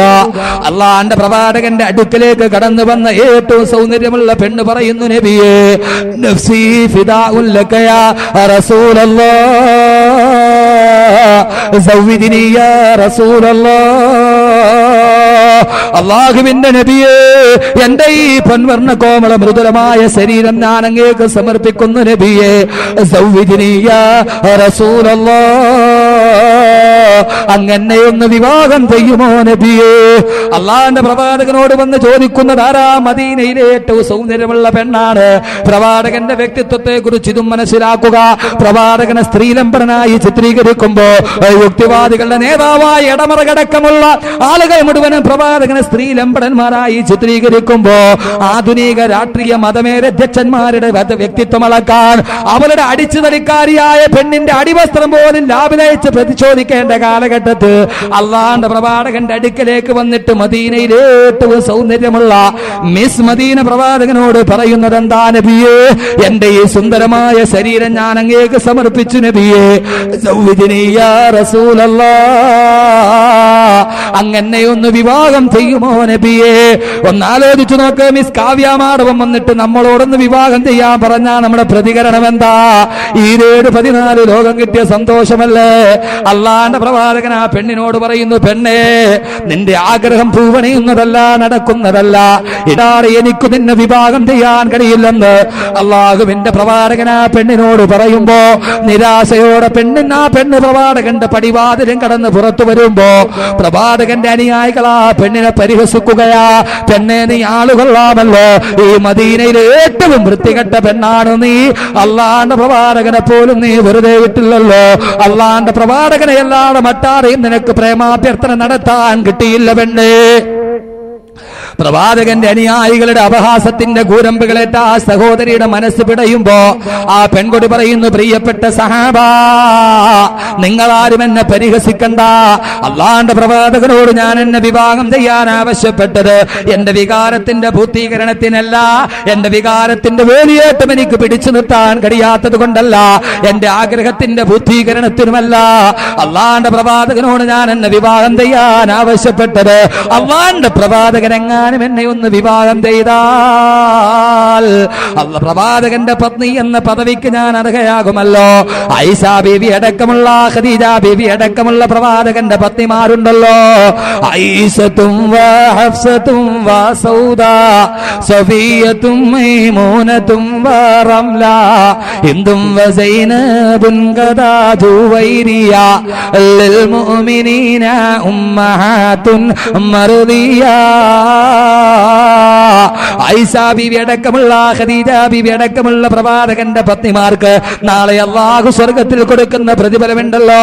ഓ പ്രതിഫലം എനിക്കും കിട്ടാൻ വേണ്ടി മാത്രമാണ് അള്ളാന്റെ പ്രവാചകനോട് ഞാൻ എന്നെ വിവാഹം ചെയ്യാൻ ആവശ്യപ്പെട്ടതെന്ന് മദീനയിലെ ഏറ്റവും സൗന്ദര്യമുള്ള പെണ്ണ് പറഞ്ഞു പോയെങ്കിൽ ഹോളിവുഡിന്റെയും താരസുന്ദരികളുടെ അതേ ഫാഷൻ ജീവിതത്തിൽ പകർത്തിയിട്ട് അതിനുവേണ്ടി ജീവിതം മുഴുവനും മാറ്റിവെച്ചെന്റെ പ്രിയപ്പെട്ട മുസ്ലിം പെങ്ങളെ, അള്ളാന്റെ പ്രവാചകൻ പ്രവാചകന്റെ പത്നിമാരുടെ കൂടെ സ്വർഗത്തിലെത്തണോ? പ്രവാചകന്റെ സുന്നത്തവേ പടി പെങ്ങളെ നിന്റെ ജീവിതത്തിലും ഉണ്ടാകണം. ആയിഷാ ബീവിയുടെ കൂടെ ആയിഷാ ബീവിന്റെ കൂടെ സ്വർഗത്തിലെത്തണമേ എന്ന് ദുആ ചെയ്യുമ്പോ ആയിഷാ ജീവിച്ചത് എങ്ങനെയാണ് നിങ്ങൾക്കറിയുമോ? എന്റെ പ്രിയപ്പെട്ട മുസ്ലിം സഹോദരിമാരോടാ ഞാനിപ്പോൾ അഭിസംബോധന ചെയ്ത് പറയുക. പെട്ടോടോടെ ഉച്ചിട്ടം മുഴുവനും വീട്ടിലേക്ക് വന്ന് കുമിഞ്ഞുകൂടിയപ്പോ വീട്ടിൽ മുഴുവനും വരുന്ന ഭൗതികമായ സാഹചര്യത്തിന്റെ പേര് നമസ്കാരം പോലും ഉപേക്ഷിച്ചു പോയ മുസ്ലിം പെങ്ങള്. ബഹുമാനപ്പെട്ട ആയിഷാ ബീവിയുടെ ജീവിതം എന്താ? പ്രവാചകന്റെ പത്നിയുടെ ജീവിതം എന്താ? ഒരിക്കൽ ആയിഷാ ബീവി പ്രവാചകന്റെ വഫാത്തിന് ശേഷം തന്റെ കൂട്ടുകാരികളോട് വർത്തമാനം പറഞ്ഞുകൊണ്ടിരിക്കുമ്പോ അല്ലാഹുവിന്റെ റസൂലുമായിട്ടുള്ള തന്റെ ജീവിതത്തിന്റെ കഥകൾ പറയുമ്പോ ആയിഷാ ബീവി തന്റെ കൂട്ടുകാരികളോട് വർത്തമാനം പറയുകയാ. അക്കൂട്ടത്തിൽ ആയിഷാ ബീവി പറഞ്ഞു, ഒരു ദിവസം രാത്രിയിൽ ഞാൻ എന്റെ വസ്ത്രം തുന്നിക്കൊണ്ടിരിക്കുമ്പോ വസ്ത്രം തുന്നിക്കൊണ്ടിരുന്ന എന്റെ സൂചി താഴെ വീണുപോയി. ഇരുട്ട് കാരണത്താൽ കാണാൻ കഴിഞ്ഞില്ല. ആ താഴെ വീണ സൂചി ഞാൻ എന്റെ കൈകൾ കൊണ്ടിങ്ങനെ മെല്ലെ പരതി നോക്കുമ്പോ ഇരുട്ട് കാരണത്താൽ കാണാൻ കഴിയാതെ ആ സൂചി എന്റെ ഉള്ളം കൈയിലേക്ക് തുളച്ചു കയറി. എന്റെ കൈയിലൂടെ രക്തം ധാരധാരയായിട്ട് ഒഴുകാൻ തുടങ്ങി. ഞാൻ പേടിയോടെ പ്രവാചകന്റെ അടുക്കലേക്ക് രക്തമൊലിക്കുന്ന എന്റെ കൈപ്പത്തി കാണിക്കുമ്പോ അവിടുത്തെ അല്ലാഹുവിന്റെ റസൂൽ അദ്ദേഹത്തിന്റെ റിസാലത്തിന്റെ ഉമിനീരെടുത്ത് എന്റെ മുറിവിലേക്ക് പുരട്ടി തന്നപ്പോ എന്റെ വേദനയെല്ലാം മാറിപ്പോയി, എനിക്ക് ആശ്വാസമായി എന്ന് വെറുതെ നാട്ടുവർത്തമാനത്തിന്റെ ഇടയിൽ ആയിഷാ ബീവി കൂട്ടുകാരികളോട് പറയുമ്പോ കേട്ടുനിന്ന് കൂട്ടുകാരി ചോദിച്ചത്ര, ആയിഷ പാതിരാത്രിയിൽ താഴെ വീണുപോയ സൂചി അതിങ്ങനെ കൈകൊണ്ട് തട്ടിയെടുത്തത് കൊണ്ടല്ലേ ഉളച്ചു കയറിയത്? ആ സമയത്ത് നിനക്ക് വിളക്ക് കത്തിച്ചിട്ടങ്ങോട്ട് നോക്കിക്കൂടായിരുന്നോ? കൂട്ടുകാരി ചോദിച്ചു കഴിയുമ്പോ ആയിഷാന്റെ മറുപടി എന്താണെന്നറിയുമോ? എന്താ നീ ചോദിച്ചത്? വിളക്ക് കത്തിച്ചിട്ട് നോയിക്കൂടായിരുന്നോ എന്നോ? അല്ലാഹുവിന്റെ റസൂലിന്റെ ആ വീട്ടിൽ അന്നെങ്ങാനും വിളക്ക് കത്തിക്കാനുള്ള എണ്ണയുണ്ടായിരുന്നെങ്കിൽ അത് കുടിച്ചിട്ട് ഞങ്ങളുടെ ദാഹം തീർക്കുമായിരുന്നു. അത്രത്തോളം പട്ടിണിയിലോ ഞങ്ങൾ ജീവിച്ചതെന്ന്. പ്രവാചകന്റെ വീട്ടിലെങ്ങാനും വിളക്ക് കത്തിക്കാനുള്ള എണ്ണയുണ്ടായിരുന്നെങ്കിൽ അത് കുടിച്ചിട്ട് ഞങ്ങൾ ദാഹം തീർക്കുമായിരുന്നെന്ന് ആയിഷാ ബീവി പോലും പറഞ്ഞു പോകുന്ന കൊടും ദാരിദ്ര്യത്തിലാ ആയിഷാ ബീവി ജീവിച്ചു പോയതെങ്കിൽ പെണ്ണെ ജീവിതത്തിൽ ദാരിദ്ര്യമായാൽ എന്താ? നാളെ അല്ലാഹുവിന്റെ സ്വർഗത്തിലല്ലേ കടന്നു ചെല്ലുക. എന്റെ പ്രിയപ്പെട്ട മുസ്ലിം യുവതിയെ അറിയുമോ നിനക്ക്? ഫാത്തിമത്തു സുഹ്റാനെ ഫാത്തിമത്ത് സഹറ ബത്തൂല് ജീവിച്ചതെങ്ങനെയാ? ഫാത്തിമ ബീവി റളിയല്ലാഹു തആല വീട്ടിൽ വെള്ളം കുളിക്കാൻ മോട്ടറില്ല, ആട്ടാൻ വേണ്ടിയുള്ള സൗകര്യങ്ങളുമില്ല. സ്വന്തം വീടിന്റെ പുറകുഭാഗത്തുള്ള കിണറിൽ നിന്ന് ഈത്തപ്പന മരത്തിന്റെ നാരുകൾ പിണഞ്ഞുണ്ടാക്കിയ കയറുപയോഗിച്ച് തോൽപാത്രത്തിൽ വെള്ളം കോരി ഫാത്തിമ റളിയല്ലാഹു തആല അൻഹയുടെ കൈയിന്റെ ഉള്ളം കൈ പൊളിയാൻ തുടങ്ങി, ഞരമ്പുകൾ പൊട്ടാൻ തുടങ്ങി, രക്തമൊലിക്കാൻ തുടങ്ങി. ആട്ടുകല്ലിൽ പിടിച്ചിങ്ങനെ ആട്ടി കൈയിന്റെ തൊലി മുഴുവനും മടരാൻ തുടങ്ങി. ബഹുമാനപ്പെട്ട ഫാത്തിമ ബീവിയുടെ കൈകളിൽ വല്ലാത്ത രക്തം തളം കെട്ടി നിൽക്കുമ്പോ ആരോ പറഞ്ഞു, ഫാത്തിമ നീ എന്തിനാ ഇങ്ങനെ കെട്ടപ്പെടുന്നത്? നിന്റെ പിതാവിന്റെ അടുക്കൽ കുറെ അടിമകളെ യുദ്ധത്തടവുകാരായി കിട്ടിയിട്ടുണ്ട്. അവിടെ പോയൊരു അടിമയെ നിന്റെ സേവനത്തിന് വേണ്ടി വിട്ടുതരാൻ ഒരു വേലക്കാരനായിട്ട് ചോദിച്ചാൽ ഈ ദുരിതത്തിന് അറുതി വരില്ലേ ഫാത്തിമ എന്ന് ചോദിച്ചപ്പോ ഫാത്തിമ ബീവി ഒരു അടിമയെ കിട്ടാൻ വേണ്ടി തന്റെ പിതാവിന്റെ സമക്ഷത്തിലെത്തി. അവിടെ എത്തിയിട്ട് പോകുമ്പോൾ അല്ലാഹുവിന്റെ പ്രവാചകൻ സദസ്സിലില്ല, എവിടെയോ പോയിരിക്കുകയാ. സഹാബാക്കളോട് വിവരവും പറഞ്ഞ് ഫാത്തിമ ബീവി വീട്ടിലേക്ക് മടങ്ങി. അല്ലാഹുവിന്റെ റസൂൽ വന്നപ്പോ ആരോ പറഞ്ഞു, അല്ലാഹുവിന്റെ റസൂലിനോട് പറഞ്ഞു, പുന്നാരമോള് വന്ന് തിരക്കിയിട്ട് തിരിച്ചു പോയിട്ടുണ്ട്. അല്ലാഹുവിന്റെ റസൂലിന്റെ കൽബിന്റെ കസനമല്ലേ, കരളിന്റെ കസനമല്ലേ ഫാത്തിമ കിത്തു ഖബദി. ഫാത്തിമ എന്റെ കരളിന്റെ കസനമാണെന്ന് പ്രവാചകൻ പലപ്പോഴും പറയാറുണ്ട്. അല്ലാഹുവിന്റെ റസൂൽ ഫാത്തിമാന്റെ വീട്ടിലെത്തുമ്പോ അലി റളിയല്ലാഹു തആല അൻഹും ഫാത്തിമ ബീവി ഇരിക്കുന്നതിന് നടുക്ക് പ്രവാചകൻ ഇരുന്നു. ചോദിച്ചു, മോളെ ഫാത്തിമ എന്തിനാ നീ എന്നെ കാണാൻ വന്നത്? അല്ലാഹുവിന്റെ റസൂലിന്റെ തന്റെ പ്രിയപ്പെട്ട പിതാവിന്റെ മുന്നിലേക്ക് ഫാത്തിമ ബീവി ചോദിക്കുന്നു. പിതാവേ ഇത് കണ്ടോ എന്ന് പറഞ്ഞ് തന്റെ കൈയങ്ങ് നിവർത്തി കാണിക്കുമ്പോ കയ്യിലൂടെ രക്തം ധാരധാരയായി ഒഴുകുന്നത് കാണുമ്പോ അല്ലാഹുവിന്റെ റസൂലിന് സഹിക്കാൻ കഴിയുമോ? പുന്നാര മോളായ ഫാത്തിമ തന്റെ പ്രിയപ്പെട്ട കരളിന്റെ കസനത്തിന്റെ കൈ കാണുമ്പോ അല്ലാഹുവിന്റെ റസൂൽ ആ കയ്യിലോട്ട് സൂക്ഷിച്ചു നോക്കുമ്പോ പ്രവാചകന്റെ കണ്ണുകൾ നിറഞ്ഞു. ഏത് പൊന്നു കയ്യായത്, ഏത് പൊന്നുമ്മന ചെയ്ത കയ്യായത്? കഅബാലയത്തിന്റെ മുന്നിൽ എട്ടാംഗ പ്രണാമം ചെയ്ത് താൻ കിടക്കുമ്പോ മക്കാ ഖുറൈശികൾ ചീഞ്ഞലിഞ്ഞ ഒട്ടകത്തിന്റെ കുടൽമാല കൊണ്ടുവന്ന് കഴുത്തിലിടുമ്പോ എഴുന്നേക്കാൻ കേൾക്കാൻ പോലും കഴിയാതെ ദുർഗന്ധം വമിക്കുന്ന ഒട്ടകത്തിന്റെ കുടൽമാല ഈ ശിരസിലേന്തി കൈബാലയത്തിന്റെ മുറ്റത്ത് കുനിഞ്ഞു കിടക്കുമ്പോ എല്ലാവരും അടുക്കാൻ പോലും എല്ലാവരും പേടിച്ചരണ്ടി നിൽക്കുമ്പോ ഓടി വന്നുകൊണ്ട് തന്റെ തരിവളയിട്ട കൈകൾ കൊണ്ട് ഫാത്തിമയാണ് പ്രവാചകന്റെ കുടൽമാലകൾ മാറ്റിയിട്ട് എഴുന്നേൽപ്പിക്കുക. ആളുകൾ മുഴുവനും അഴുക്കുകൾ വലിച്ചെറിയുമ്പോ ഏത് കൈകളാണോ തനിക്കത് കഴുകി വൃത്തിയാക്കി തന്നത് വള്ളത്തോള് പറഞ്ഞതുപോലെ അയ്യയ്യോ മൺകൊണ്ട് അഭിഷിക്തനായി കഴിഞ്ഞുവല്ലോ മതസാർവഭൗമൻ മണ്ണിൽ കുളിച്ചൊരു ഗതം കണക്കെ മന്ദം നടന്ന ഗൃഹത്തിലെത്തി. ആ അഴുക്കുകൾ മുഴുവനും കഴുകിക്കളഞ്ഞ തന്റെ ശിരസിലൂടെ തലോടിയ പൊന്ന് തരിവളയിട്ട കൈകളിലൂടെ രക്തമൊഴുകുന്നത് കാണുമ്പോ അല്ലാഹുവിന്റെ റസൂലിന് സഹിക്കാൻ കഴിയുന്നില്ല. പ്രവാചകന്റെ കണ്ണുകളിലൂടെ കണ്ണുനീരിട്ടിട്ട് താടോട്ട് വീഴുമ്പോ ഫാത്തിമ നോക്കുമ്പോ പൊന്നുപ്പാ കരയുകയാണ്. എന്താണുപ്പാ കരയുന്നതെന്ന് ചോദിക്കുമ്പോ അല്ലാഹുവിന്റെ റസൂല് പറഞ്ഞു, മോളെ ഫാത്തിമ, ഭൗതികമായ ജീവിതത്തിന്റെ കട്ടപ്പാട് തീരാ നീ എന്നോട് വേലക്കാൻ ആവശ്യപ്പെടാൻ വന്നതാണെങ്കിൽ മോളെ ഫാത്തിമ, നിനക്ക് ഞാനൊരു കാര്യം പറഞ്ഞു തരാം. വേലക്കാരെക്കാളേറെ ദുനിയാവിലും ആഖിറത്തിലും നിനക്കത് ഖൈറാണ് മോളെ എന്ന് പറഞ്ഞിട്ട് അല്ലാഹുവിന്റെ റസൂൽ അലി റളിയല്ലാഹു തആല അൻഹുവിനെ സാക്ഷിയാ അലി റളിയല്ലാഹു തആല അൻഹു സാക്ഷി നിർത്തിയിട്ട് പ്രവാചകൻ പറയുന്നു, മോളെ ഫാത്തിമ, നിനക്ക് ഞാനൊരു കാര്യം പറഞ്ഞു തരാം. ദുനിയാവിലും ആഖിറത്തിലും നിനക്കത് ഖൈറാണ് മോളെ എന്ന് പറഞ്ഞിട്ട് പറയുന്നു, കിടക്കാൻ വേണ്ടി നീ വിരിപ്പിലേക്ക് പോകുന്നതിന് മുമ്പ് ആയത്തുൽ കുർസിയും ഫാത്തിഹയും ഓതിയതിനു ശേഷം നീ 33 പ്രാവശ്യം സുബ്ഹാനല്ലാഹ് പറഞ്ഞോ, 33 പ്രാവശ്യം അൽഹംദുലില്ലാഹ് എന്ന് പറഞ്ഞോ, 34 പ്രാവശ്യം അല്ലാഹു അക്ബർ എന്ന് പറഞ്ഞിട്ട് കിടന്നുറങ്ങിക്കോ.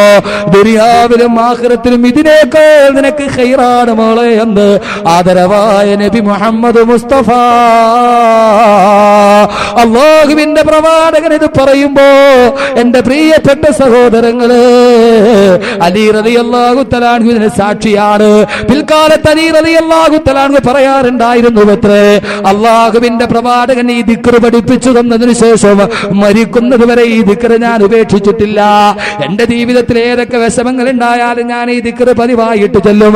എന്റെ ജീവിതത്തിൽ അലി റളിയല്ലാഹു തആല അൻഹു പറയുകയാ, എന്റെ ജീവിതത്തിൽ എനിക്ക് ഏറ്റവും കൂടുതൽ ബുദ്ധിമുട്ടുണ്ടായ ദിവസമാണ് സിഫീൻ യുദ്ധം നടക്കുന്ന ദിവസം.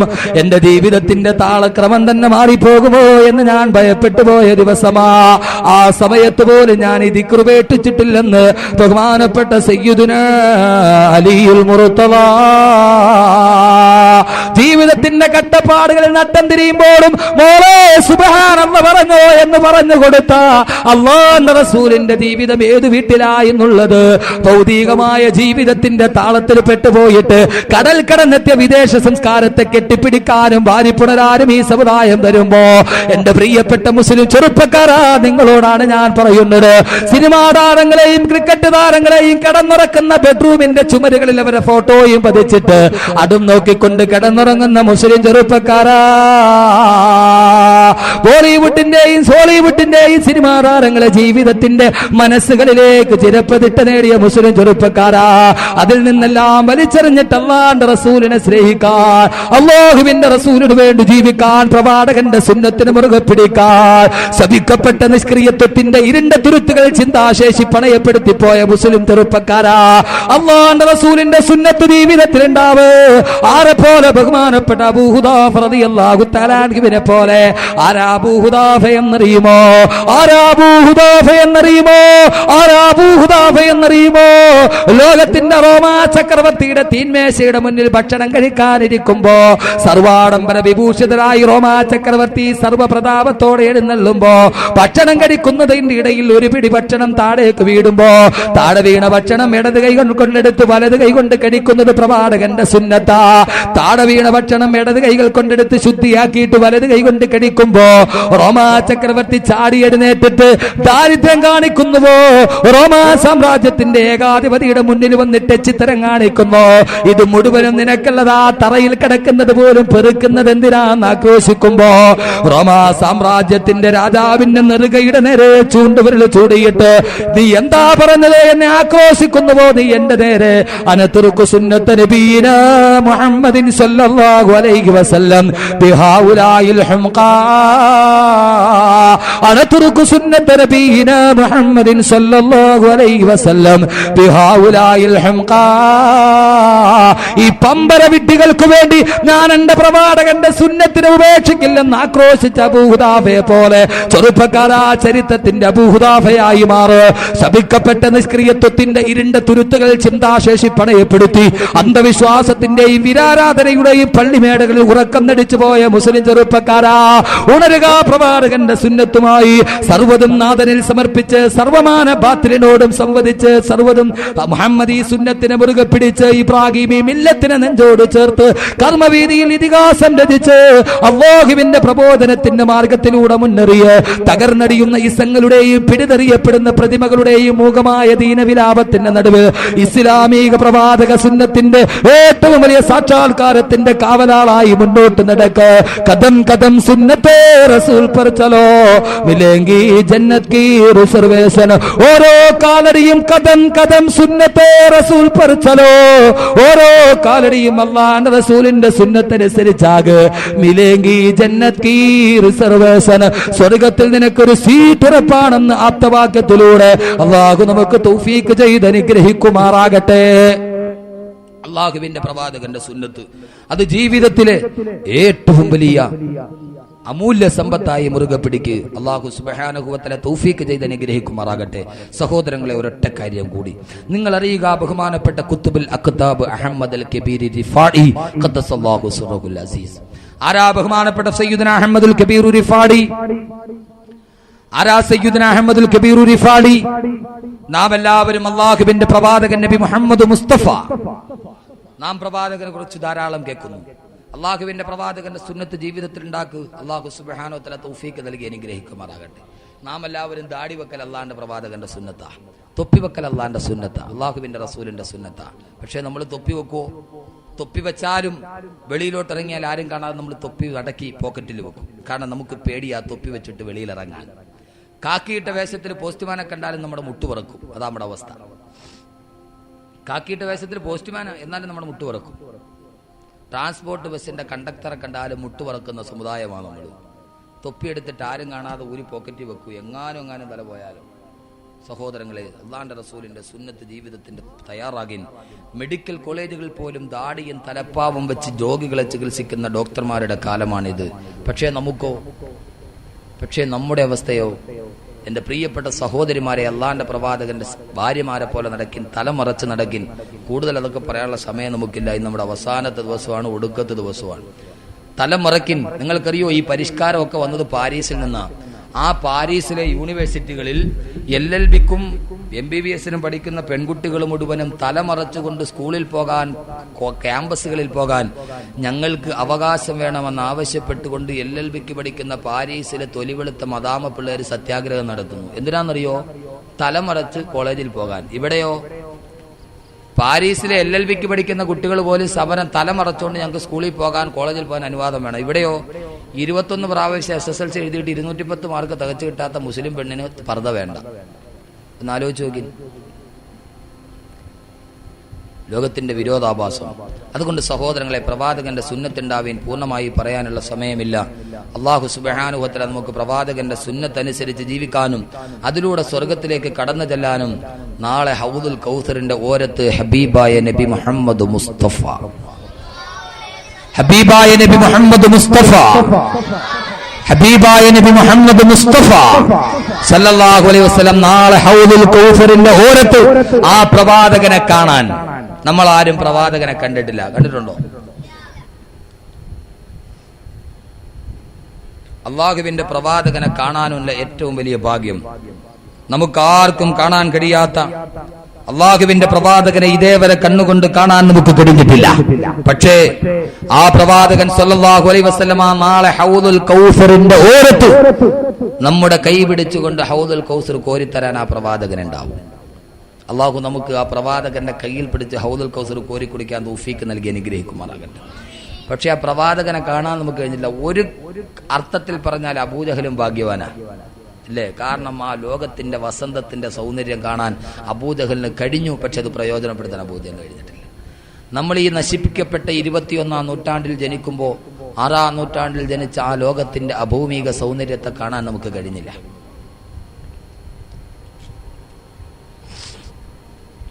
6-ാം നൂറ്റാണ്ടിലേക്ക് ഒരു തിരിച്ചുപോക്ക് നമുക്ക് കഴിയില്ല. അള്ളാഹുവിന്റെ പ്രവാചകനെ കാണാൻ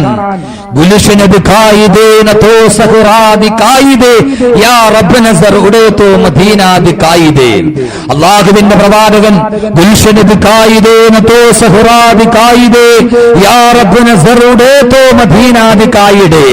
പുഷ്പോദ്യാനം കാണാൻ കൊതിച്ചവന് മരുഭൂമി കണ്ടിട്ട് കാര്യമുണ്ടോ? ഉണ്ടോ? അവൻ കാണാൻ ഉദ്ദേശിച്ചത് പുഷ്പത്തിന്റെ സൗന്ദര്യം, പക്ഷേ അവൻ കണ്ടത് മരുഭൂമിയുടെ ഊഷരത. എന്റെ പ്രിയപ്പെട്ട സഹോദരങ്ങളെ, പ്രവാചകനെ കാണാൻ നമുക്ക് കഴിഞ്ഞിട്ടില്ല. ആ പ്രവാചക മുഖത്തിന്റെ സൗന്ദര്യം കാണാൻ നമുക്ക് കഴിഞ്ഞില്ല. സുറുമ ഇട്ടതുപോലെ പോലും ഇട്ടില്ലെങ്കിൽ പോലും ഇട്ടതുപോലെ തോന്നുമെന്ന് അബൂ ഹുറൈറ റളിയല്ലാഹു തആല അൻഹു പറഞ്ഞ ആ കണ്ണുകൾ കാണാൻ നമുക്ക് കഴിഞ്ഞില്ല. പക്ഷേ അല്ലാഹുവിന്റെ പ്രവാചകൻ പറഞ്ഞു, ജീവിതത്തിൽ നിങ്ങൾക്ക് എന്നെ കാണാം, സ്വപ്നത്തിൽ നിങ്ങൾക്ക് കാണാം. അല്ലാഹുവിന്റെ പ്രവാചകൻ പറയുന്നു, നിങ്ങൾക്ക് മരിക്കുന്നതിന് മുമ്പ് സ്വപ്നത്തിൽ തന്നെ ജീവിതകാലത്ത് എങ്ങനെ സഹാബാക്കൾ എന്നെ കണ്ടോ അതേപോലെ സ്വപ്നത്തിൽ നിങ്ങൾക്ക് എന്നെ കാണാൻ കഴിയുമെന്ന് ശഫീഉനാ നബി മുഹമ്മദ് മുസ്തഫ അല്ലാഹുവിന്റെ പ്രവാചകനെ സ്വപ്നത്തിൽ കാണാൻ, മരിക്കുന്നതിനും പ്രവാചകനെ സ്വപ്നത്തിൽ കാണാൻ, ആ പ്രവാചകന്റെ കൈകളിലൊന്ന് പിടിക്കാൻ എന്റെ പ്രിയപ്പെട്ട സഹോദരങ്ങളെ നമ്മൾ ചിന്തിക്കുക. ആ പ്രവാചകന്റെ കയ്യിലൊന്ന് പിടിച്ചു പോകാൻ നമുക്ക് ആഗ്രഹമല്ലേ? അതുപോലെ ബഹുമാനപ്പെട്ട കുത്തുബുൽ കിതാബ് അഹമ്മദ് അൽ കബീർ റിഫാഇ ഖദ്ദസല്ലാഹു സദഹുൽ അസീസിനെ പോലെ ആരാ കുത്തുബുൽ കിതാബ് അഹമ്മദ് അൽ കബീർ റിഫാഇ ഖദ്ദസല്ലാഹു സദഹുൽ അസീസ് മഹാനവറുകളാരാ അല്ലാഹുവിന്റെ പ്രവാചകന്റെ ഖബർ സിയാറത്ത് ചെയ്യാൻ വേണ്ടി പോയി കുത്തുബുൽ കിതാബ്. രക്ഷയുടെ മാർഗത്തിന്റെ അവസാന ഭാഗം ഞാൻ ഈ കുത്തുബുൽ കിതാബിന്റെ വിഷയം പറഞ്ഞ് അവസാനിക്കുകയാ. ബാക്കി കാര്യങ്ങൾ ഇൻഷാ അല്ലാഹ് പിന്നീട് ഒരിക്കൽ കാണുമ്പോൾ നമുക്ക് പറയാം. അല്ലാഹുവിന്റെ പ്രവാചകന്റെ റൗള ശരീഫ് കാണണമെന്ന ആഗ്രഹത്തോടെ ഏറ്റവും വലിയ ആഗ്രഹം അതാ പ്രവാചകന്റെ റൗള ശരീഫിന്റെ ഓരത്തൊത്ത് എന്ന് കാണാം. പ്രവാചകൻ പറയുന്നു, മൻ സാറനി ബഅദ മൗതി ഫകഅന്നമാ സാറനി ഫീ ഹയാതി. ഞാൻ മരണപ്പെട്ടതിന് ശേഷം ആരെങ്കിലും എന്റെ റൗള ശരീഫ് സന്ദർശിച്ചാൽ ജീവിതകാലത്ത് അവൻ എന്നെ കണ്ടവനെ പോലെയാണെന്ന് ശഫീഉനാ റസൂലുള്ളാഹി. അല്ലാഹു നമുക്ക് എല്ലാവർക്കും അതിന് തൗഫീഖ് നൽകുമാറാകട്ടെ. ആഗ്രഹം വെക്ക് സഹോദരങ്ങളെ, ഹജ്ജിന് പോകാനുള്ള നിയ്യത്ത് വെക്ക്, റൗള ശരീഫിലെത്താനുള്ള നിയ്യത്ത് വെക്ക്. അല്ലാഹുവേ ദിൽ തടപ്താ മജൽതാ ഹെ മേരാ ജബ് ഭി ആതാ ഹെ ഹജ്ജ് കാ മഹീനാ. അല്ലാമ ഇഖ്ബാൽ പറഞ്ഞതുപോലെ ആഗ്രഹിക്കും മനസ്സുകൊണ്ട്, ദിൽ തടപ്താ മജൽതാ ഹെ മേരാ ജബ് ഭി ആതാ ഹെ ഹജ്ജ് കാ മഹീനാ. കലണ്ടറിൽ ദുൽഹജ്ജ് എന്ന മാസം വരുമ്പോ, ദുൽഹജ്ജ് എന്ന് കേൾക്കുമ്പോൾ എന്റെ മനസ്സിൽ വല്ലാത്ത സന്തോഷമാ. കാരണം എന്താ? ഹജ്ജിന് പോകാമല്ലോ. ഹിബ്ബത്തുൽ ഹളറ, ചരിത്ര പ്രസിദ്ധമായ പച്ചക്കുപ്പയൊന്ന് കാണാമല്ലോ. ദുൽഹജ്ജ് എന്ന് കേൾക്കുമ്പോഴേ എന്റെ മനസ്സിൽ വല്ലാത്ത ആഗ്രഹമാ. പക്ഷേ എനിക്കെന്ത് ചെയ്യാനാ? മേരി ആഖാ ഗരീബോങ്കി വാലി ക്യാ കരൂ മേരെ ജോലി ഹെ ഖാലി. മേരി ആഖാ ഗരീബോങ്കി വാലി ക്യാ കരൂ മേരെ ജോലി ഹെ ഖാലി. പോകാൻ എനിക്ക് ആഗ്രഹമുണ്ട്, പക്ഷേ ക്യാ കരൂ, ഞാൻ എന്ത് ചെയ്യും? മേരി ജോലി ഹെ ഖാലി, എന്റെ പോക്കറ്റ് കാലിയാണ്, പോകാൻ കഴിയുന്നില്ല. പോക്കറ്റ് കാലിയായാലും പ്രശ്നമില്ല, ആഗ്രഹം വെക്ക്. അല്ലാഹുവിന്റെ പ്രവാചകന്റെ റൗള ശരീഫിൽ ചെന്നൊന്ന് സലാം പറയാൻ കുത്തുബുൽ കിതാബ് അഹമ്മദ് അൽ കബീർ റിഫാഇ പ്രവാചകന്റെ റൗള ശരീഫിന്റെ ഓരത്തെത്തി, റൗള ശരീഫിന്റെ അടുക്കലെത്തി. പ്രവാചകന്റെ സമക്ഷത്തിൽ സലാം പറയുകയാ. അസ്സലാത്തു വസ്സലാമു അലൈക യാ റസൂലല്ലാഹ്, അസ്സലാത്തു വസ്സലാമു അലൈക യാ റസൂലല്ലാഹ്. പ്രവാചകന്റെ റൗള ശരീഫിൽ സലാം പറഞ്ഞർപ്പിച്ചു കഴിയുമ്പോ ബഹുമാനപ്പെട്ട അഹമ്മദ് അൽ കബീർ റിഫാഇ പറയുകയാ, നബിയേ, അങ്ങയുടെ മുന്നിൽ സലാമും പറഞ്ഞിട്ട് ഞാൻ കടന്നു വന്നിരിക്കുകയാ. എന്തിനാ ഞാൻ കടന്നു വന്നിരിക്കുന്നതെന്നറിയുമോ?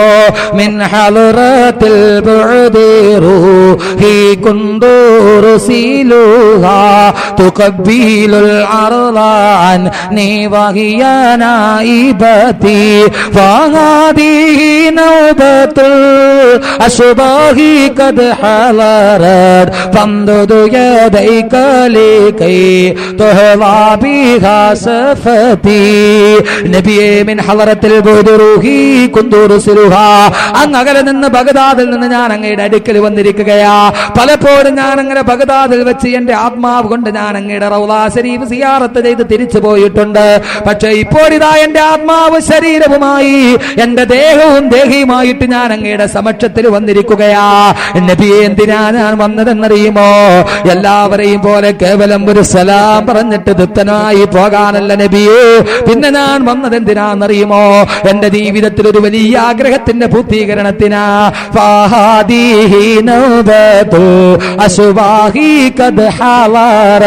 അങ്ങയുടെ മുന്നിൽ ഞാൻ ഹാജരായത് എന്റെ ജീവിതത്തിൽ ഒരു വലിയ ആഗ്രഹമുണ്ട് നബിയെ, അത് പൂർത്തീകരിക്കാൻ വേണ്ടിയാ. എന്താ എന്റെ ആഗ്രഹം എന്നറിയുമോ നബിയെ? അഹമ്മദ് കബീർ റിഫാറി പറയുകയായി, പാവപ്പെട്ട അഹമ്മദ് കബീർ വന്നത് എന്തിനാന്നറിയുമോ നബിയെ? അങ്ങയുടെ ആ കയ്യൊന്ന് ഉയർത്തി നബിയേ. അങ്ങയുടെ ആ റിസാലത്തിന്റെ കരങ്ങളൊന്ന് ഉയർത്തി നബിയേ. എന്റെ ചുണ്ടുകൾ കൊണ്ട് ഞാൻ ആ കയ്യിലൊരു മുത്തം തരട്ടെ നബിയേ. ആ കയ്യിലൊരു മുത്തം തരട്ടെ നബിയേ. ആ കയ്യൊന്ന് ഉയർത്തി നബിയേ. അല്ലെങ്കിൽ മുർത്തല ചുംബനം ചെയ്ത അങ്ങയുടെ കരങ്ങളുണ്ടല്ലോ യാ റസൂലല്ലാഹ്. ഉമർ ഫാറൂഖ് ചുംബനം ചെയ്ത അങ്ങയുടെ കരങ്ങളുണ്ടല്ലോ യാ റസൂലല്ലാഹ്. അബൂബക്കർ സിദ്ദീഖ് ചുംബനം കൽപ്പിച്ച അങ്ങയുടെ കരങ്ങളുണ്ടല്ലോ യാ റസൂലല്ലാഹ്. ഫാത്തിമത്തു സഹ്റാനെ അങ്ങ് ചുംബനം ചെയ്ത ആ കരങ്ങളുണ്ടല്ലോ യാ റസൂലല്ലാഹ്. ആ കയ്യൊന്ന് ഉയർത്തി നബിയേ, കയ്യൊന്ന് ഉയർത്തി നബിയേ. ഞാൻ എന്റെ ചുണ്ടുകൾ കൊണ്ടൊന്ന് ഞാൻ സിയാറത്ത് ചെയ്തെന്ന് പുത്തട്ട നബിയെ. കാലം സാക്ഷി, ചരിത്രം സാക്ഷി, അഹമ്മദ് കബീർ റിഫായി ഖദ്ദസല്ലാഹു സിർറഹുൽ അസീദ് ഇത് പറയുമ്പോ പ്രവാചകന്റെ റൗളാ ശരീഫിന്റെ ഉള്ളിൽ നിന്ന് ആ കരങ്ങൾ പൊന്തി വന്നിട്ട് അതിൽ കൊച്ചുകുട്ടികളെ പോലെ അഹമ്മദ് കബീർ റിഫായി ഖദ്ദസല്ലാഹു സിർറഹുൽ അസീദ് ചുടുചുംബനം കൊടുത്തു തിരിച്ചു പോയെങ്കിൽ പ്രവാചകന്റെ പ്രിയപ്പെട്ട അനുയായികള് അല്ലാഹുവിന്റെ റസൂലിന്റെ കയ്യിലൊരു ചുംബനം കൊടുക്കാൻ ആ പ്രവാചകനെ മരണത്തിന് മുമ്പെന്ന് സ്വപ്നത്തിൽ കാണാൻ അല്ലാഹു നമുക്ക് തൗഫീഖ് നൽകുമാറാകട്ടെ. എല്ലാവരും അങ്ങനെ ഒരു നിയ്യത്ത് മനസ്സിൽ വെക്ക്. ഇത് അവസാന ദിവസത്തെ സലാത്തിന്റെ മജ്ലിസാ. പോരിശയുള്ള അനേകം അനുഗ്രഹമുള്ള കറാമത്തുകളുള്ള സലാത്തിന്റെ മജ്ലിസാ. എല്ലാവരും മനസ്സിൽ അങ്ങനെ ഒരു നിയ്യത്ത് വെക്ക്. അല്ലാഹുവിന്റെ നബിയെ മരിക്കുന്നതിന് മുമ്പ് സലാം പറഞ്ഞിട്ട് അങ്ങേ സ്വപ്നത്തിലൊന്ന് കാണാൻ ഞങ്ങൾക്ക് ആഗ്രഹമുണ്ട്. ഓരോ ആണും പെണ്ണും അങ്ങനെ ഒരു നിയ്യത്ത് വെക്ക്. എന്നിട്ട് ആ പ്രവാചകൻ സല്ലല്ലാഹു അലൈഹി വസല്ലമയുടെ മുന്നിലേക്ക് സലാത്തുകൾ അർപ്പിക്ക്. ഇപ്പോൾ നമ്മൾ നിൽക്കുന്നത് ഈ വേളാവൂർ പള്ളിയുടെ പരിസ്ഥിതിയിലല്ല. നമ്മൾ നിൽക്കുന്നത് വേളാവൂരുമല്ല. നമ്മുടെ മനസ്സ് പ്രവാചകന്റെ റൗളാ ശരീഫിന്റെ മുന്നിലെത്തട്ടെ. മനസ്സിൽ കണ്ണിന്റെ മുന്നിൽ നാം റൗളാ ശരീഫ് കാണട്ടെ. അതിലടക്കം ചെയ്യപ്പെട്ട് നമ്മുടെ പ്രവാചകനെയും നാം കാണട്ടെ. റൗളാ ശരീഫിന്റെ മനസ്സുകൊണ്ട് കാതങ്ങളകലെ, ആയിരക്കണക്കിന് കാതങ്ങളകലെ മുത്തു മുസ്തഫാന്റെ കബറിടത്തിന്റെ മുന്നിലാ ഞാനെന്ന് മനസ്സുകൊണ്ട് നിയ്യത്ത് ചെയ്യ്. മറ്റെല്ലാ ചിന്തകളും വെടിയ്, മറ്റെല്ലാ ചിന്തകളും കളയ്. അല്ലാഹുവിന്റെ റസൂലിന്റെ നീ റൗളാ ശരീഫിന്റെ മുന്നിലാന്ന് കരുത്. എന്നിട്ട് ആ പ്രവാചകനോട് പറയുക, സയ്യിദ് സാദാതി ജിതുക ഖാസിദാ അർജൂഹി മക ഫലാ തുഖയ്യിബു മഖ്സദി യാ സയ്യിദ് സാദാതി ജിതുക ഖാസിദാ അർജൂഹി മക ഫലാ തുഖയ്യിബു മഖ്സദി യാ സയ്യിദ സാദാതി നേതാക്കന്മാരുടെ നേതാവായ നബിയേ, ജയിതുക ഖാസിദാ അങ്ങേ മാത്രം ആഗ്രഹിച്ച് ഞാനിതാ എന്റെ മനസ്സ് സമർപ്പിക്കുന്ന നബിയേ. എന്താന്നറിയുമോ? അർജൂഹി മക അങ്ങയുടെ തൃപ്തിക്കു വേണ്ടി പൊരുത്തം മാത്രം ആഗ്രഹിച്ച് എന്റെ മനസ്സുമായി ഞാൻ അങ്ങയുടെ മുന്നിൽ വന്ന നബിയേ. ഫലാ തുഖയ്യിബു മഖ്സദി നബിയേ, എന്റെ ആഗ്രഹം അങ്ങ് മടക്കി നിരാശനാക്കല്ല നബിയേ. മനസ്സുകൊണ്ട് ഏറ്റു പറയേ, ഫലാ തുഖയ്യിബു മഖ്സദി എന്റെ ആഗ്രഹം അങ്ങ് നിരാകരിക്കല്ല നബിയേ, തള്ളിക്കളയല്ല നബിയേ. എന്നിട്ട് ആഗ്രഹത്തോടെ സഹോദരങ്ങളെ, അള്ളാന്റെ പ്രവാചകനെ, എന്റെ മുത്തായ ഹബീബിനെ, നായകനെ മരിക്കുന്നതിന് മുമ്പ് സ്വപ്നത്തിൽ സ്വർഗ്ഗത്തിൽ കാണണമെന്ന നിയ്യത്തോടെ അല്ലാഹുമ്മ സല്ലി സ്വലാത്തൻ കാമിലത്തൻ വസല്ലിം സലാമൻ താമ്മൻ അലാ സയ്യിദിനാ മുഹമ്മദിനില്ലദീ തൻഹല്ലു ബിഹിൽ ലുഖദ വതൻഫരിദു ബിഹിൽ ഖുറബ വതുഖദാ ബിഹിൽ ഹവായിജ് വതുനാലു ബിഹിർ റഗായിബു വഹുസ്നുൽ ഖവാതിമി വയുസ്തസ്കൽ ഗമാമു ബിവജ്ഹിൽ കരീം വഅലാ ആലിഹി വസഹ്ബിഹി ഫീ കുല്ലി ലംഹത്തിൻ വനഫസിൻ ബിഅദദി കുല്ലി മഅലൂമിൻ ലക. നാരിയത്തു സ്വലാത്താണിത്. അല്ലാഹുവിന്റെ പ്രവാചകനെ പതിവായി ചെയ്താൽ ആഗ്രഹങ്ങളെല്ലാം പൂർത്തീകരിക്കപ്പെടുന്ന, ഏതൊക്കെ ബുദ്ധിമുട്ടുകളുണ്ടോ അതിന്റെ എല്ലാം കെട്ടുകൾ പൊട്ടിക്കപ്പെടുന്ന, ഏതൊക്കെ രോഗങ്ങളുണ്ടോ അതെല്ലാം ശമയാക്കപ്പെടുന്ന ഏറ്റവും പോരിശേറിയ നാരിയത്തു സ്വലാത്താണിത്. പ്രവാചകന്റെ പേരിലുള്ള സ്വലാത്താണ്. ആ സ്വലാത്തിന്റെ ബറക്കത്ത് കൊണ്ട് അല്ലാഹുവിന്റെ റസൂലിനെ സ്വപ്നത്തിൽ കാണാൻ നമുക്ക് തൗഫീക്ക് നൽകുമാറാകട്ടെ. മഹാന്മാര് പറയുന്നു, ആരെങ്കിലും 4444 നാരിയത്തു സ്വലാത്ത് ചൊല്ലിയാൽ അവന്റെ ഏതാഗ്രഹമാണോ അത് പൂവണിയും, ഏത് പ്രശ്നമാണോ അത് ദൂരീകരിക്കപ്പെടും. അവൻ അല്ലാഹുവിന്റെ റസൂലിനെ മരിക്കുന്നതിന് മുമ്പ് സ്വപ്നത്തിൽ കാണാമെന്ന് മഹാന്മാര് പറയുമ്പോ ഈ മുബാറക്കായ സദസ്സില് ഈ പാതിരാത്രിയില് വാനലോകത്ത് നിന്ന് അനേകായിരം മാലാഖമാരി ഇന്നിലേക്ക് ഇറങ്ങുന്ന ഈ വിന്യമായ ഈ പുണ്യമായ സദസ്സില് നാരിയത്തു സ്വലാത്തിന്റെ എണ്ണത്തിന് തുല്യമായി ഒരു 4444 സ്വലാത്ത് ചൊല്ലണം. ഈ സ്വലാത്ത് കൊണ്ട് മുഖരിതമാകുന്ന ഈ സദസ്സിൽ ഞാൻ പ്രത്യേകമായി ദുആ ചെയ്യാം. ഈ സദസ്സിൽ വെച്ച് നാരിയത്തു സ്വലാത്തിന്റെ എണ്ണത്തിന് തുല്യമായി ഒരു 4444 രൂപ അല്ലാഹുവിന്റെ പള്ളിക്ക് വേണ്ടി അവസാന സദസ്സാണ്, ദുആന്റെ സദസ്സാണ്. വേളാവൂർ പള്ളിക്ക് വേണ്ടി പ്രവാചകനെ മരിക്കുന്നതിന് മുമ്പ് എനിക്ക് സ്വപ്നത്തിൽ കാണണമെന്ന ആഗ്രഹത്തോടെ ഇതിനു മുമ്പ് പറഞ്ഞവരാണെങ്കിലും കുഴപ്പമില്ല, ഇതിനു മുമ്പ് 1 ലക്ഷം കൊടുത്തവരാണെങ്കിലും പ്രശ്നമില്ല. എന്റെ ഹബീബിനെ കാണാൻ, എന്റെ മുത്തായ നായകനെ ഒന്ന് കാണാനുള്ള ആഗ്രഹത്തോടെ ഒരു 4444 രൂപ അല്ലാഹുവിന്റെ പള്ളിക്ക് വേണ്ടി സദഖ ചെയ്യ്. അല്ലാഹു സുബ്ഹാനഹു വ തആല ചെയ്യുന്ന ആളുകൾക്ക് മരിക്കുന്നതിന് മുമ്പ് പ്രവാചകനെ ഒന്ന് കാണാൻ, ആ കയ്യിൽ പിടിച്ച് ഹൗദുൽ കൗസർ കോരി കുടിക്കാൻ അല്ലാഹു തൗഫീഖ് നൽകി അനുഗ്രഹിക്കുമാറാകട്ടെ. ഹുദ്ഹുദന രാവിലെ ഈ പക്ഷി പറന്നു പോകും, വൈകുന്നേരമാകുമ്പോൾ ന്യൂസുകളൊക്കെ കൊണ്ടുവന്ന് ഇവിടെ കൊണ്ടുവന്ന് കൊടുക്കും. ഒരു ദിവസം സുലൈമാൻ നബി സന്ധ്യയായിട്ടും ഹുദ്ഹുദ് പോയ പക്ഷി തിരിച്ചു വന്നിട്ടില്ല. സുലൈമാൻ നബിക്ക് ദേഷ്യം വന്നു. ഹുദ്ഹുദ് എവിടെ പോയി? ഖുർആൻ പറയുന്ന കഥയായത്.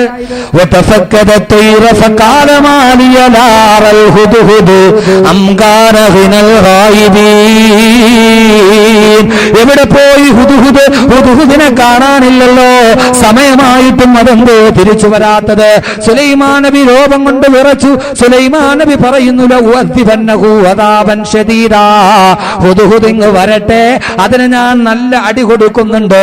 ഔല അദ്ബഹന്നഹു ഔല യഅതിയന്നി ബിസുൽത്താനിൻ മുബീൻ.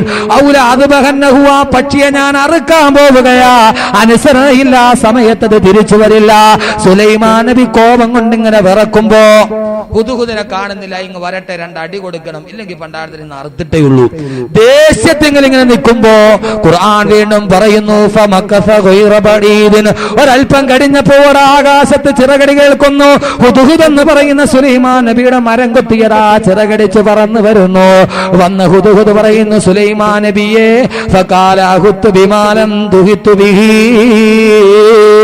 എന്നെ അടിക്കരുതേ, എന്നെ കൊല്ലരുതേ. സുലൈമാൻ നബി എന്നെ അടിക്കാതിരുന്നാൽ അങ്ങകലെ നിന്ന് നല്ല ചൂടുള്ളൊരു വാർത്തയുമായിട്ടാണ് ഞാൻ വന്നിരിക്കുന്നത്. ആ വാർത്ത നിങ്ങളോട് ഞാൻ പറഞ്ഞു തരാം. എന്നെ അടിക്കരുതേ, എന്നെ ശിക്ഷിക്കരുതേ. ഹുദ്ഹുദ് പറഞ്ഞു, സുലൈമാൻ നബി എന്നെ അടിക്കരുത്, നല്ലൊരു ചൂട് വാർത്തയായിട്ടാണ് ഞാൻ വന്നിരിക്കുന്നത്, എന്നെ അടിക്കാതിരുന്നാ പറയാം.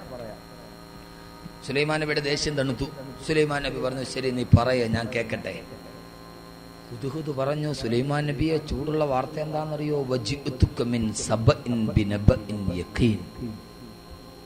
സുലൈമാൻ നബി ഒരു ചൂടുള്ള വാർത്ത. സുലൈമാൻ നബി അലൈഹി സ്വലാത്തു വസ്സലാം കാത് ചേർത്തു. എന്താണ്? പെണ്ണുങ്ങളെ പോലെ വൈകുന്നേരം ഒരു ഫിത്ന കോർണർ ഉണ്ടാവുമല്ലോ, അവിടെ ഫിത്ന പറയും. ഇല്ലെങ്കിൽ പള്ളിയുടെ ഫ്രണ്ടിൽ, എല്ലാ പള്ളിയുടെ ഫ്രണ്ടിലും ഉണ്ടാവും ഒരു ചെറിയ തിണ്ണ, MFBകൾ ഇരിക്കുന്ന സ്ഥലം. എല്ലാ പള്ളിയിലും കുറെ MFBകൾ ഉണ്ടാവും. MFB എന്ന് പറഞ്ഞാൽ മൗലവി ഫാദിൽ ബാക്കവി, ഇത് മസ്ജിദ് ഫിത്ന ബോർഡ്. ഈ MFB എന്ന് പറഞ്ഞാൽ മസ്ജിദ് ഫിത്ന ബോർഡ്. പള്ളിയുടെ സിറ്റ് ഔട്ട് ഇരിക്കും. ഉസ്താദ് നിസ്കാരം കഴിഞ്ഞ് ഇറങ്ങുമ്പം ഒരു ഷെയ്ഖ് അടുത്ത ഷെയ്ഖിനോട് പറയും, കണ്ട അങ്ങേരുടെ തുണി കണ്ട നിര്യാണിയുടെ താഴെ കിടക്കണം. മസ്ജിദ് ഫിത്ന ബോർഡ്, പരദൂഷണ കമ്മിറ്റി, പച്ചിറച്ചി തിന്നൽ ജോലി. സുബൈ നിസ്കാരത്തിന് ഇറങ്ങും, ഇശാ നിസ്കാരം വരെ പച്ചിറച്ചി നിന്നിട്ട് കയറി പോകും. നിസ്കരിക്കണ പ്രതിഫലം മുഴുവൻ. ഞങ്ങളുടെ ഉസ്താദ് കോയ ഉസ്താദ്, അല്ലാഹു സുബ്ഹാനഹു വ തആല ആരോഗ്യത്തിൽ ദീർഘായുസ് കൊടുക്കട്ടെ, ഉസ്താദ് പറയാറുണ്ട്, ചില ആളുകൾ സുബഹിക്ക് നിസ്കരിക്കാൻ വരും, നല്ല വെളുപ്പാൻ കാലത്ത് നിസ്കരിക്കാൻ വന്നിട്ട് ആ പ്രതിഫലം നിസ്കരിക്കാൻ വന്ന ആളുകൾക്ക് മുഴുവൻ കൊടുത്തിട്ട് അവരൊന്നുമില്ലാതെ കയറിപ്പോകും. പരദൂഷണം പറഞ്ഞു. സഹോദരങ്ങളെ, സുലൈമാൻ നബി പറഞ്ഞു, നീ ആ കാര്യം അങ്ങ് പറയേ. ഹുദുഹുദ് പറയാൻ തുടങ്ങിയ രഹസ്യം എന്താണെന്നറിയോ?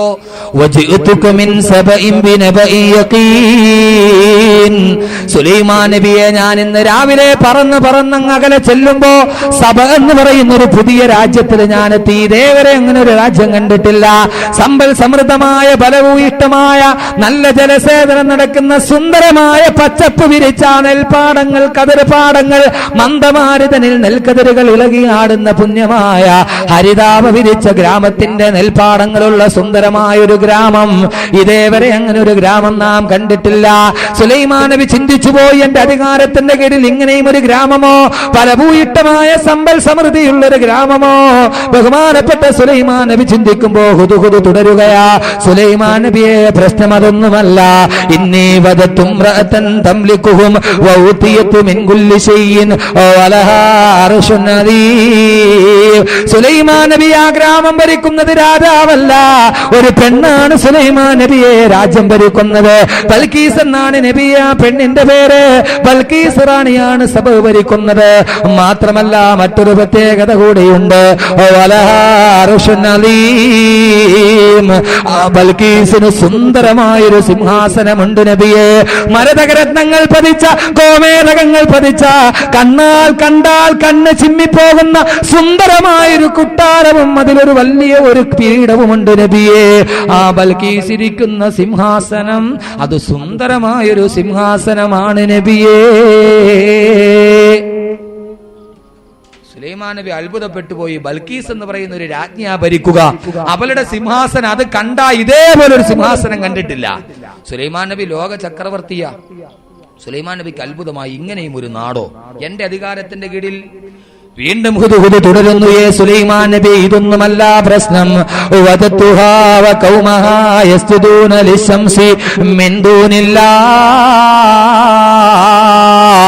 ആ പെണ്ണിന്റെ, ആ പെണ്ണുമാരാജ്ഞിയും അവിടുത്തെ നാട്ടുകാരും അല്ലാഹുവിനെ ആരാധിക്കാത്തവരാണ് നബിയെ, സൂര്യാരാധകരാണ് നബിയെ. അവർ അല്ലാഹുവിനെ അനുസരിക്കാത്തൊരു ജനതയാണ്.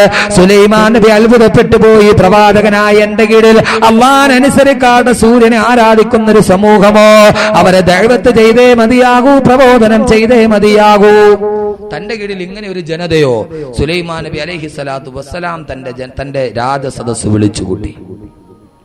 സുലൈമാൻ നബി അലൈഹിസ്സലാത്തു വസ്സലാം തന്റെ രാജസദസ്സ് വിളിച്ചുകൂട്ടി.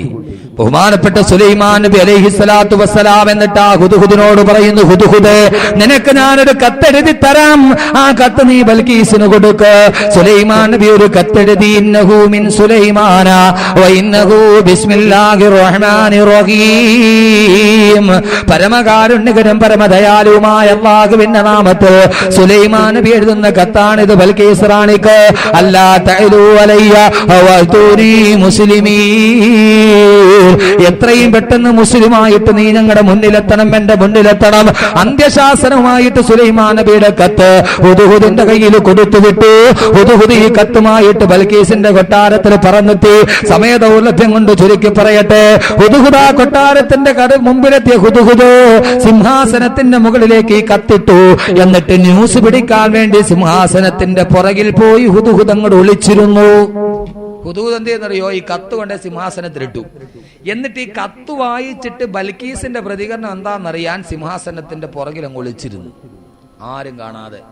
ബൽക്കീസ് രാജ്ഞി വന്നു, നോക്കിയപ്പോൾ ഒരു കത്ത് എടുത്തു വായിച്ചു. ഇന്നഹു മിൻ സുലൈമാന വ ഇന്നഹു ബിസ്മില്ലാഹിർ റഹ്മാനിർ റഹീം. ഇത് കെട്ടുകഥയല്ല, ഖുർആൻ സൂറത്തുൻ നംല്, ഖുർആനാണിത്. അല്ലാ തഅലു അലയ്യ വഅതൂനി മുസ്ലിമീൻ. എത്രയും പെട്ടെന്ന് മുസ്ലിമായിട്ട് എന്റെ അടുക്കൽ വരണം, എത്രയും പെട്ടെന്ന് മുസ്ലിമായിട്ട് എന്റെ അടുക്കൽ വരണം. ബൽക്കീസ് രാജ്ഞി മന്ത്രിസഭ വിളിച്ചുകൂട്ടി. രാജ്ഞിയുണ്ട്, എല്ലാ മന്ത്രിമാരും വന്നു. വിദ്യാഭ്യാസ മന്ത്രി, പൊതുമരാമത്ത് മന്ത്രി, ധനകാര്യമന്ത്രി, മുഖ്യമന്ത്രി, മുക്കാത്ത മന്ത്രി, എല്ലാ മന്ത്രിമാരും ഒരുമിച്ച് കൂടി. എല്ലാ മന്ത്രിമാരും, മുഖ്യമന്ത്രിയുണ്ട്, മുക്കാത്ത മന്ത്രിയുണ്ട്, പൊതുമരാമത്തുണ്ട്, മരാമത്ത് ഇല്ലാത്തതുകൊണ്ട് എല്ലാ മന്ത്രിമാരും. എന്നിട്ട് സുലൈമാൻ നബിയുടെ കത്ത് ചർച്ച ചെയ്യപ്പെടുകയാ. ഖുർആനാണ് ഇത് പറയുന്നത്. സൂറത്തുൻ നംൽ, ഖാലത് യാ അയ്യുഹൽ മലഉ, എന്റെ പ്രിയപ്പെട്ട മന്ത്രിമാരെ, ഇന്നി ഉൽഖിയ ഇലയ്യ കിതാബുൻ കരീം, ഒരു മാന്യനായ മനുഷ്യന്റെ കത്ത് കിട്ടിയിട്ടുണ്ട്. മുസ്ലിമായി ചെല്ലാൻ എന്താ ചെയ്യുക? നിങ്ങൾ എന്താണ് പറയുന്നത്? മുസ്ലിമായിട്ട് കീഴ്പ്പെടണോ? ബഹുമാനപ്പെട്ട ബൽക്കീസിനോട് മന്ത്രിമാര് പറയുന്നു, വേണ്ട.